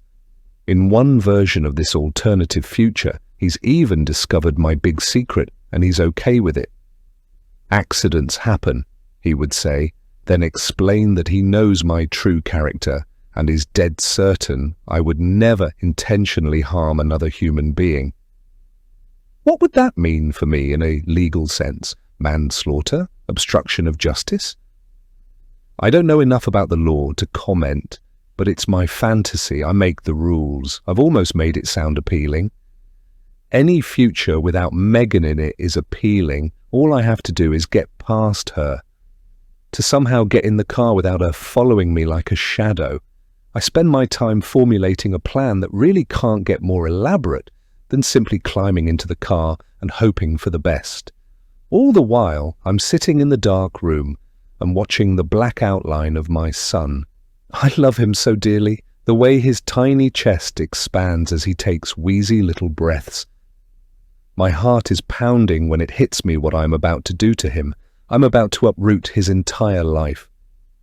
The only good thing is that he'll never remember it. He's so young that he doesn't really have any idea what's going on. He'll never remember this house, and I'm not sure if that makes me relieved or depressed. It's not fair that we're forced into doing this, that we had a perfect life together as a happy little family, and now there's no option but to leave without so much as a single bag on our backs. Except for the baby bag, I guess. That's when I get the idea of throwing some spare clothes into that. Without waking Jax, I take the bag and head to my bedroom, then start stuffing some necessary items inside. The monitor is still buzzing on the bedside table, white noise hissing through the speaker as my baby starts to stir. A bead of sweat forms on my brow. I wipe it away with my sleeve and zip up the bag. We're ready to go. I take a breath, barely able to believe we're doing this. Jax starts screaming now, a fragile, gentle scream for his mummy. I go to him before Megan can beat me to it, holding him to my chest and taking one last look around the room. This isn't the end, I tell myself, mostly just to inspire a little courage. I'll be back, reunited with Jordan after Megan leaves for good, hopefully with her tail between her legs. Everything ready to go, we head downstairs. Megan is in the living room, so I take the long way around through the kitchen and laundry room, where the washing machine is starting to shout as the spin intensifies. My lungs feel tight as I realize I'm holding my breath, so I let it go and peer around the corner. Megan hasn't moved. She's still sitting there calmly, playing with her phone while some cheesy pop sings from the speaker. Somehow she's gone from harassing me constantly to not even caring that I exist. It's making me paranoid. At last, we make it to the front door. I'm half expecting her to come bounding after us, merrily inviting herself on our road trip. I get lucky, and no such thing happens. It's just me and Jax, a few short feet between us and freedom. I can barely believe my luck when I unlock the car and strap him into the seat. He doesn't even put up a fight. It's as simple as buckling up, kissing him gently on the forehead, then reaching for the door handle. That's when I see it. The front tire is flat, not just flat, but shredded. There's a gaping hole in the rubber, the edges coarse and rough. All hope floods out of me, a hollow opening in my stomach. I brush my hair back and groan, then catch sight of the rear tire, also slashed. My disappointment turns to anger. Anger leads to pure hate. I get the idea to walk around the car, inspecting the other tires. Number 3, also slashed. Number 4, torn to shreds. It's not an accident, and nor has it been intended to look that way. Megan must have got the sense that I was trying to flee, and she not only prevented my escape but wanted me to know about it. Now here I am, standing in the sun, with my baby in the car, and nothing but fear in my heart. Any hope I did have is long gone. Just like everything else, Megan has taken that from me. I don't know what to do. My entire day and all the coming days in my near future were mapped out. I was going to take a lump sum from the bank and then keep driving, paying for hotels along the way in cash and staying off the radar while I waited for what would happen with the police. If God decided to bless me with a rare break, the coast would be clear. Megan would realize she couldn't get anything from me, and she'd move on to a new town. Then I could return to my husband and carry on with the carefree life I was enjoying until recently. Now, all of that is out the window. I stare at the tires with ire raging in my heart. The house's front door opens, and Megan pokes her head around the corner. She looks like a deadly snake, venomous and sly, that eerie smile working its demonic magic all over again. I shiver when I see her. "Something wrong?" she asks, and she knows damn well something is wrong. "What did you do to my tires?" I say, ignoring her question. "Me? I haven't done anything. I've been in the living room all morning." We both know that's not true. Megan shrugs, props an umbrella in the door to keep it from closing, then steps into the sun. Golden rays kiss her black hair, looking like fire on charred wood. She comes closer, her hands digging into her shallow jeans pockets as she looks at the mess she created. "That looks terrible," she says, as if she doesn't know how it happened. "You didn't have to do this." I'm trying not to cry. "I just wanted a break." "Ah, that's not true." "What?" "You were thinking of running away with my baby, weren't you?" Her baby. I feel so protective that I shove past her and lean against the door where Jax is starting to cry. I keep my back to it and train my sight on her. Disgust and panic spark within me. "My baby, you creep! And so what if I wanted to go somewhere?" Megan shakes her head and tuts. "I told you before, this is going to happen whether you like it or not. I mean, you can try refusing me if you want, but you'll end up behind bars." "So will you." "It really doesn't bother me. If I don't have Jax, then it doesn't matter what happens." "You're really willing to give up your whole life for the sake of someone else's kid?" "Obviously. Why does it even bother you so much?" Because he's my son, you sadistic cretin. Which means nothing. It's not like you can't pop out another sprog. I don't know why it's taken me so long to see this, but Megan really can't tell the difference between possession and love. The way she's suggesting I just give up one kid and produce another is insane. It's like she thinks I can just clone Jax and carry on with life like normal. Business as usual in the baby-making industry, right? Megan huffs out a breath and then points to her wrist, the non-existent watch taking a tap from her finger. "You've got one more day," she says. "Even less than that if you keep trying to worm your way out of this.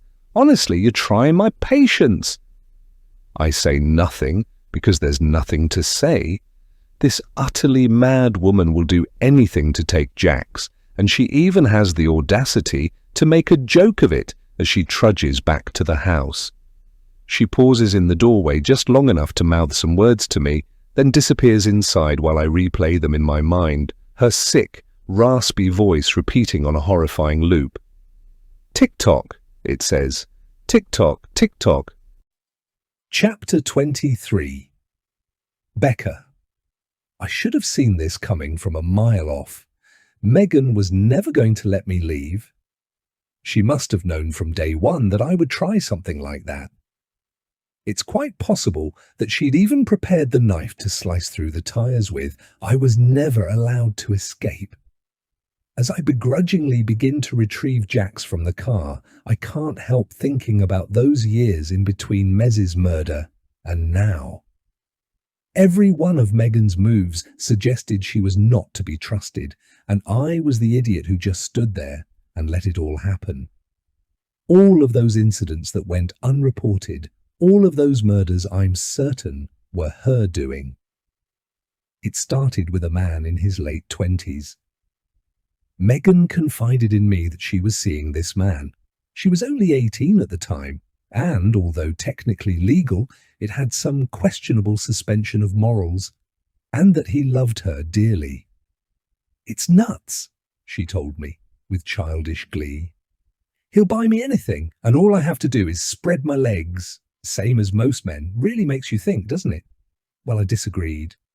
Not to her face, I was far too afraid of her for that. But I didn't like the way men were being generalized and disrespected. It was bad enough her world was starting to turn that way, but Megan in particular was putting them down while siphoning money from their accounts and failing to see how she was the bad guy. That man eventually killed himself, jumped off a train bridge, if you can believe the irony. It was written in his suicide note that he loved Megan so much that it hurt, and despite being able to give her all the money in the world, he couldn't give her a baby. That was why she'd left him, and the poor soul didn't know what to do with that heartache. If only he knew it was her body preventing pregnancy. Megan fell through the legal loophole and wasn't able to take a single penny as inheritance. That was clearly the biggest thing on her mind because she never mentioned him again, didn't even turn up to his funeral, and had a new boyfriend within the week. I kept a close eye on this one, Megan feeding me the details on an almost nightly basis as if we were best friends again.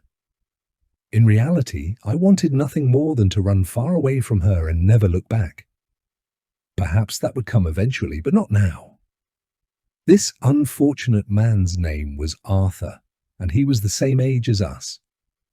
If his tattered skater boy clothing was anything to go by, he didn't have any money either. What he did have was his own flat, which Megan spent every night in.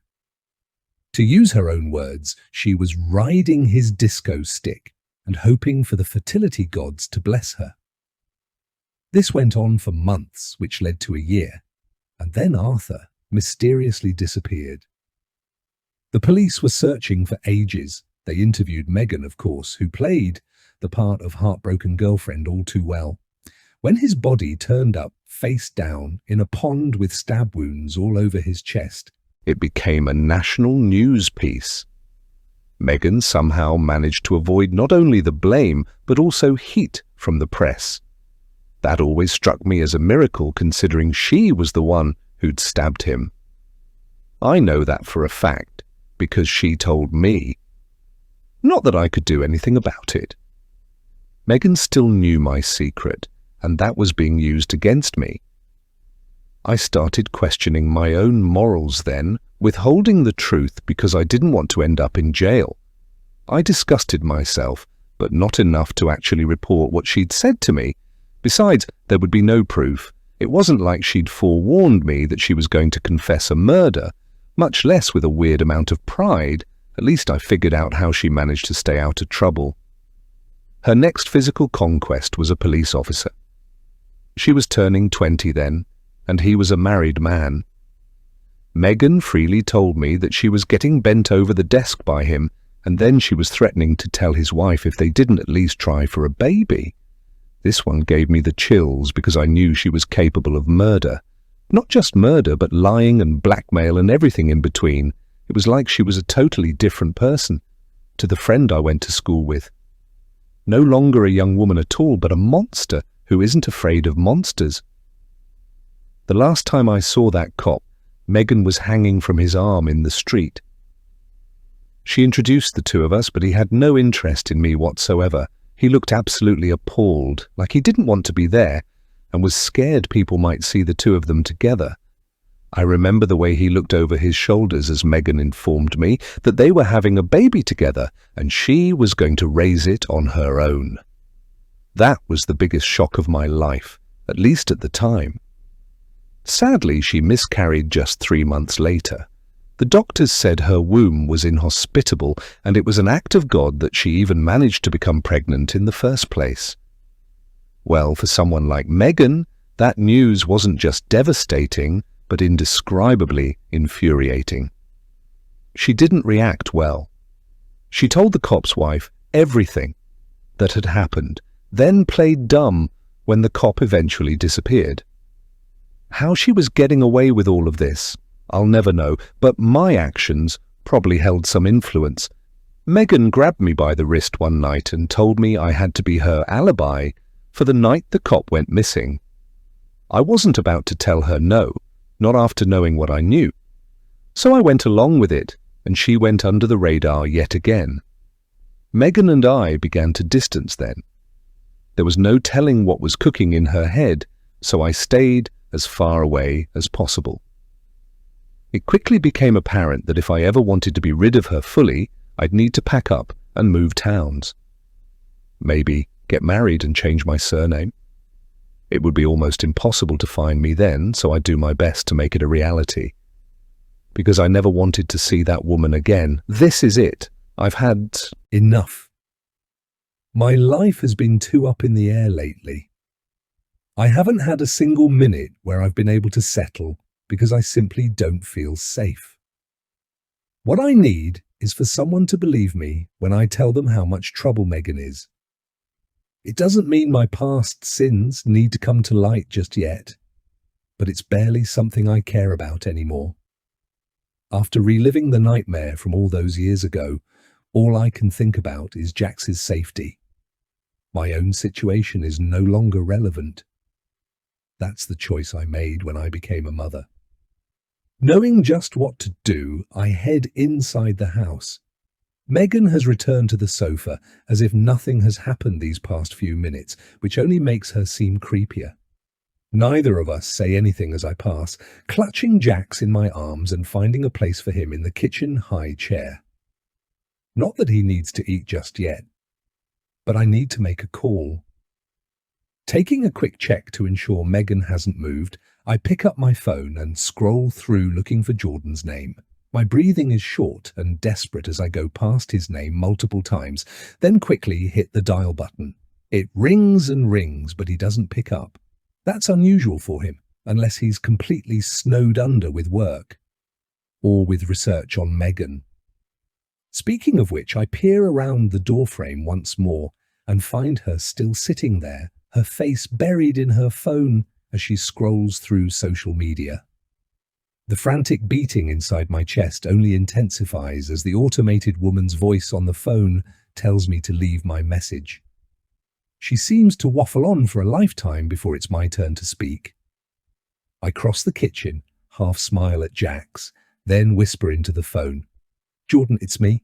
Things are getting really bad and I need you to come home. I wanted to leave and, well, I was getting ready to use the car when the tires were torn open, all of them. It's Megan. She was always the problem. And I close my eyes and take a deep breath. I've decided I'll tell you everything. Just please come home. We're not safe here right now. You sneaky little bitch. Megan's voice erupts from behind me. I gasp and end the call without thinking, like a girl hiding the cookie jar with her hand still inside it. Across the kitchen, that nightmarish woman is snarling, her upper lip straining to reveal her teeth as she glares at me in disgust. My weak, trembling fingers lose their grip on the phone. Then, as if to punish me for my actions, she storms towards me. I quickly look down and see it right away. Her fists are clenched. Jax must pick up on the mood in the room because he starts to cry.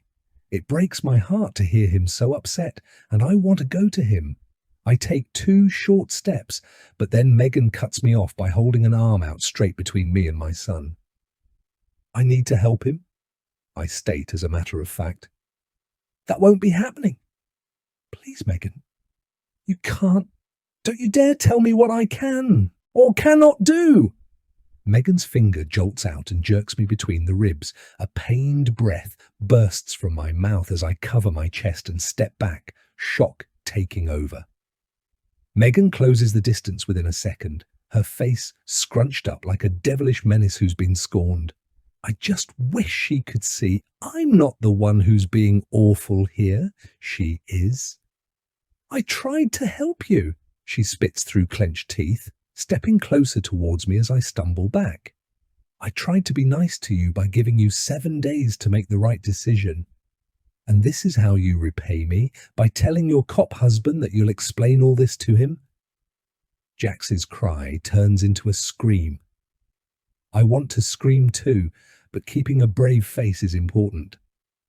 Which makes it so much worse that I'm failing this miserably. I want to cry, or at least fight back.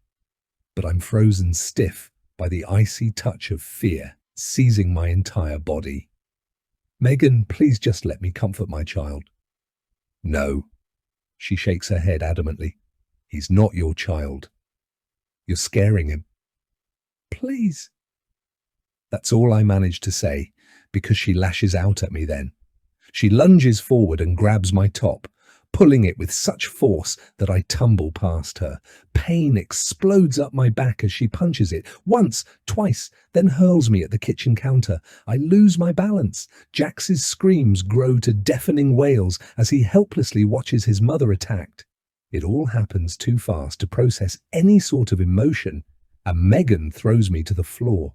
Stay down, she screams like a banshee, right in my face. Her knuckles strike my head one after the other. Unable to gain any leverage, I cover my head. My forearms take the beating as I try bringing my knees to my chest, only to kick her away. But Megan is stronger than I am, and she has much more experience with violence. That is to say, I have none, whereas she lives and breathes it. The kitchen is filled with screams and shouting. Jax is in trouble. I'm in trouble, and the only break from this danger comes in the few short seconds where Megan stands and reaches for something on the counter. I freeze just long enough to realize she's grabbed the glass fruit bowl, but I can't react fast enough. It comes down in a lightning blow that strikes my skull. People often tell of stories like this, where time slows down, but they also have no control. That's what's happening to me, except there's one difference. I'm not going to awake from this because the white-hot, sudden pain erupts all over my skull as the glass shatters and the world turns black. I'm only alive long enough to hear Jax scream one last time, and to know I'll never hold him again. Chapter 24. Becca. It's amazing what goes through your head when you think you're dying. The very fact that thoughts are, in fact, being processed serves as clarification that you're still alive. Maybe not awake or conscious, but alive. That's something, right? Lying there on the kitchen floor with the cold tiles pressing roughly against my back and head, a fire rages through my scalp. It burns like the seventh circle of hell, and it feels like I'm still flinching at the fruit bowl being swung at me. Other than myself, there's only one person to blame for all of this. Megan. My mind drifts back to when I left that town. My mother was talking about leaving anyway, since we hadn't seen my dad in a number of years, and it didn't look like he was coming back. She told me she was going to start a new life and wanted me to move close to her, but that she didn't want me living in the same actual house. You've got to understand I was 21, homeless, being asked to move, and had no job prospects whatsoever. Worse than that, I was scared. Scared to leave, scared to stay, terrified of how Megan would react. That was the reason I never told her about my intentions. I didn't actually tell anyone where I was going. People in town would surely talk about where my mother was going. People tended to gossip about this kind of stuff, and that could get back to my enemy, so I thought, why not go a few extra miles and move on to a little town called Collingwood?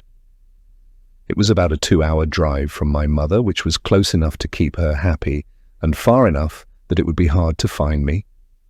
I started working in the local shop of this small town, stacking shelves and serving customers on the till. My manager was, for lack of a better term, a complete and utter arsehole who spoke to me like a sexual object. This went on for months before a handsome stranger stepped in to make him adjust his behavior. My employer fired me, of course, but I managed to leave safely and with the smallest shred of dignity. That man introduced himself as Jordan and offered to buy me lunch. I jumped at the chance and sat to eat with him. He was my age, tall, handsome, and in very good shape. He told me he was joining the local police and couldn't wait to make a difference. I fell in love with his personality right away, and we soon became an item. I spent some time hopping from job to job until my father was confirmed to have died of cancer. It turned out he had some hefty inheritance to leave behind, which my mother and I split equally. As horrible as it sounds, it was good timing, because Jordan and I wanted a baby, but first we had to try living together to see how it worked. And it did work, really well. Over time, I began to forget about Megan. As even more years whipped by, I even stopped thinking about Mez altogether. That life was behind me, a thing of the past that I had no intention of revisiting. Here, in Collingwood, was the brand new Becca. A good woman, a doting wife, and a soon-to-be mother who just wanted to be at peace. You already know the rest of the story. At least everything up until now. When I wake up properly, the whole room is spinning. A weird, numbing sensation tickles my tongue as my limp hand reaches out for something to grab onto. It's like waking up with a hangover, except the memories of how you ended up here come flooding back in a torrent. "Jax," I mumbled in my panicked, half-aware state. Turning my head to one side, I can see the high chair. My son's tiny legs dangle from within the seat, his socked little toes a sight to behold. I rush to my feet, desperately holding on to the kitchen drawer handles to heave myself up. There's no sign of Megan whatsoever, which can only be a good sign. At least she left without my baby. My legs are like jelly. My knees threaten to give out as I transfer weight to them. It's not perfect, but I'm up. Before I know it, I'm stumbling towards Jackson, wondering how long ago he stopped crying. It pains me to think that he gave up on the idea of me helping him and has now cried his way into silence. No baby should have to go through that. Certainly not mine. The room is still spiraling as I reach the high chair. Dizzy, I reach for my son and grasp only air. My hands missed their mark, so I try again, but only then realize the chair is empty. I must have hallucinated when I saw his feet, and now the high chair is not the only vacant spot in the room. A gaping hole has torn inside my heart, my chest feeling tight as I roam my gaze around the kitchen, hoping this has all just been one horrible dream. "Jax?" I whimper, meek and lethargic. Megan? I stumble into the living room, leaning against all the hallway furniture as I search for any sign of life. The house is so quiet it makes me sick. Or perhaps that's the dizziness talking. Regardless, I call out Megan's name and pray she'll come waltzing out of a room with Jax in her arms. Maybe in this fantasy she could even be apologetic, understand things have gone too far, then hand over my son and leave, never to return again. None of that happens. Instead, I find myself slowly moving between the rooms, shouting my son's name. He's too young to respond, but with some luck, he might hear his mother's voice and start crying for attention. I'll take anything at this point, any way to let me know where he is and how I can hold him safely in my arms again, whatever it takes. But there's nothing. I've searched the whole house high and low. I check again, my energy slowly returning to me as pain splinters across my head, except the pain no longer bothers me. It's the aching chasm in my life that's taken my attention. As I enter the nursery on a second and final tour of the house, it occurs to me that I've been so busy looking for people that I didn't even think to look at their possessions. Jax has a bag and buggy. Megan has a room full of things. Heat rising to my cheeks, I hurry back downstairs. My feet thunder along the floorboards as I pound my way to the front door. The buggy is gone, its usual resting place empty. The bag is missing too, and all my deepest fears are coming to life. Tears blurring my vision, I dash towards the guest bedroom and weep as soon as the door swings open. Because Megan's things are gone. Megan is gone. And she's taken my baby with her. I'm a bag of nerves, biting the nails off my quivering fingers as I stare blurry-eyed at the carpet. I want to throw up, but my body won't let me. I want to keep moving, just to work off some of my nervous energy, but I also want to stay still. All hope and happiness has left me along with my son. I'm not even fully recovered from the blow I took, and my world has just shattered. I need help. Jax needs help. Suddenly recalling the attack in the kitchen, I'm struck by the memory of my phone hitting the floor. My feet are moving before I can even process the thought fully, and I'm on my hands and knees in the kitchen looking for the phone. There's a mess of glass that pierces my knees as I scan around the tiles, but I don't care. My entire world is falling apart, and I don't even have the means to call the police, to call Jordan. I'm breaking down again, the tears coming back with a vengeance. I choke on them, my bloody hand clapping over my mouth as the realization pummels into me again and again. My son is gone. My son is gone. My son is gone. But there's no time for self-pity. Jax needs me, and I'll never be able to live with myself if I let anything bad happen to him. This spurs me on to my feet, where I snatch my house keys from the bowl by the front door and sprint through town towards the police station. Along the way, people see the state of me and ask if I'm okay. There's no time to stop and explain, so I just yell at them to call the police because my son is missing. My son is missing. I reach the station in minutes. Who knows how far Megan has gone in that time? If you factor in the time I was unconscious, God only knows how long that was, she could be far out of Collingwood by now. How the hell am I going to explain this to Jordan? Even if he has listened to my voicemail, to which there's no guarantee, I've got a lot of backstory to give before we can start figuring out where Megan has taken our beautiful baby boy. The doors bust open as I run inside. There's a small gathering of people standing in reception, and a couple of people are seated. I ignore them all, not giving a crap who hears my story, as I hit the desk to stop myself. The lady across the desk looks at me over her glasses. "I need to report a kidnapping," I bark at her. "Young lady, there's a procedure that..." "Tell Officer Baxter his son is missing." The mere mention of my husband's name makes her take this more seriously. Her entire Demeanor changes, the grey ringlets of craggy hair being blown aside with an annoyed puff from the 50-something stick-up-her-own-arse desk sergeant. "How do you know Officer Baxter?" "I'm his wife." "Is he expecting you?" "What?" "Number. Please just go get him." "Watch your tone, will you? Why don't you calmly explain to me?"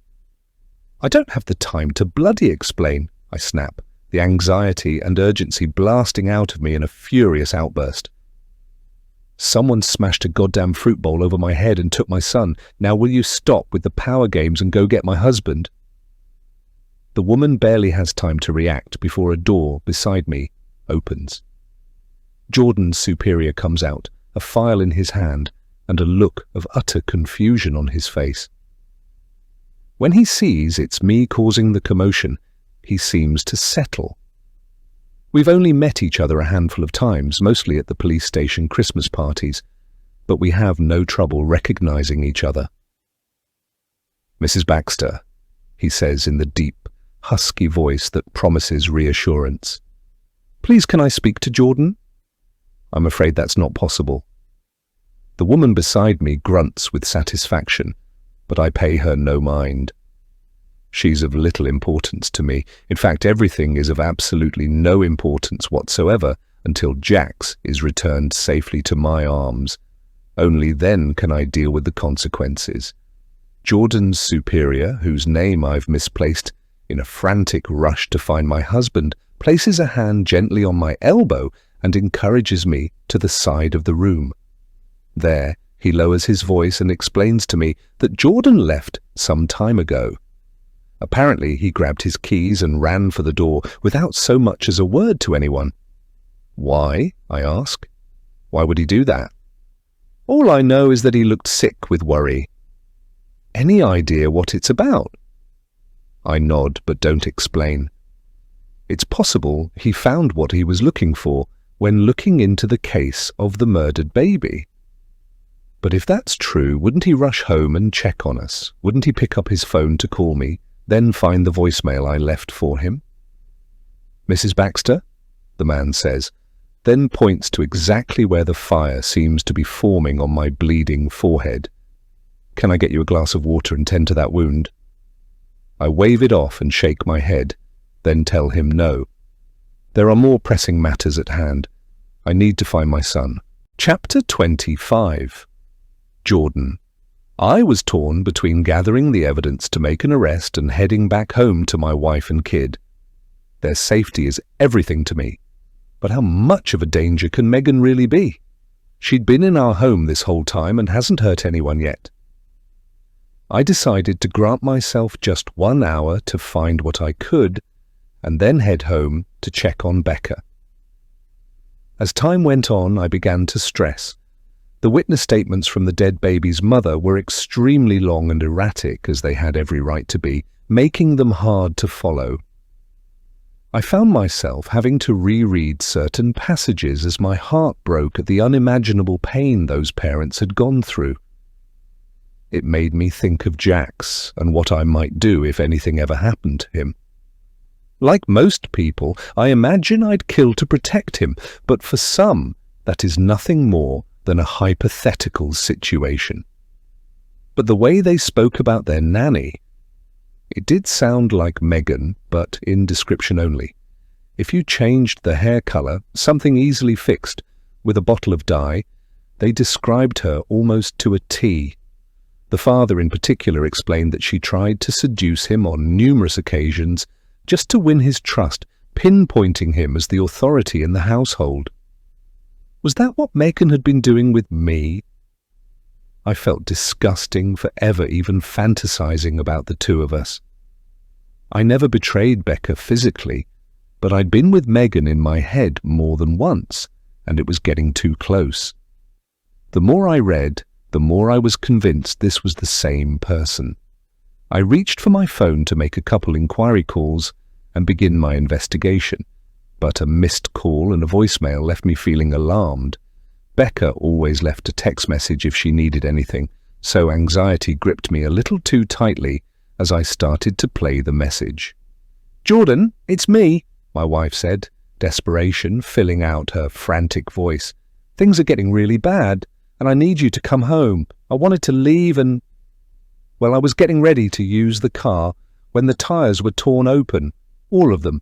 It's Megan. She was always the problem, and I've decided I'll tell you everything. Just please come home. We're not safe here right now. If this wasn't alarming enough, the next thing I heard before the message ended sent me into a blind panic. It was Megan's voice, only the sweet, charming young woman was gone. In her place was a cruel, horrible, petulant child with nothing but spite in her tone. "You sneaky little bitch," the message ended there. I sat frozen, stunned, my heart rate rapidly increasing. I stared at my computer, the horror story from the report now unfolding in front of me. Suddenly there wasn't a doubt in my mind that Megan was there with a sinister motive. That's why I ran for the door without so much as grabbing my jacket. Taking too long could cost me everything. The drive home has never felt so long. What usually takes around 15 minutes is starting to drag. I'm not even fully focused on the road because I keep dialing Becca's number only to find that it goes straight to voicemail. Her phone is off, out of signal, or, if my dangerously wandering mind is right, broken. I keep replaying my wife's words in my head. I've never heard her talk like that before. She sounded so hopeless, every word feeling so final. It was as if she knew the end was coming somehow, which only makes my mouth go dry with nervousness. I try to stay focused on the road, leaning into the more logical and practical side of myself that tells me I can't do anything until I finally get to my house. But I don't even get that far. I drive past her before it even registers. It's one of those things that's so insanely hard to believe that I'm not even sure I do until it's too late. I pull the car over on the side of the road, then roll down my window and lean out. My eyes aren't what they used to be, but I can clearly see Megan in that familiar jacket, her short black hair waving in the soft breeze with her back turned. And although I can't see it from here, it's impossible to deny what I saw when I passed. Jax is in her arms. I kill the engine and rush out of the car, half walking, half running to catch up to her while I try Becca's phone one more time. My imagination is going crazy trying to figure out what's happened, and the part of my brain responsible for denying painful facts ignites. Given who Megan is and the things I believe she's done, I wouldn't put it past her to hurt my wife. My attention is torn between Becca and Jax, but I know who needs me the most. I pull up my phone, my battery low, desperate not to lose Megan while I dial for emergency services. I've seen this in films 1,000 times. The pursuer doesn't call the police until it's too late, when all it would have taken was a simple call. I make that call now, protecting myself, protecting Jax.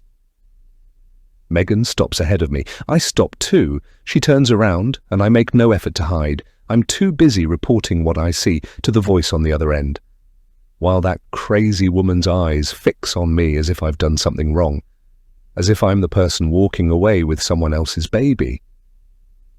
There's an unspoken language between us as the operator speaks in my ear, telling me to hold the line and that everything is going to be okay. I don't believe her, because Megan tightens her grip on my son, then turns and runs. Chapter 26. Becca Jordan's superior calms me down with a cup of water. At least that's what he thinks he's done. All that's really happened is he's found a way to shut me up, while my anxiety-ridden hands wobble the styrofoam every which way but loose. I'm perched on the edge of a plastic chair in reception, the eyes of every other visitor on me while I keep my head down and pray properly for the first time in my life. This is a foreign concept to me. I don't really know what I'm doing, what to ask for, or whether I'm supposed to offer something in return. All I know is that I'll never forgive myself if I don't get Jax back safely in my arms. What would Jordan do if I've cost him a son? Even if Jax turns out to be just fine, wouldn't he still be livid about what happened? After all, There's still the matter of my secret. The man comes back and sits beside me, his uniform neat and pressed. He tells me his role is chief superintendent, but that means nothing to me. Police ranks always confused me, and although I always tried to take an interest in my husband's work, all the information never really stuck. At the end of the day, all that mattered was that Jordan was happy, which he was until Megan came along. We're doing everything we can, the man tells me, and I'm struggling to recall if he said his name was Greg or Craig. Greg will suffice for now because there's only so much room in my head at the moment. I've put everyone on full alert to let me know if Jordan or your son turn up. And this friend of yours? Megan, I say, then think, but she's not my friend. Far from it. Megan list? Right. We've contacted the authorities closer to her home. With any luck, she'll head back there and be found almost immediately. I know it's hard to believe right now, but we're going to get your little boy back. Obviously, I want to believe him. I just can't. It's like being told I'm going to win the lottery. It's a nice dream, and maybe my entire life depends on it. But will it really happen? Even if it does, what will happen to me? I know Megan almost as much as I know myself, and there's not a chance in hell she'll ever go down without a fight. Basically, life will never be the same. Greg sits there with me for a while longer. There's nothing for either of us to say, but I appreciate the comfort while I go out of my mind. I feel awful, probably look just as bad, and most of all I feel helpless. For the first time since Jax was born, I have no idea where he is, and I can't do a single thing to help him. What kind of mother does that make me? I'm trying not to think like that, and thankfully there's no longer time. A uniformed officer pipes up from behind the desk, waving Greg over. Greg pats me on the leg and tells me he'll be right back, then makes his way to the desk. I can't hear what they're saying over the bustle of the police station. Too many low conversations, fingers dancing along keyboards and phone calls being taken far too loud. But their body language tells all. The officer keeps looking over at me, his fingers wrung together. Greg keeps checking around him and looking at his watch. He leans towards the snotty receptionist who starts typing under pressure and then hands him a small black radio. It seems like they're going somewhere. I can only imagine where. Mrs. Baxter, Greg says, returning to me. Naturally, I shoot to my feet. Water spills from the cup and splashes onto my boots, but I couldn't care less. My entire future lies in the balance, and I'll do anything for a chance to do what's right. What's happening? Is something wrong? We found your husband, he says. Then, clearly sensing the question of alive or dead on my expression, fills in the blanks. He's okay, and so is your son. For now. For now? Yes, there's a situation. What kind of situation? Just then, 3 more officers run by, bursting through the door and out onto the street. My heart is racing, my blood running cold as I get the sense this isn't good news. I look Greg in the eye, searching for answers, for comfort and assurance. It's best you come with me, he says. I'll explain along the way. Greg is letting me ride in his car, which should feel like an honor, but really just makes me believe the situation is beyond dire. I'm dying to know what's going on, but he refuses to tell me until we're buckled up and speeding our way through Collingwood. I remember when this was a calm, peaceful town. I mean, it still is, but to me it just feels like somewhere I fled to ever so briefly, and now it's time for me to go away. It's unclear if that means to prison or traveling the country to desperately avoid it. I don't care which, as long as Jax is safe. When we're on the straight road that leads out of town, I'm just about ready to lose my mind. There are marked police cars ahead of us, the sirens blaring and sending the very rare civilian vehicles out of our way. In all the time I've lived here, I've only seen this happen once before. It was when a killer was on the loose. I can only hope Megan hasn't killed. We got a call from your husband, Greg tells me, focusing on the road. Says he found Megan trying to leave town with your little boy held close to her chest. Fog clouds over me as I picture Jax, just like that other kidnapped baby, hugged so tight that he can't breathe. In my imagination, my son's face is turning blue as he struggles to breathe, and that sick woman just squeezes him tighter and tighter until... Is he okay? I ask in a short breath. Did he say if Jax is hurt? I'm afraid we don't know. Do you at least know where he is? Yes, Jordan has Megan trapped, but she's using your son as a bargaining chip. A bargaining chip! I yell, then roll down the window for some air. It's hard to tell if it's stifling inside or if I'm simply on the verge of having a panic attack. All I know is that it's getting harder and harder to breathe. It's weird. We're only getting closer to my family, but I've never felt farther away. What exactly is going on? I'll explain properly when I fully understand myself, okay? Greg swallows audibly and shakes his head, then checks the rearview mirror, signals and changes lanes to take the slip road out of Collingwood. I don't know where we're heading because this road only leads to countryside and maybe a harbour town if you wanted to go for a couple more hours.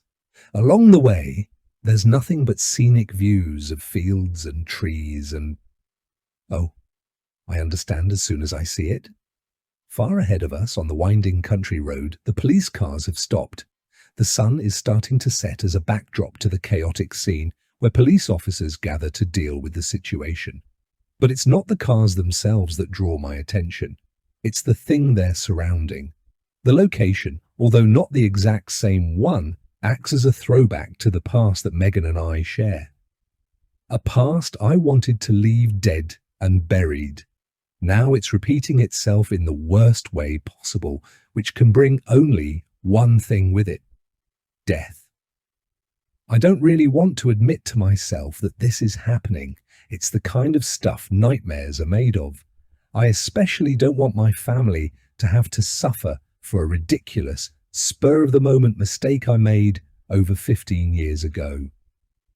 I feel desperate, but regretful and sad as Greg slams the brakes on the car. Two officers rush towards him as we climb out of the vehicle, then begin to update him on the situation. I can't hear what they're saying because it feels like my soul is floating above my body. As well as that, Jordan comes running from the distance. I stare at him in a daze, doing all I can not to burst into tears. It's all I can do not to collapse, but he keeps running, and he doesn't stop until I'm in his arms, engulfed by love and relief and pity and sorrow. My tear-stained cheek presses against his chest. A hug like this used to make me feel safe, but now it only makes me feel guilty. Jax is alive and well, he tells me, leaning back enough to look me in the eye. Relief floods through me, although we're not out of the woods yet. It's hard to see exactly what's going on with the violent shine of sunset peeking over the horizon, but the police are gathered around the bridge. The train bridge, to be exact, where the too thin figure of Megan List stands with her back against the brick wall. What's going on? I ask. Megan has our boy. Jordan bites his knuckles, restraining his own aggressive outburst at the sound of those horrifying words. She's backed into a corner and has nowhere to go, but she's threatening to... I don't even know how to say this. Jump? Jordan nods. It's quite a fall. She might not survive it, and Jax definitely wouldn't. The only saving grace is that the track runs over a stretch of water. I don't know if she's figured that out yet, but if we could try to encourage her towards the further end of the bridge, then there's a chance they could both survive a fall like that. I shake my head, swallowing bile. You're talking about our son falling into water? I'm just preparing for the worst is all. Okay, so what's the best case scenario? We're still trying to figure that out, but she wants to speak to you. Yeah, that makes sense. I gaze around at the scene, amazed that they even got this close to controlling the situation. The police are red-faced, struggling to hide their stress as they report updates to their superior. Greg is raking his bony fingers through his thin hair, and it's easy to see that even he's clueless. I wouldn't be surprised if he messed this up even worse than I did. "What's going on, Becca?" I turn back to Jordan, feeling weightless and ghostly with anxiety. "What? Who exactly is this woman? Why is she trying to take our son? She has some mental health issues." "Exactly, but why our son?" "Because she knows she can get away with it." "Why so sure?" It's hard to explain. Jordan visibly grinds his teeth and shakes his head. It's obvious he's getting frustrated with me, and to be perfectly honest, I don't blame him. All I've done lately is lie to him, and that's after an entire marriage full of keeping this terrible secret. I wasn't lying when I said I'd tell him everything, however. When this is all over, no matter how it ends, he needs to know the whole truth about my relationship to Megan, regardless of what happens to me. I promise I'll tell you everything, okay? Can we just focus on the problem? "You'd better," Jordan sighs. "What will you say to her?" "Absolutely no clue whatsoever." "Well, you better think of something. Our little boy is Baxter." We both turn towards the chief superintendent, Greg. The police officers he was talking to have now dispersed, and he's coming towards us with what can only be bad news. I've seen that look before on 1,000 stressed-out men, and one thing is for absolute certain. What he's about to say can't be good. Chapter 27. Becca Greg offers me a look of calm assurance, but I'm not buying it. It's too easy to read the stress in his eyes, the way he's squinting with exhaustion at the pressure he's facing. It's Jordan he focuses on, delivering his line with strict matter-of-factness. "We're going to advance on her, Baxter." Jordan's jaw drops in disbelief. "You're going to what?" "You heard me. If there's even a slight chance she'll hurt that baby, then... If you rush for her, then she will hurt him. And he's not just any baby, he's ours." I reach for Jordan's hand. It's warm, but does nothing to comfort me. The sweat-slick palm only tells me he's as anxious as I am. I swallow whatever weird taste is in my mouth and then turn to the setting sun just so I'm not forced to look at Greg or the psycho holding my baby. The sky is getting darker now, all light, fading on the horizon. It feels like the sun is going down on my life too. The night is setting in and it's going to be cold. "I'm sorry," Greg says. "I really am, but can you imagine what the press would say if they knew we stood by and let her do whatever she wanted to your son? There's not even an alternative, at least not one that we can see." "She wants to talk to me," I snap, whizzing around. "That's an alternative right there." "Right, and then what?" "She's not exactly ready to give up that child." "She'll have to." "It's not like there's anywhere for her to run." "Then she'll jump." "Trust me, I've seen things like this before." I close my eyes at the words, as if doing so will help me escape the harm they'll cause. It doesn't work. My heart is breaking, my head is aching, though it's unclear if that's from the stress of the situation or the blow I took not so long ago. I just want all of this to be over. The threats, the worry that keeps me up at night. All of it. "Sir, I implore you to give us a chance," Jordan says, squeezing my hand.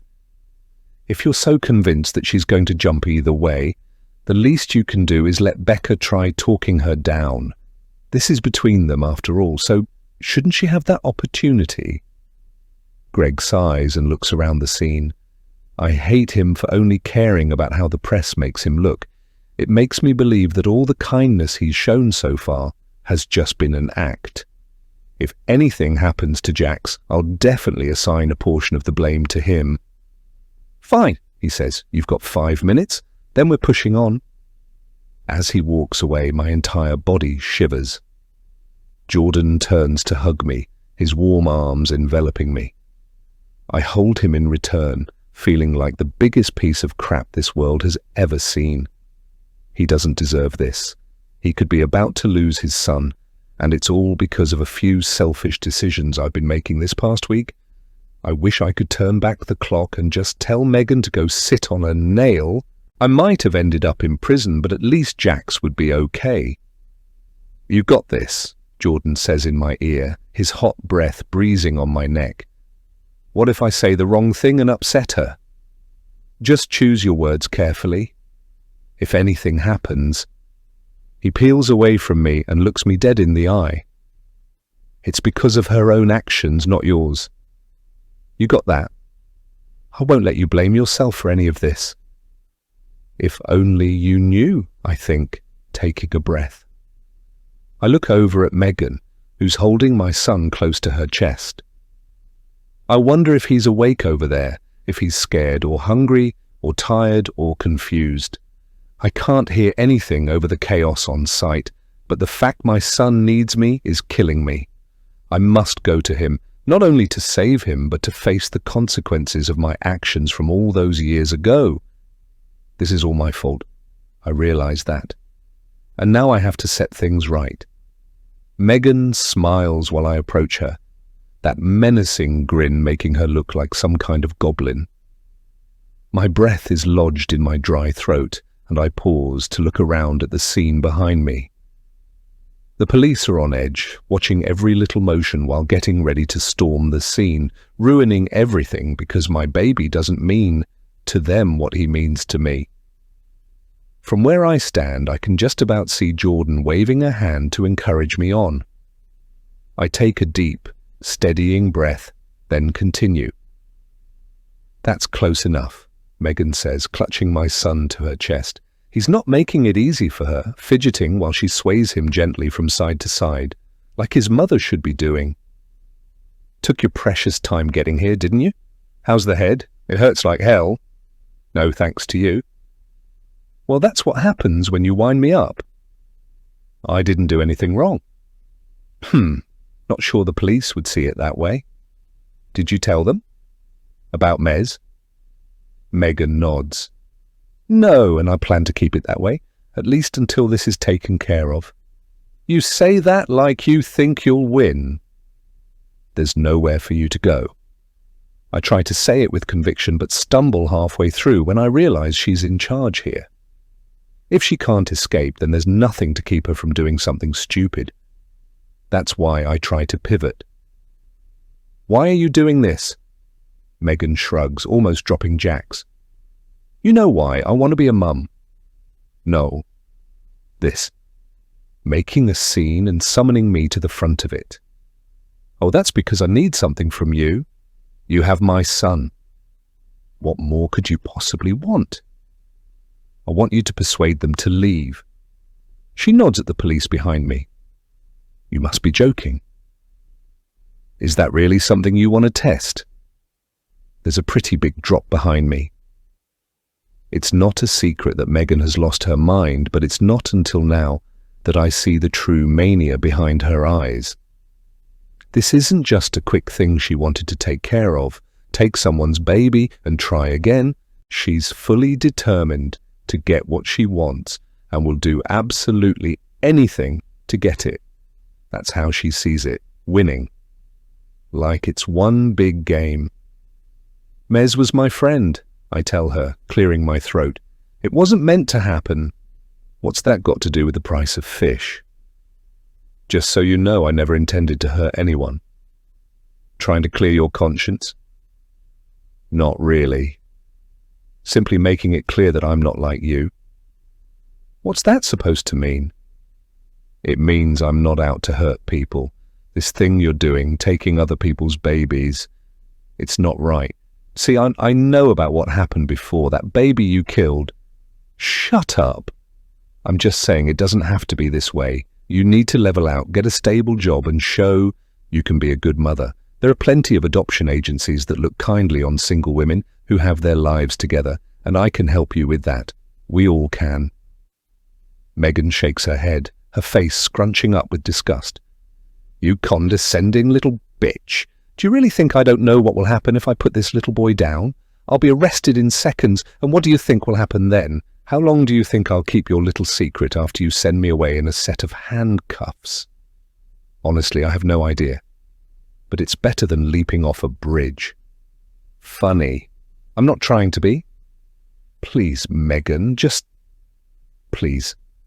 She stares at me like she's trying to work out if I'm serious. Meanwhile, Jax starts squirming in her arms. She's not even holding him right, and my body keeps jerking reactively every time he starts tipping more to one side than the other. I'm also aware of the time. Greg gave us 5 minutes. How long has it been now? 2? Maybe 3? Halfway to losing everything, I muse. You know what I want, Megan says after a long pause. Tell them to move or we'll find out if Jax can fly.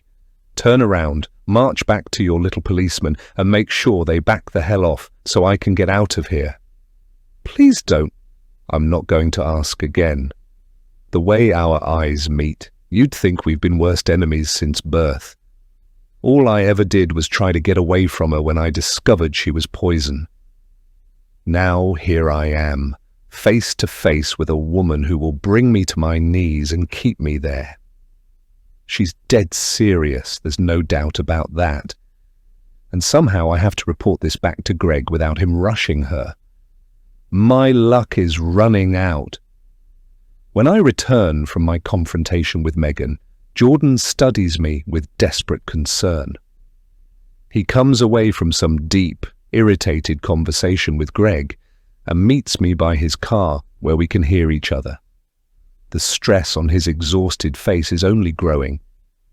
Even as night is setting in, it's impossible not to see. What did she say? He asks. I tell him everything, which is basically summed up to her, wanting to get away with this. My husband listens quietly until I'm done talking, then takes even longer to process it before coming back to me with anything. There's no way that's going to happen, he says. No, I know that. I exhale slowly, doing my best to control my anxiety and not look over at what the police are doing. The clock is ticking, and my nerves are shot to bits. What happened over there? It looked like you were arguing with your boss. That's because I was. I told him, there's no way I'll let him advance on Megan. What did he say to that? Obviously, he reminded me that he's my superior, and that I have absolutely no say in how this goes down. However, we're in the fortunate position to have our future dictated by someone who has kids of his own, so I was able to wrangle something out of it. I glance at Greg and see that he's stood back to light a cigarette. This is good news, as very few people would start smoking if they didn't intend to finish. That means he's not planning on pushing things forward. Not yet, at least. What's going on? I ask. He's going to let me talk to her. I feel the color drain from my face. If those two end up talking. Is that really such a good idea? I ask. It's better than what would be happening, he checks his watch, in 30 seconds. There's no other way around this. Jordan looks down at me like I'm on trial. Not that I blame him.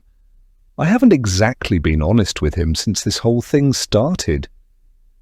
Becca, what exactly aren't you telling me? You mentioned on your voicemail that you'll explain it all. Now's not the time. If it's something that could help, it's not. Not exactly. You promise you'd tell me if it's something that could get our son back. I nod. Of course I think about telling him, but it's really not the time or place, which is to say I want to, but probably won't. It would undoubtedly be best to just finally come out with the truth about what happened all that time ago, about why Megan really came to stay with us and how she ended up taking our son. I know how he'd react, and I'd probably deserve that, along with the jail time that would follow shortly after. Okay, He sighs. It's time. Wish me luck. Good luck. I stand back and bite my fingernails, my free hand tucked under my armpit. Jordan is halfway to Megan when I realize I'm hunched over. Greg and the other police have their eyes on me, and I wonder if they've figured it out. I'm probably just being paranoid, but still. It certainly does add to the intense nervousness leaving my body in jitters. There's not even anything I can do from now on, just watch Jordan as he talks privately with Megan. And pray she doesn't tell him my secret. Chapter 28. Becca. They seem to talk forever. It goes on, and the two of them barely move. It looks like the friendliest conversation in the world. I've no idea if Jordan is smiling, and I doubt it, but Megan's face is alive with humor as the police car's headlights cast a flood of light on her psychotic features. Now she looks unhinged, even for her. The officers are talking around me. I stand there in the nighttime wind that's biting at my cheeks with its surprisingly cold touch. Greg is saying something about how they need to get ready, and I dread to think what will happen if Jordan can't talk her down. My eyes drift down to Jack's, still clutched to Megan's chest like a babe to his mother. But I'm his mother, and she'll never take that away from me. It then hits me out of nowhere that since I refuse to let her go with my son, there are only two ways out of this. Let the police rush her, or let her jump. Either way, I lose Jack's. Either way, I'll end up in prison because it's highly unlikely Megan is going to lose this situation without dropping my big secret. It would be the perfect revenge for her. She'll either get what she wants or die trying, but if I know her at all, she'll make certain I suffer for that dumb mistake 15 or so years ago. Jordan turns around briefly to look at me, then turns away. He's very articulate with his hand gestures, and Megan sneaks a quick peek at me too. I wonder what they're saying. Has he managed to calm her down, even if just a little? The infuriated look on her face says no, but I inch closer in hopes of hearing even just a snippet of the conversation. Am I being discussed? Does my husband know about me now? The conversation goes on and Jax starts to cry. His little screams pierce the air like bullets, and I cringe at each one. Every instinct inside my body tells me to run to him and give him what he needs. My foot even creeps out a little, but Megan holds up the palm of her hand like a policewoman stopping a vehicle in the street. "Halt!" I imagine her saying. She rocks Jax back and forth ever so lightly, which calms him a little, but he's still crying. Jordan then takes a step towards Megan, and she backs up against the bridge wall. It's only as high as the middle of her back, and it would be so easy to throw herself off it if she follows through on her threat, and my son would go with her, plummeting to the train tracks below. I wince and shudder, my face scrunching up in disgust. Jordan turns again, then waves me forward. I tilt my head to one side, not understanding.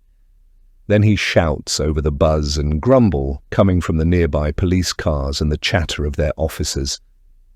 "She wants to speak to you again." I turn to look at Greg, who weaves his fingers together and rests his palms on his head. I can see his neck straining. He's dying to get this whole thing over with, but Megan is calling the shots. He looks around, makes his decision, then holds up a couple of fingers. 2 minutes, he says. 2 minutes, and that's all you're getting. I nod, understanding, not gratitude. With my child's life on the line, he should be giving me 1,000 minutes. Still, I'll take what I can get, so I do my best to steady my breathing, clutch my own body to keep warm, and ignore the sweat forming on my brow. This is it, I tell myself with cruel finality. This is my last chance to save my son. When I reach them, Jordan takes a small step back and crosses his arms with his head down. He looks like a head teacher being called in to witness the punishment of a student administered by a member of his staff. It lends to the theory that she's told him about my past And now I'll never get to kiss or hold or be loved by him again. Is it true, I wonder? Has Megan really given up one of the last playing cards she had? If so, all she has left is Jack's, and he's all I want. Your hubby and I were just having a nice chat, Megan says, then peers over the bridge like she's convincing herself to do the unthinkable.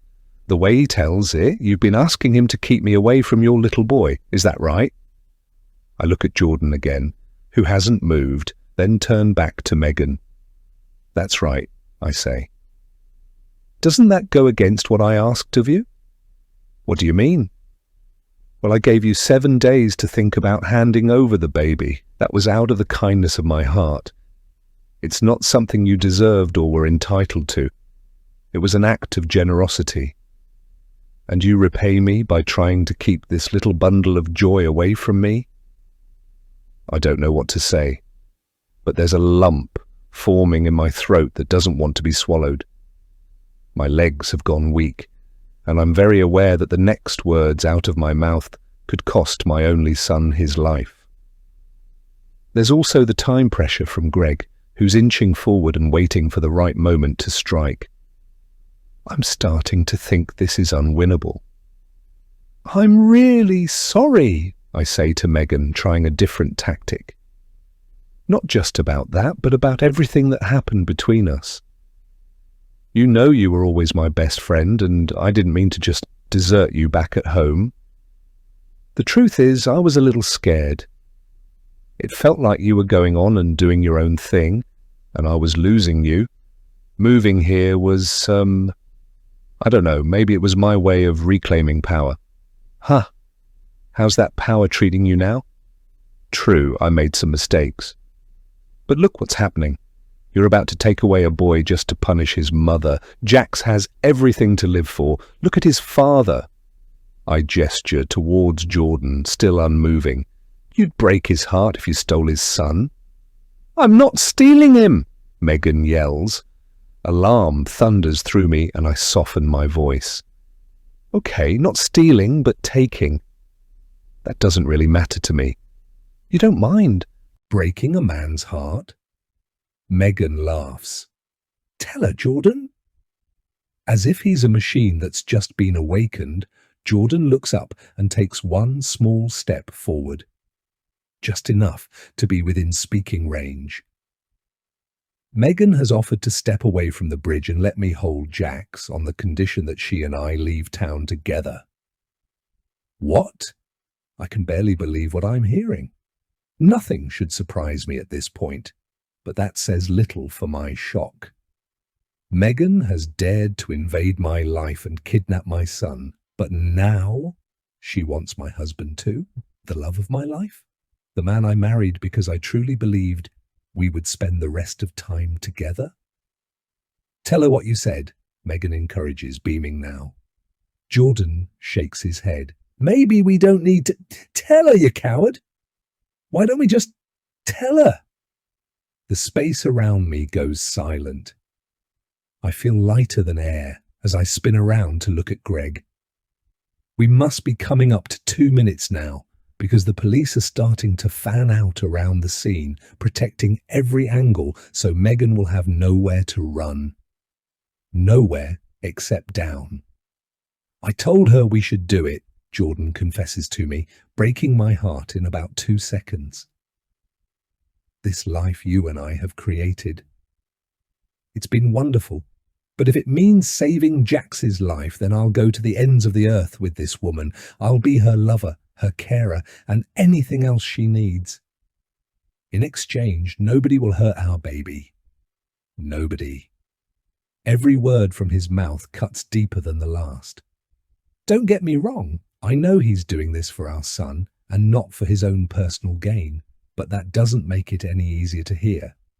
Jordan is my man, and I'm about to lose him forever for the sake of our son. When it finally clicks that the trade-off means no harm will come to Jax, it becomes easier to swallow. Easier, but not easy. Jax starts crying again, his little legs kicking against Megan's stomach. I think about rushing her now, but there's no way in hell I could get to her in time. And if I can't do it from this distance, how on earth does Greg expect to succeed? Perhaps he doesn't want to. It's possible he just wants to be seen trying. We did our best, he might say in a later press conference. But we would all know that was a lie. If he did his best, we'd have unlimited time to iron this out. The police are advancing now. I want to step forward again to take care of Jax, but Megan shoots me a don't you dare glare. Jordan tries too, but she shakes her head and tells it straight. You're not coming anywhere near me until the deal is in place. What should I do? He asks. Get rid of them. She points at the advancing police. Stop! He calls at them. But they don't listen, and everything turns to shit. My hands clasp over my own mouth as I try to keep in a scream. The officers are moving forward, some running and others securing the scene by blocking the gaps between the police cars. I wheel around to look at Megan, whose eyes reflect nothing but pure anger and frustration. She's beaten, she knows it, and so she'll do what anyone would do when backed into a corner. This is your last chance, she yells. Stop right now or I'll jump. Finally, I weep. My vision turns blurry like stained glass. Jordan comes towards me, letting me bury my tear-streaked face in his chest. He holds me there for all of a second, then steps away distracted. I'm too scared to look, but I'm too dumb not to, so I follow his line of sight and see the officers still rushing towards Megan. Not far from them, that wicked woman uses one hand to hoist herself onto the wall, then looks me dead in the eye. Stop them, she says, or say goodbye to your son. The policemen don't stop. They're committed. Jordan's eyes widen in terror, and he runs forward. I don't blame him for making that mistake, because I do the same, and I'm not even in control of my body. It's the desperation that does it. Jax screams in her arms. The night air is filled with the horror of multiple shrieks, Jordan's, mine, and our baby's. Beads of sweat are shining like crystals under the headlights glow as we all run towards her. Then, in a moment that seems like the rest of the world no longer exists, she levels her gaze on me. Without an ounce of emotion in her voice, she says one last thing to me with complete resignation. All I wanted was to be a mum. She throws herself back. My heart almost stops.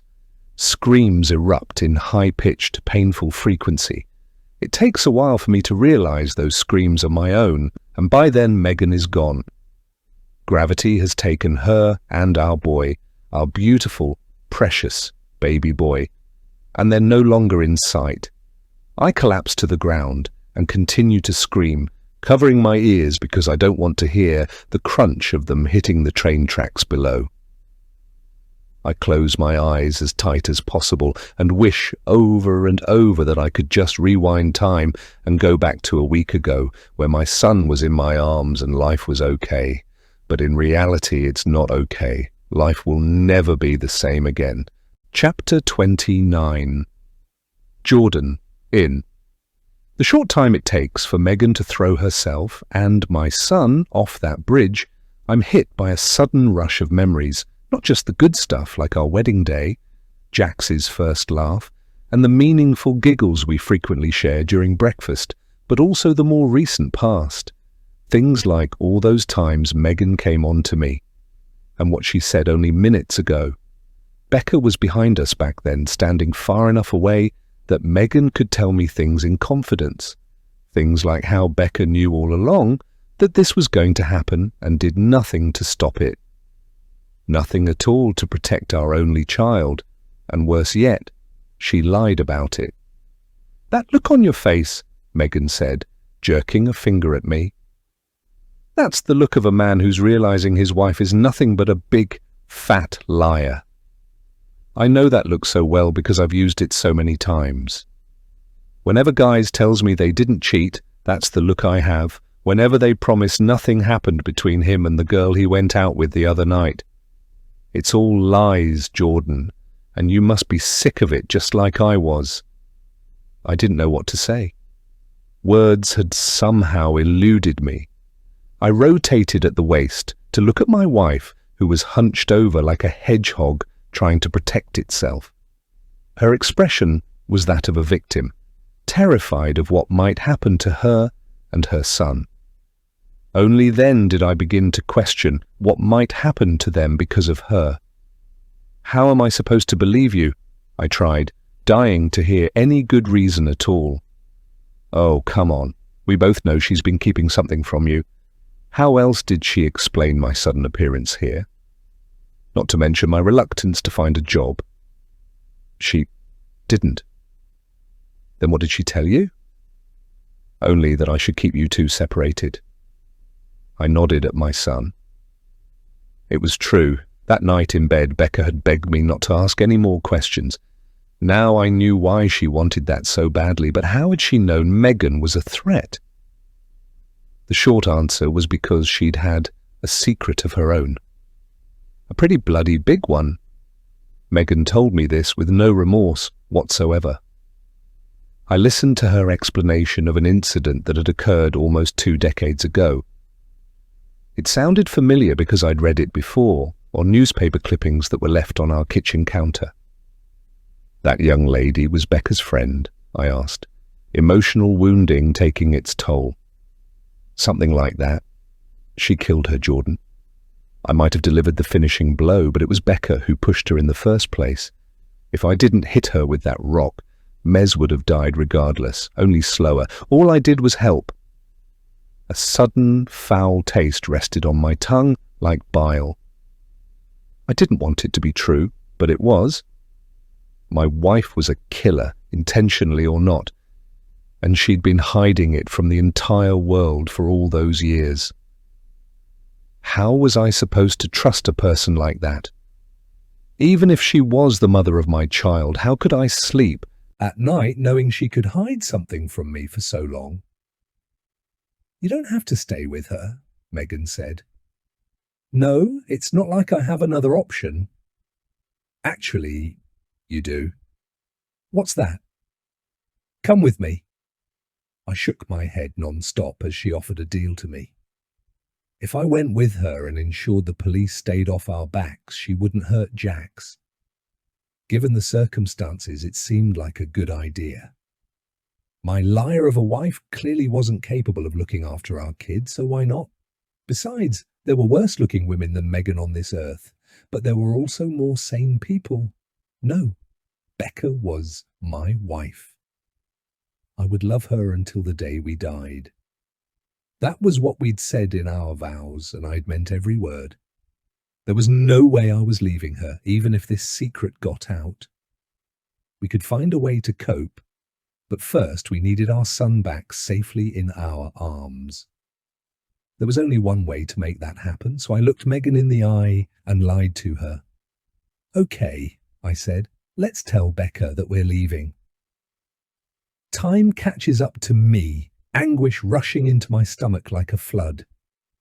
My breath leaves me in an instant, and I scream as my wife does, all hope fleeting. Not a single rational thought crosses my mind when I run towards the bridge wall, slamming into it with great force.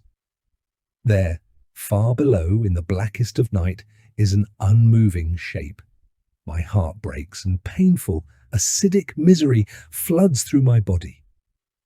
That's my son down there, I realize with absolute horror, and the bitch who took him from us.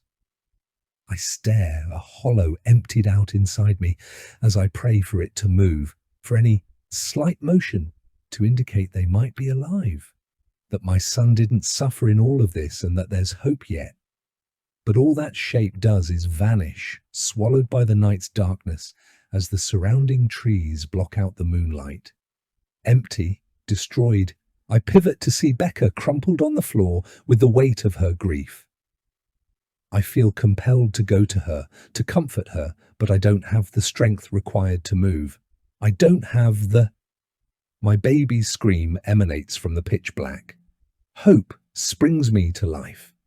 I peer over the wall and squint into the darkness, that image below still impossible to spot.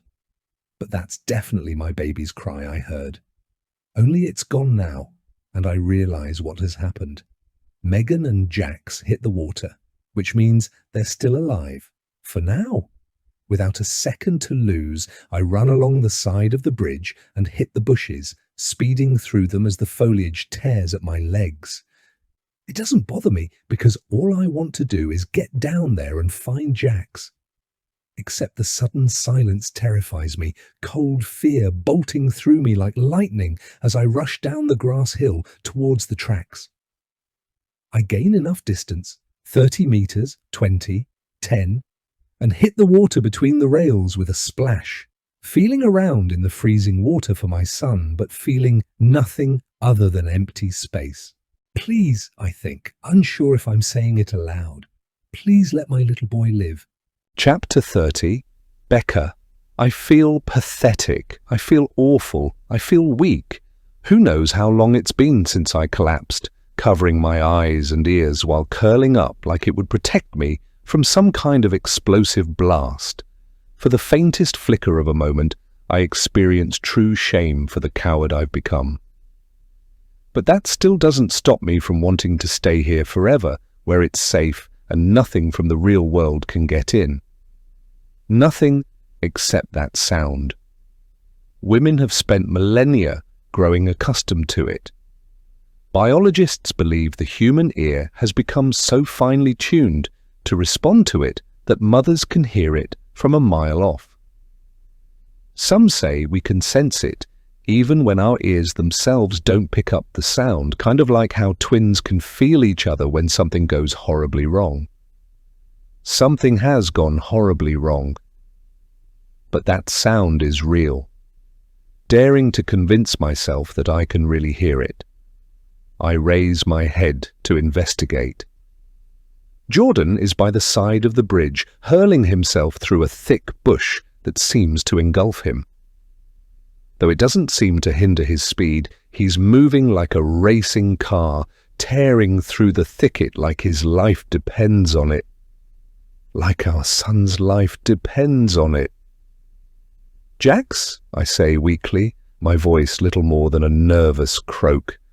I strain to listen, and that's what I hear. Jax is crying. No, screaming. Some of the police officers are gathered around the bridge, pointing at whatever is lying on the tracks. The others are following Jordan, but they're trailing behind and struggling to keep up.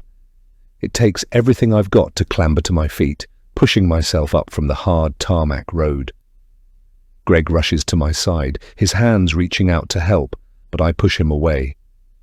There's a dark place in my heart, reserved for my hatred of him, and the foul, lasting memory of how he risked my son's life for the sake of good press. Not that I'm entirely innocent, but I can hardly think straight through all this trauma. On my feet at last, I run to the bridge. Just as I arrive, my knees smacking into the brick, I hear a thick splash from far below. My eyes take forever adjusting to the darkness, but when they do, it's easier to make out what's happening down there. As soon as I see it, I suddenly know how the women feel in those superhero films once they've been saved. A breath of relief blows through my lips, but my body still stiffens with tension. Jordan has dived into the water between the rails. Far along the track, a small bead of light illuminates like a tiny moon. A long horn blares, and then a hiss rockets through the metal. I scream at the top of my lungs while Jordan splashes around down there. He's under 30 seconds from a grim fate that I'll never recover from, which means Jax is in danger too. I feel helpless, watching from high above while the officers yell at Jordan. One of them dares to rush on, leaping over the track and reaching into the water for my husband's hand. He finds purchase and pulls. Then I see Jax. God, he actually has Jax in his arms as he's hauled out of the water and onto the wooden planks between the rails. Meanwhile, the train grows nearer. Its engine sounds like a monster. It rips through the dark as its beam grows brighter. I clutch brick, sharp edges bleeding my palms. "Get off the track," I scream so loud it actually hurts. But my voice is shrunk in the blast of a rushing train. It's too dark to see what happened. I just watch, still helpless, as each carriage passes under me. The bridge shakes with the sheer force, and I try not to think that my family has been hit by it. The very concept makes me sick, and it takes forever for the train to finally pass on. Then it becomes clear. Jordan and the officer made it out of harm's way. I shriek with relief and excitement, moving along the bridge to get a better look. I'm grinning from ear to ear, hardly able to believe my luck as I find my husband and son safe and sound, and I shouldn't believe it. Something is wrong down there. Jordan lets out a guttural roar of devastation as he and the officer gather around Jax. I can't see what they're looking at or what the problem is, but there's an awful, unsettling feeling in the pit of my stomach that burns like fire. All I can think of is that something terrible has happened. And it's happened to Jax. There's no sign of Megan as I throw myself down the hill towards them. The officers behind me have found their torches and are aiming their beams at the scene below as we all make our way down. I almost trip and tumble 100 times, but I don't care. If anything, it would just reunite me with them quicker and allow me to see what's gone wrong.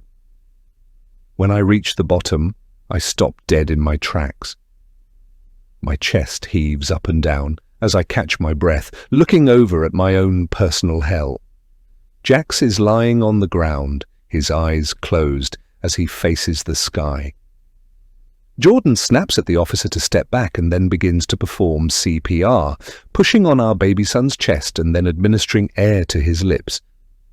There's something poetic about the silence that follows. It's hard to describe exactly, but it's as if the world has stopped turning. My stomach hasn't, however, and is knotted into all sorts of excruciating shapes while I hold my breath and pray. There's no luck.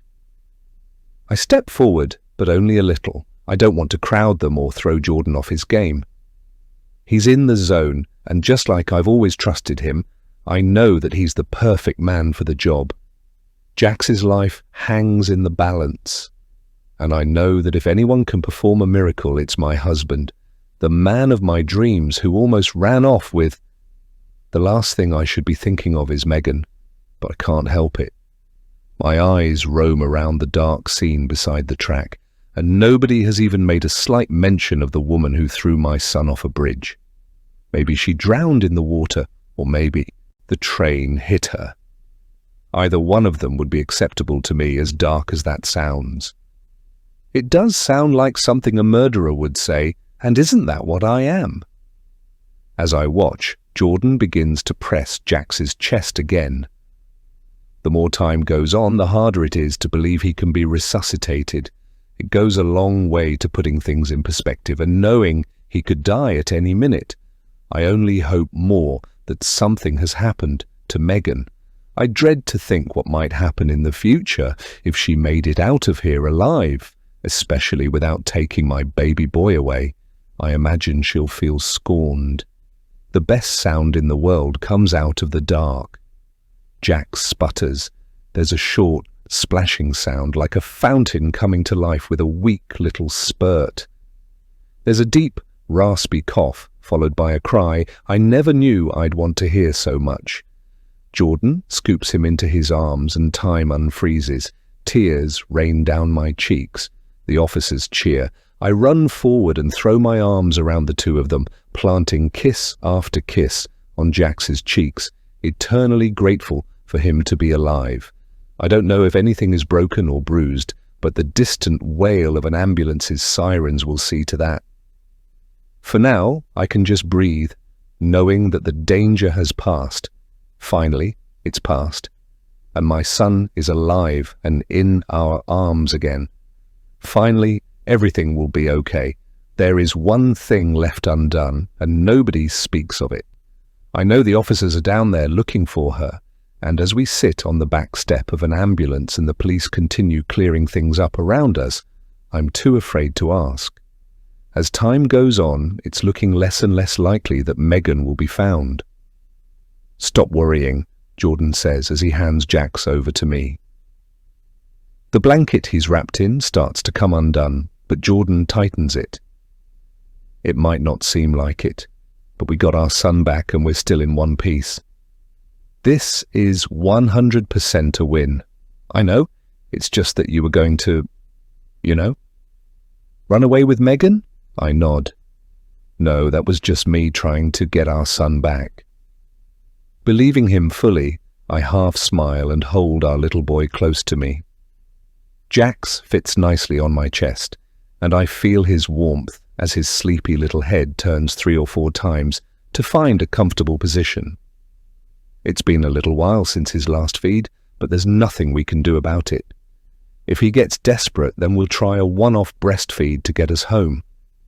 Until then, I pat his bottom and let him sleep. I can't stop sniffing his head, over the moon that we have him back safely after all of this. I've also had my head dressed by a paramedic. They've cleaned up the cut, I didn't even realize there was a cut until they'd said, and told me it will leave a nasty mark for at least a couple of weeks. Honestly, that's the least of my concerns. I just want Megan brought to justice. On the other hand, though, do I? It's pretty much guaranteed. She'll view herself as the victim in all of this, and there's not a doubt in my mind she'll be out to punish me. That might mean a little more than turning up on our doorstep for a second time, maybe with the intention of hurting someone. But there's also the matter of a certain little secret. I look up at Jordan, and he looks away. I wonder if he knows. There's no way to ask him without giving it all away, but I open my mouth to try anyway. Nothing comes out, but Jordan senses there's something on my mind. He shakes his head and looks away. "We'll talk about it at a better time," he says. Panic ignites within me. He knows he must do, but then why isn't he saying something? Perhaps this is him being a man, taking care of his family, and not getting hung up on the details. That won't last forever, so I cherish this calm before the storm. A few minutes of silence later, Greg finds his way over to us. Jordan screws his face up in absolute disgust, and it's taking all my strength not to stand up and slap him for what he did. He knows how we feel. His lack of eye contact says it all, but he doesn't address it. Our men have searched high and low, but there's no sign of this Megan woman whatsoever. Greg scratches his head, almost like a cartoon of a frustrated man. We'll keep the search running and share this with surrounding towns. Do you have a picture of her? Not a recent one, I say, Jack's starting to stir in my arm, but I probably have something. Good. Have Jordan send everything to me, will you? I nod, and Jordan turns his back on his own superior. As Greg leaves, I wonder how uncomfortable things are going to be at work from now on. Jordan has never handled confrontation too well. That is to say, he does what needs to be done, but once confessed to me, it makes him feel awkward. I wouldn't be surprised, however, if his anger trumps his discomfort this time. After all, his son nearly died due to Greg's mistake. But we can't get hung up on that right now. Personally, I'm just grateful we're all back together as a family again. Tonight could have gone a whole lot worse, and, although it sounds sickeningly optimistic, I have a feeling everything is going to be okay. At least, that's what I hope. Megan is still out there. Chapter 31. Becca. Week by week, our little family returns to normal. Our new version of normal anyway. It's not exactly a healthy approach to treating trauma, but we seem to be completely ignoring the fact Megan is still on the run. It does make me wonder if she died in the fall, but that's ridiculous. If she was hit by that train, we would know about it. I actually know someone who saw a man get hit by a speeding train once, and, apparently, there were limbs everywhere. Not the prettiest sight to imagine, but it goes a long way to make me believe she's still alive. I'm keeping an eye over my shoulder at all times, of course. Jordan has taken a little time off work, and he's spending every waking minute with Jax and me. It's actually become a little awkward, because I'm watching his every move and dying to know just how much Megan told him. Is he keeping his thoughts to himself, or is he utterly oblivious to the truth? Time will tell, I hope. We do have a little security in the press who keep hounding us. It sounds backwards, but let me explain. See, I've never slept this badly in my life. Every night is full of startling wake-ups to check the house after terrifying dreams about Megan breaking in to kill us all. I'm constantly on edge, but there's a knock on our door at least 3 times per day from someone wanting to interview us or strike a book deal. One person even proposed a documentary for one of the streaming services, but the last thing I need is people looking into my past. They certainly won't like what they find, but the way I see it, we're safe for as long as all that attention is on us. The police send people over to watch the house here or there, but it's happening with less frequency than before. With every passing week, they seem to drop a few hours here or there, then a day, and before we know it, they've gone completely. Sadly, even the journalists start to lose interest, and then we're finally alone like we used to be. Well, not exactly like we used to be. Jax has started walking, albeit badly, which is wonderful and frightening all at once. Time is going far too fast, which makes me think he'll be climbing soon. I start to think of the future, picturing myself dropping him off at school or him hanging out at the park with his friends. It would be all too easy for Megan to swoop in and take him, or perhaps even hurt him. That's when I'm struck by the grim realization that this is going to go on forever. At least unless Megan is found dead or alive, I'll be watching my son's every move until the end of time, eagle-eyed and ready to go for the jugular of anyone who dares try to take him. All I have to do is wait. The real surprise is that my mother has suddenly taken an interest. I was minding my own business this morning when she arrived at our front door. Naturally, I reeled back, because although she's had our address since the dawn of time, she hasn't once paid a single visit to our home. I wasn't prepared at the time, and although I appreciated her making the effort, I told her to come back later so I could have a chance to tidy up and get Jax fed, while Jordan is back at the police station negotiating his return to work. The way I see it, if she's that interested, then she'll come back no problem. Just as I've managed to put Jax down for his nap, there's a knock on the door. Jax stirs, so I grab the baby monitor and sneak downstairs, closing the door behind me. There isn't a force in this world that could make me leave him where I don't have a constant view, so I keep it in my hand as I let my mother inside and give her a tour of downstairs. "It's lovely," she says with a very slight tone of pride. "You've done very well." "Thank you," I tell her, hiding my smile. But it's really not my doing. My half of the inheritance covered some of the house, whereas Jordan's inheritance and his salary take care of the rest. At this point, I'm just a stay-at-home mum. Well, not just that, it's actually a lot of hard work, and the only spare time I get is while Jax naps, which I usually fill by cleaning the house, or in this case, reuniting with family. "Why are you here?" I ask bluntly, leading her into the kitchen where I boil the kettle and drop 2 tea bags into mugs. "No offense, I'm glad you're here, but there has to be a reason you're showing up out of the blue." My mother smiles thinly and stares at her polished boots. "I've been hearing a lot about you on the news lately. I wanted to make sure you're okay." "I'm fine." "That can't be the only reason." "No, there's..." All this talk about almost losing you and the baby made me think, if something happened to you, I wouldn't have a single thing left in this world to live for. Now I know we never really saw eye to eye, but maybe this is an opportunity to start fresh. I take a deep breath as the kettle water begins to bubble. Keeping the baby monitor in sight, I fold my arms across my chest and stare at her. This is dangerous because if I get too attached and she just turns out to be the same old mother she always was, I'm exposing myself to a potential lot of misery. Over the years, I've made my peace with being mostly motherless. Dangling this carrot in front of me is fine, but only if I actually get to taste it. That sounds nice, I tell her, noticing the first genuine smile she's ever given. But let me be honest, I don't need a mum anymore. I'm almost 36. What I need right now is a friend, and Jax needs a grandmother. Is that something that appeals to you? More than you'll ever know. And your recent affinity for alcohol? Already gone. Promise. I try to believe her, and I'm actually starting to.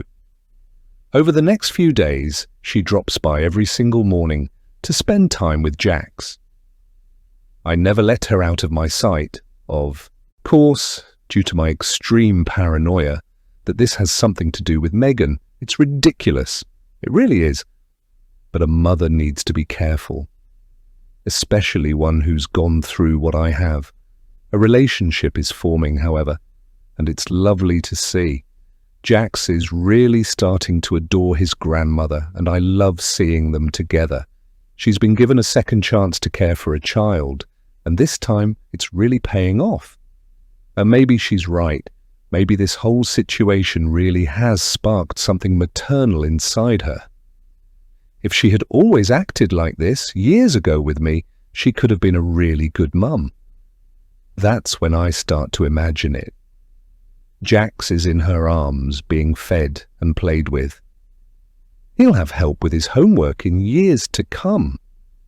She's proving herself to be a responsible adult with some actual human emotions for once.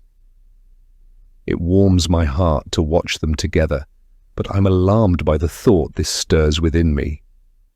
What if she had to take over? What if I end up in prison for manslaughter and Jordan isn't able to take care of our son by himself? It gets me thinking. I'm done with the awkwardness of not knowing how much Megan told him. The painful silences around him are driving me insane. And there's nothing I want more than to be done with this extreme discomfort. So I make up my mind. When Jordan comes home, I'll sit him down. Then, like it or not, I'll tell him everything. Telling your husband you're a killer is never an easy thing. Not that I know just yet. I've been keeping this a secret for far too long. His devotion to our family, his unwavering trust and attention, only makes me feel more guilty about it. Is this how a good man should be rewarded? By lying to him constantly about the person his wife really is? My mother left around 4. I've spent 3 hours getting Jax fed, played with, read to and put to bed early, just so I can have a spare minute to think about how best to approach it. This isn't something I've done before, and I have no idea how it's going to play out. Hopefully he won't leave me for it, but let's not kid ourselves. Jordan is a policeman.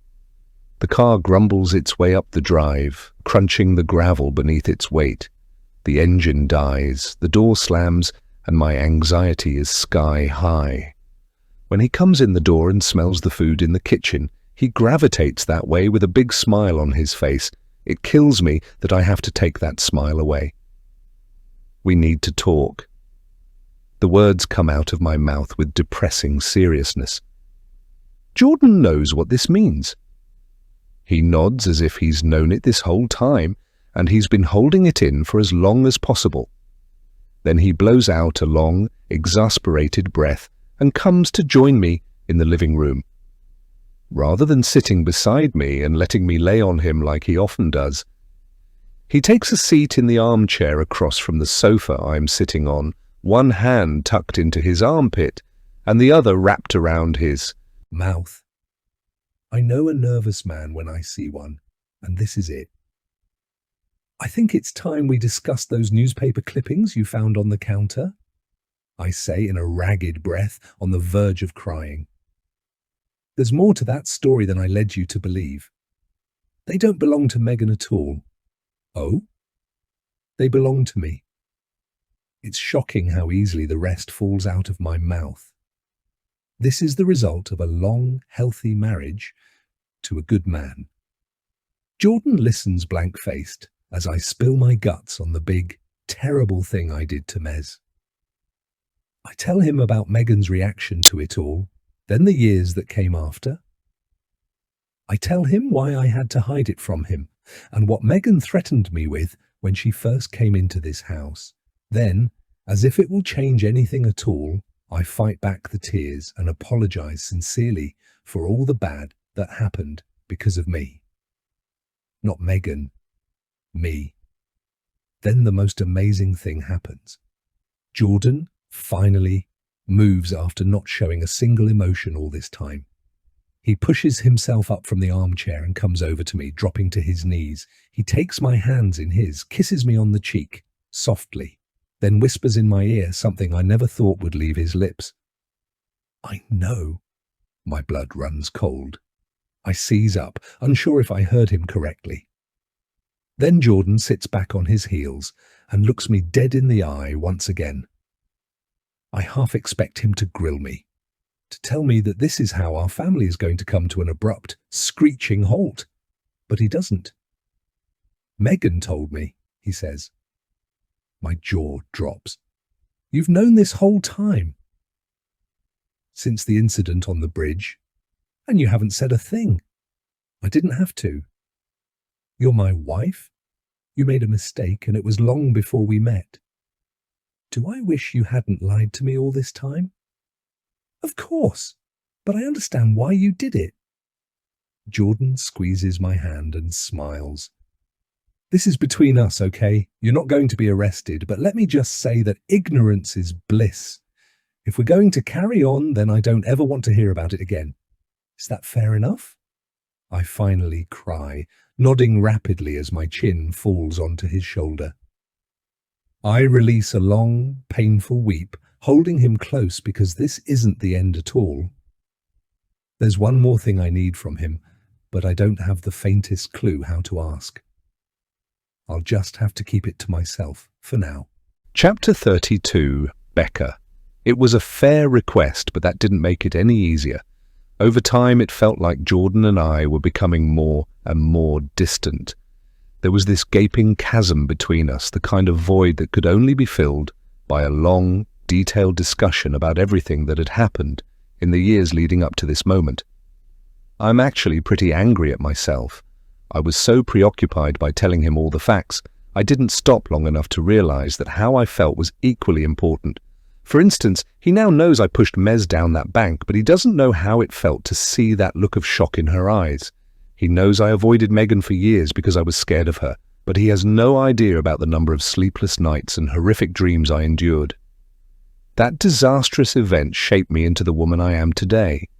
Better or worse, but mostly worse, and he doesn't seem even remotely interested in how that came to be. There's a phrase I'm tempted to assign to this. Words he used, but it tastes too harsh on my tongue to use it. Ignorance is bliss. That was really what I was seeing. Ignorance for me, bliss for him. Hot, sunny days felt cold and gloomy to me. I wanted to talk, to let every emotion come pouring out of me. Isn't that the point of a marriage, having someone there to hold your hand and talk you through your every thought and feeling? It's a sort of mutual trust, but I do understand. I took advantage of his trust.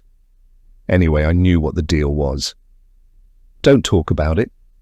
I've been doing a pretty good job of it until just now, when an urgent feeling of expression overwhelms me. Jordan is just minding his own business, reading his latest novel with Jax asleep on his chest, when I suddenly look up from my phone and blurt it out. We need to talk about what happened. Without so much as looking at me, Jordan sighs heavily, leans his head back on the sofa, and closes his eyes. I knew this day was coming. I just didn't realize it would be so soon. What's that supposed to mean? You promised to let this go. True, and I'm sorry, but we need to communicate. Can't you just tell it to a therapist? And get locked up? I put my phone down and sit up straight, patting his leg to let him know this isn't an attack. It's merely something that needs to come off my chest. Can we please talk about it just this one time? All I need is to get it off my chest. Jordan opens his eyes, gazing up at the beautiful oak beams of our ceiling. Why? Because it's eating me up inside. Please don't forget I'm a policeman. Oh, you're going to arrest me?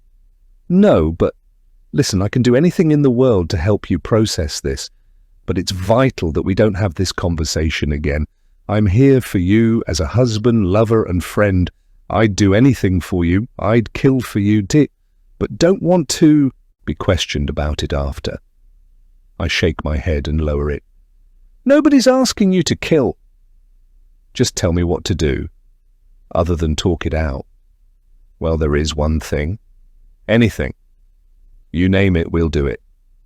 So I tell him, and we pack the car as soon as Jax wakes up. The cemetery is greener than any park. It has perfectly clipped hedges all the way along each side. The gravel path stripes through the middle like a river dividing two beautifully green banks resplendent with manicured grass. Even the headstones are in excellent condition, nicely polished and some probably refurbished. This is where the rich people bury their dead, and the only rich person I know is residing right at the back, in a small lot surrounded by tall trees. Jordan is at my side, his sweat-coated hand holding mine. It's a little gross, but I don't mind.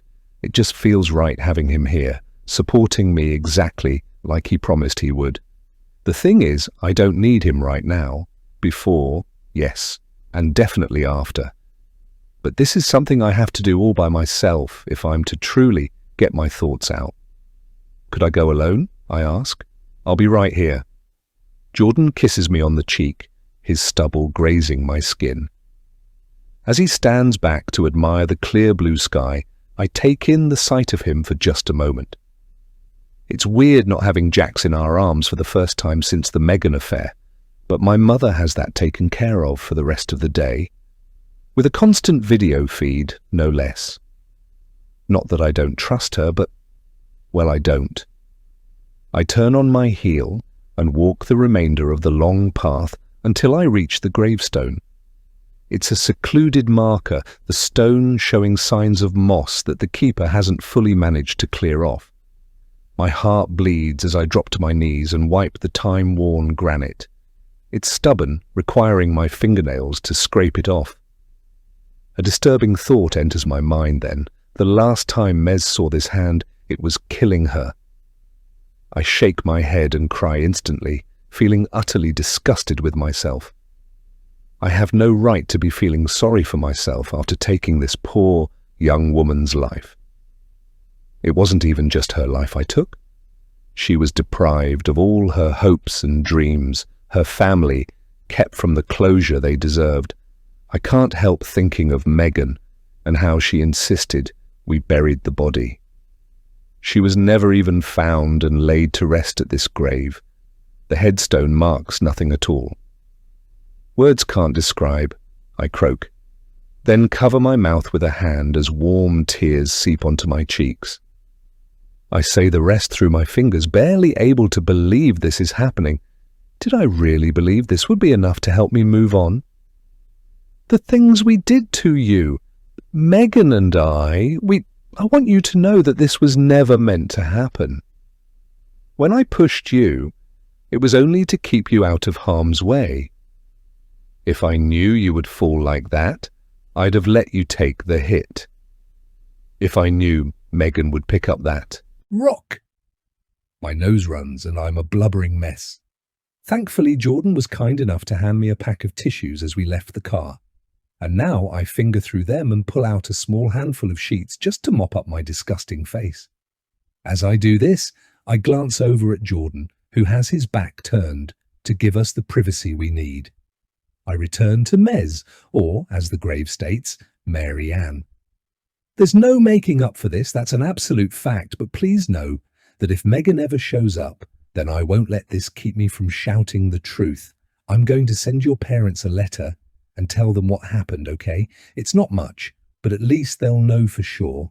I'll keep names out of it for now, but if I ever need to tell them, you can count on me. That's the best I can do before hugging the grave, pouring out my heart in the form of countless apologies. Mez and I were never close, but we could have been. It reminds me that we could have ended up in college together, and that's another thing I took from her with that push. Accident or no accident, that beautiful person was killed by me, and no, I won't say her name. The thought alone stands in the way of our closure. I know it's weird, but I kiss the stone and say goodbye to Mez once and for all. She deserved so much better than this, and she had an amazing life to lead.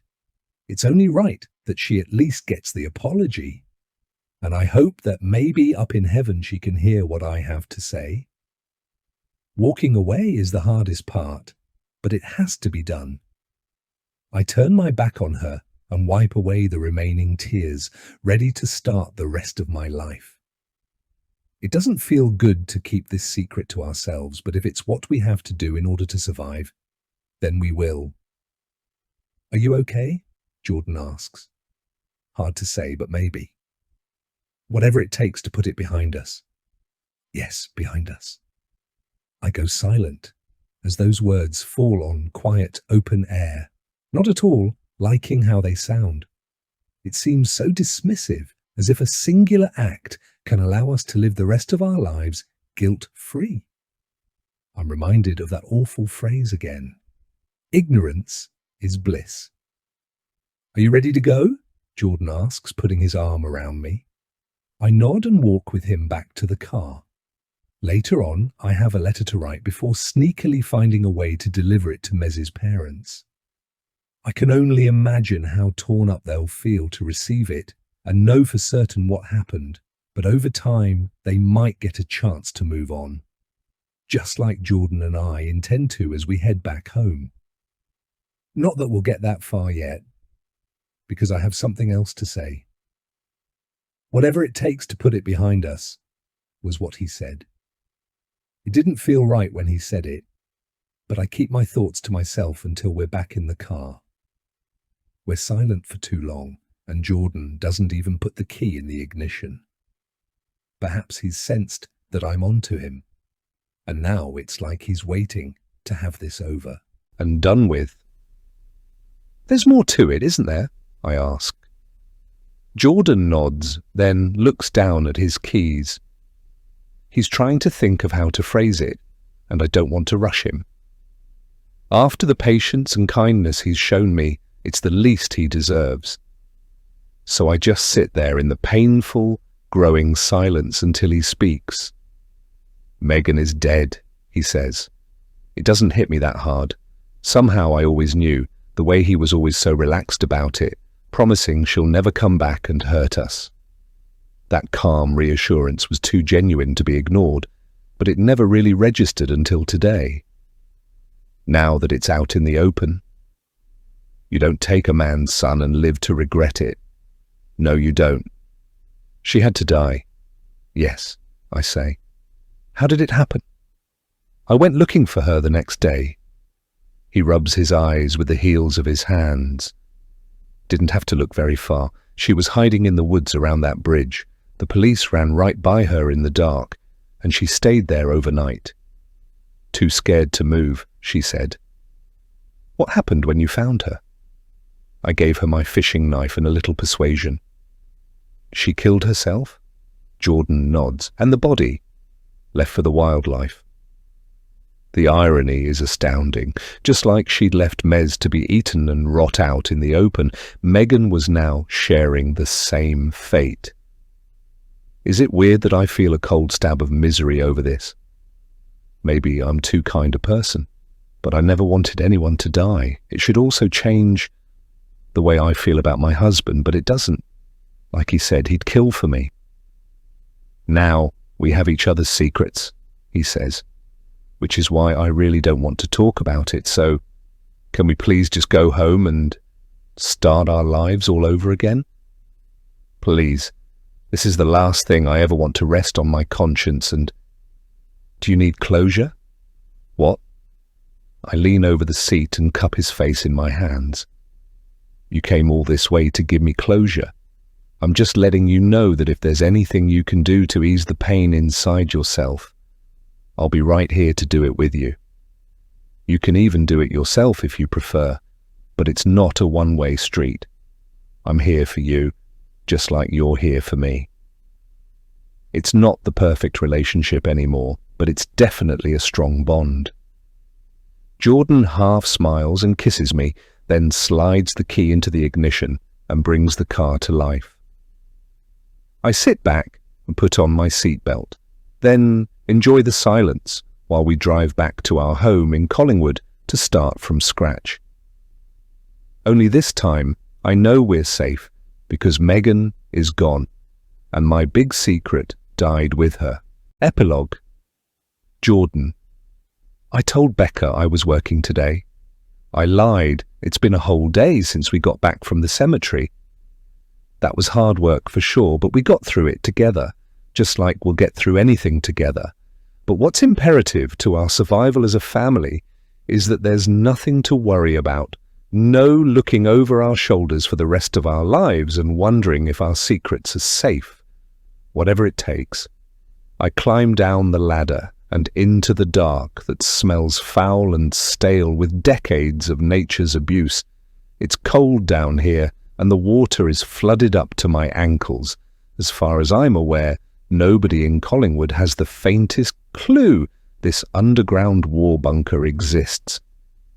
Even I didn't know about it until I went out looking for Megan, and I found her. "Tell me you brought me more food," she says.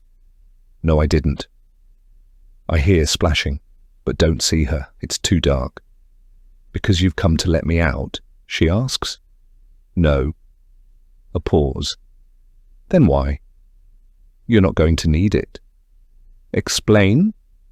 Talking her through my evil plan isn't exactly something I want to do, but it will help clear my conscience in the years to come. I wade through the water to the back of the room, using the light on my phone to illuminate the bunker. Megan is in the corner, her hands still cuffed to the iron rail on the far wall. Her hair is wet and tangled, her clothes drenched. She looks a mess. Certainly not someone I would sleep with. It's amazing how far we've come. "The only reason you're alive is because I couldn't work out what to do with you," I tell her solemnly. "I can't trust you enough to let you go, and that's if I even wanted to. Let me make it clear, I don't. You tried to kill my son, and you're going to burn in hell for that." "I'm so sorry." "Save it." I take a step closer just to get one last look at her, then deliver the finishing blow, the final line that's bound to make her scream her head off. I'm not a killer either, so it's not like I can directly do that. What I can do is leave you here to rot, just like you left that poor young woman all those years ago. Trust me, it's the least you deserve. "Jordan?" "Wait, Goodbye, Megan." It actually pains me to do it, but I somehow manage to turn my back on her. She screams a high-pitched, monster-like wail that she can hardly be blamed for. As I head towards the ladder and start to climb, she becomes more shrill and desperate. She changes tactics on the fly, alternating between threatening to kill me and begging forgiveness. But we're way past forgiveness. The concrete slab slides across the hole, sealing her inside. Who knows how long it will take for her to starve to death? I don't really care, to be honest. As long as nobody finds her out here, which is highly unlikely, Becca and I can go back to living our happy lives and finally put all of this behind us. I carry that thought with me back to the road, where I climb into my car and drive away without taking so much as a single glance behind me. It's time to continue living again, I tell myself. Whatever it takes.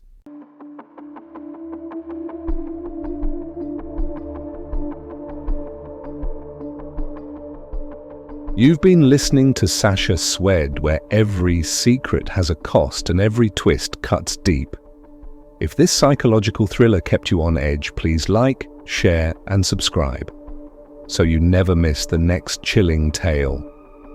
Until we meet again, keep your doors locked and your secrets closer.